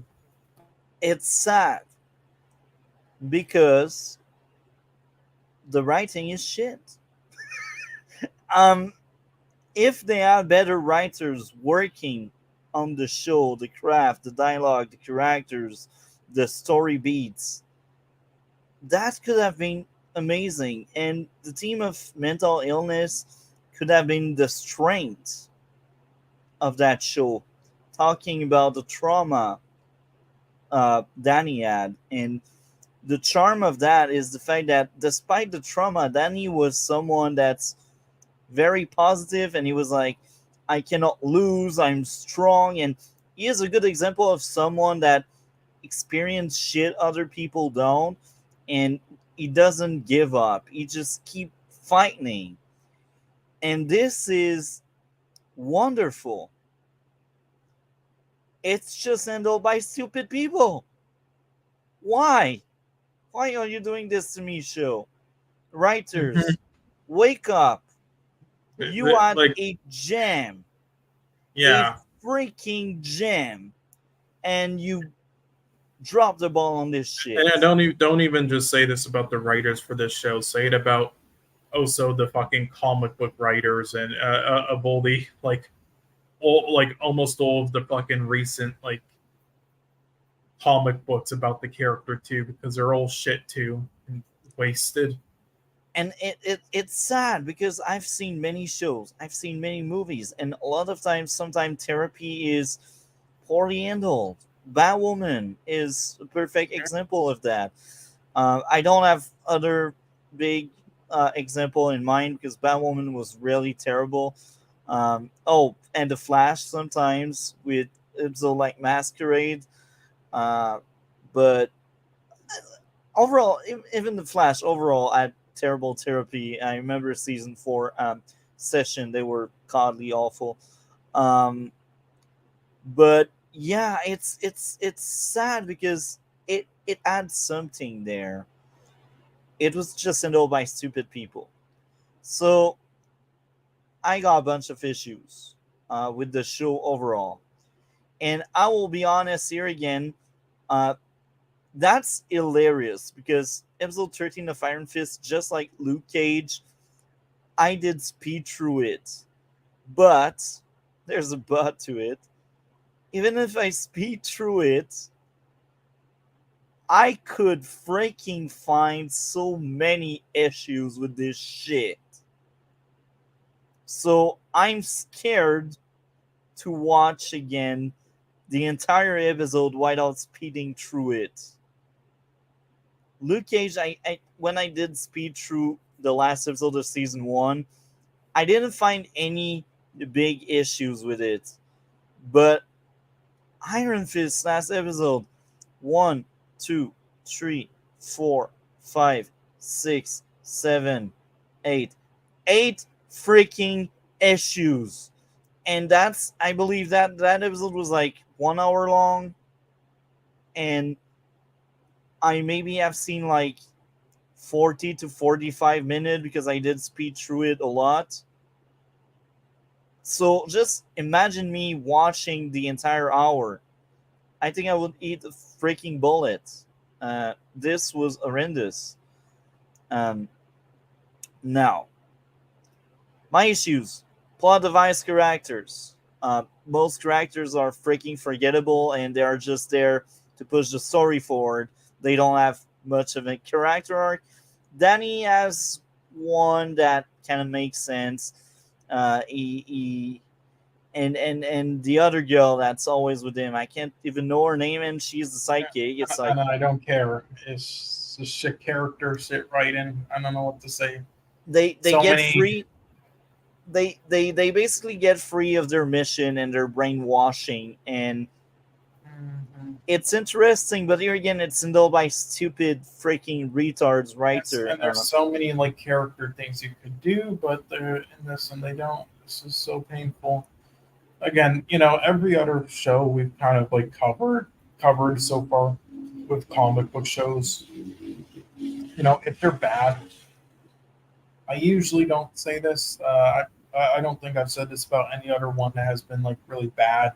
Like I've kind of said it with Gotham, but I don't. Gotham wasn't bad to me. It was just okay, and I think it did live up to its potential at a lot of points. But yeah, with this is probably one of like the first time I'll say, yeah, this actually saddens me that I watched a show that was bad. Because that we've done so far out of the comic book shows, like every other one, I didn't really care about. It's bad. Oh well, like sure, it could have been good if handled differently. Like anything could be good if handled differently. Anything has potential if good people are doing it, but I don't really care. Whatever. But this is the first one where I actually care that it's like fucking hell. You had something gold and you fucking pissed all over it. Thank you. Characters are forgettable.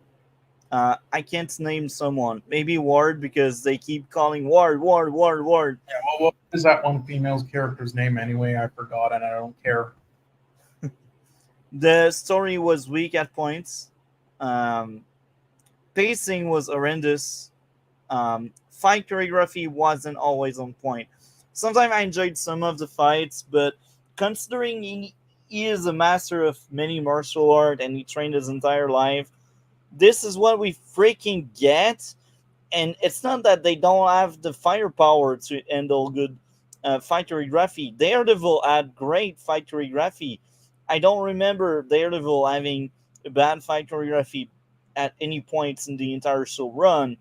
Even Punisher was freaking boring in season 2. I gave up on season 2, but Punisher season 1 had some really good fight choreography here and there. So what happened? Did all the writer went to Punisher and Daredevil and they kind of forgot Iron Fist existed? Because, man, the freaking fights. Yeah, like, the other thing is, the sidekick, she is a woman, right? She is a good martial artist. But it's not believable that, considering her weight, she could flip people twice her size. It's just not believable. But yet, they freaking do this shit all the time. And some of her fights are actually well done. I will give them that. Some of her fight, it made sense. She was on the floor and she was able to get the guy because he was distracted, and then she is just hitting hard the guy, and that's fine. But her flipping people around, no.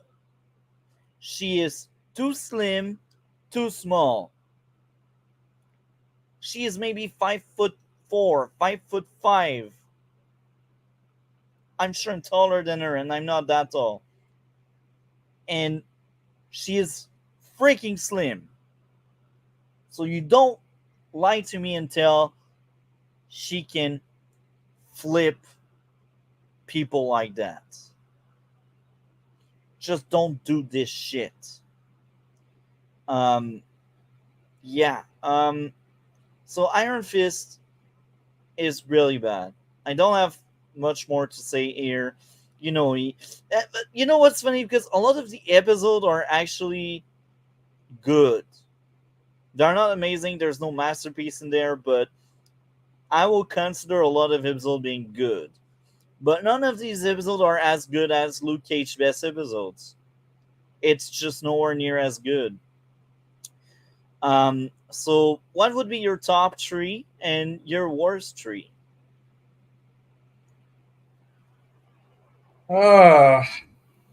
Top 3 and worst 3. Yippee. How about you just say least worst and most worst? How about that? That would be Go for it. easiest. Okay, it's actually a 6.4. Okay. Wow, better than I remember the rating being. Okay, well, anyway. Yeah, surprisingly, the episode grades themselves aren't that bad, but for some reason, even though the overall show grade is. But anyway, top three, I guess, is 4, 6, and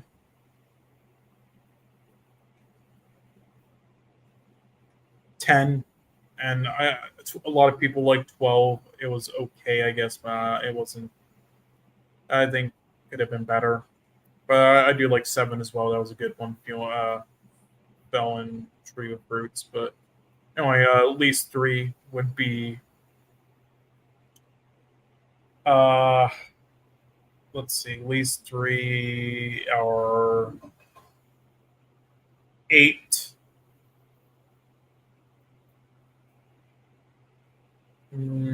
11, which was just wasted potential to the extreme, and then and a tie between 1 and 2, pretty much. And a lot of people didn't like a 9, but I think it had redeeming qualities where it isn't one of the worst. So, And what about? um, I will do the guessing game, but before we do the guessing game, I will tell you two things. The first one that's hilarious because 4-5, I gave a fair shot to the show, and I realized after watching 5 that I had seen 2 episodes in a row. So I will consider in this ranking 4-5 as being 1 if you want to guess 4 or 5. So 4-5 are 1 pick if you decide to pick that one. And take out 13 as well because, as I said, 13 I have seen most of it. Like I have seen to the end once in the past, long time ago, but on this most recent watch, as I said, I did speed through it. So take 13 out, and 4 and 5, if you pick them, they are one and the same. So what do you think is my worst 3 followed by my top 3? Worst 3 followed by top 3. Okay, I'm going to say your worst 3 are episode 11, episode 1, and episode 4 to 5. And then I'm going to say for your best, it's episode 10. Actually, not episode 10. I don't think you're gonna like the. I'll say episode 10. I'll say it, even though I think you might hate the fight choreography and whatnot. And then episode 7 and episode 6. Okay. My worst 3. The worst of the worst. Number 1. Followed by number 3. Uh, Followed by number 9. okay. My So you did hate 9 more than 8 yeah. and more than 11. 8 was much better than this. Wow. And I will surprise you. Really hated it, but I don't know. I will surprise you with my top 3. My favorite episode is 11. That's hands down my Wow. favorite episode this season. Really? I gave it a I 9. thought it, again, I liked the setups and everything. I thought the execution was trash. The second place is episode 10, which was another 9 for me. And the third place is When It Gets Spicy. I got a tie between a bunch of episodes, so I Is will. it 6 or No. That one is close, but he's not in the tie. I'm really looking deep into it. So the third place would be episode 8. Oh, okay. I really liked episode 8. Okay, so I mean, episode 10, I do agree with. I don't really agree with episode 11, but you know what? I can understand at least. But I mean, I am kind of surprised that you liked episode 8, though, over episode 7. Episode 7. Where are you? It was, Episode fellas. 7 was one of my lowest. Wow. Really? Episode Wow. Episode 7, I wasn't sure if I was giving a 7 or a 6.5. My issues were can't aim, plot convenience, Danny meeting the end again, pacing, and the next one is just repeat the same thing over and over again. And here I got a potential issue. Danny kicked out of Ren Corporation despite having 51% of the share. I wasn't sure about that one. That's why I placed a question mark. I don't think you can kick out someone that has that much percent of the share. I just don't think it's possible. Maybe I'm wrong. If I'm wrong, then it's not an issue. But if I'm right, that's an issue. And the last issue I had was the lightning being really bad. Um, So yeah, do you think that's an issue? Someone getting kicked out with such a percent of shares? Hmm.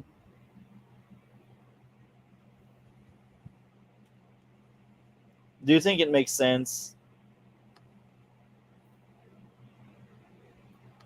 Let me think.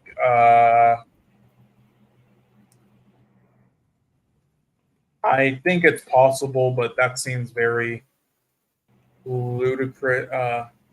Let me look it up. Let me look it up.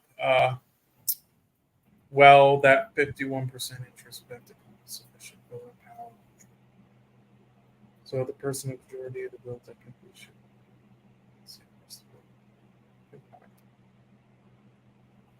Because if that's an issue, then that episode is like not that far in my bottom 4-ish. Okay, so it says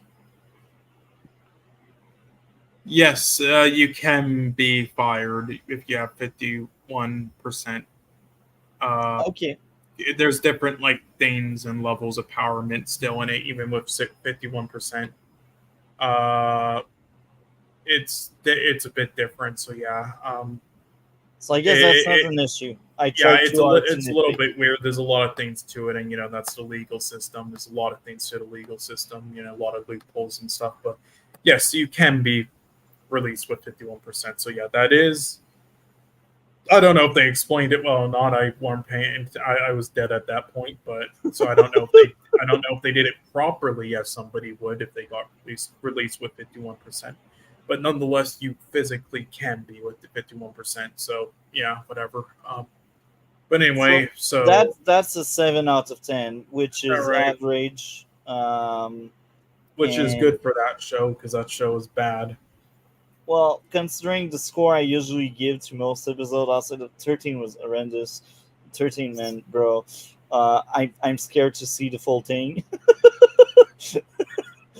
If I see that, I was dead after 13, so I hated that one female character in it though. That was like shit, but I was dead by that point, so I don't even remember.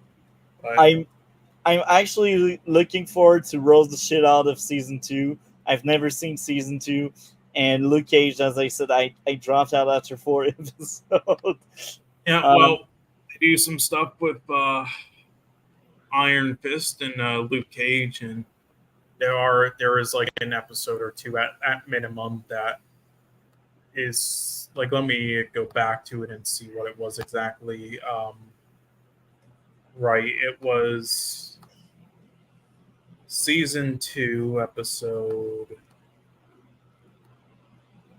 10, and you could say some others, but mainly 10. But yeah, 10's considered the best in season 2, and that's one where they really work together and help each other, and yeah, it was like the best episode in that season for me, and it's considered the best to pretty much everybody online, easily the best and the highest rated. And yeah, because it's almost like those two work best when they're working together. Oh, imagine that. It's almost like you should just stick them fucking together. My rating for this season is like a 3. What about you? That's generous, a 3. I also feel so generous. Listen, it's somewhere between a 2 or a 3. That's all I'll say. But I'm just giving it a 3 for now. I don't even care. I feel so generous, and maybe I'm too good with this bad show because I didn't like it. But hey, let's give it a honest score for my end. 6 out of 10, because there's a few episodes like 10 and 11 that I really liked. They really wait a lot. But then we got freaking the first episode where it's stupid that Danny is just dumb enough to like accept to be drugged, and then the sister that's like, oh, but I don't know if we are the good guys. I just drugged someone, but hey, I don't know if I'm a bad guy.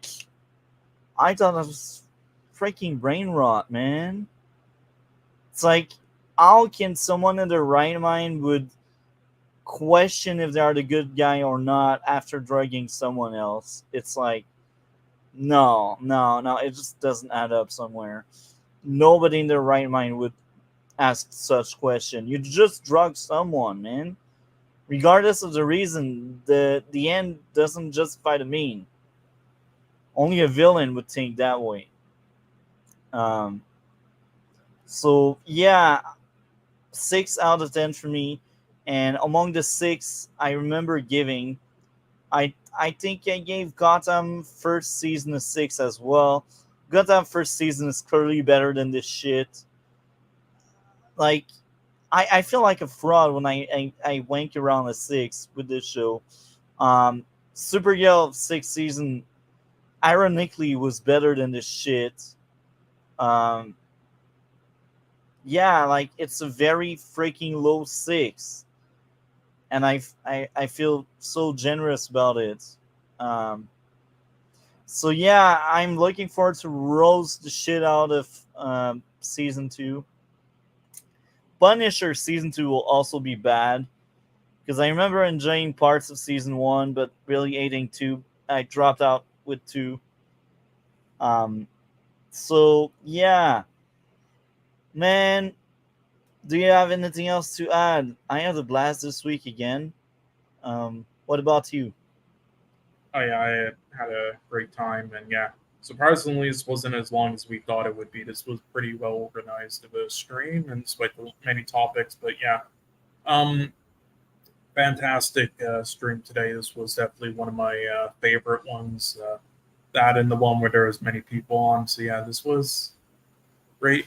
Really enjoyed talking about the topics this time.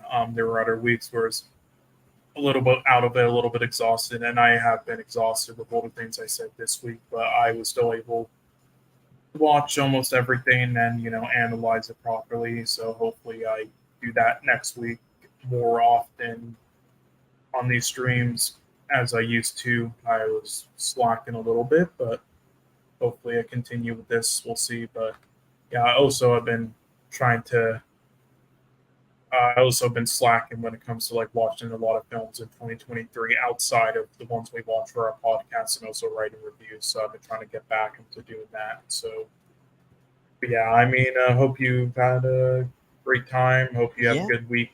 And but yeah, I need to try to check on some updates now with that one person who talked about, like, I know you do security stuff, but there's like maybe any way you could possibly check maybe for some things, maybe you'd be appreciated. Like, I can send you like his info and everything that I know. Yeah, send me that. I can look into it. maybe you can like phone people or something. I don't know.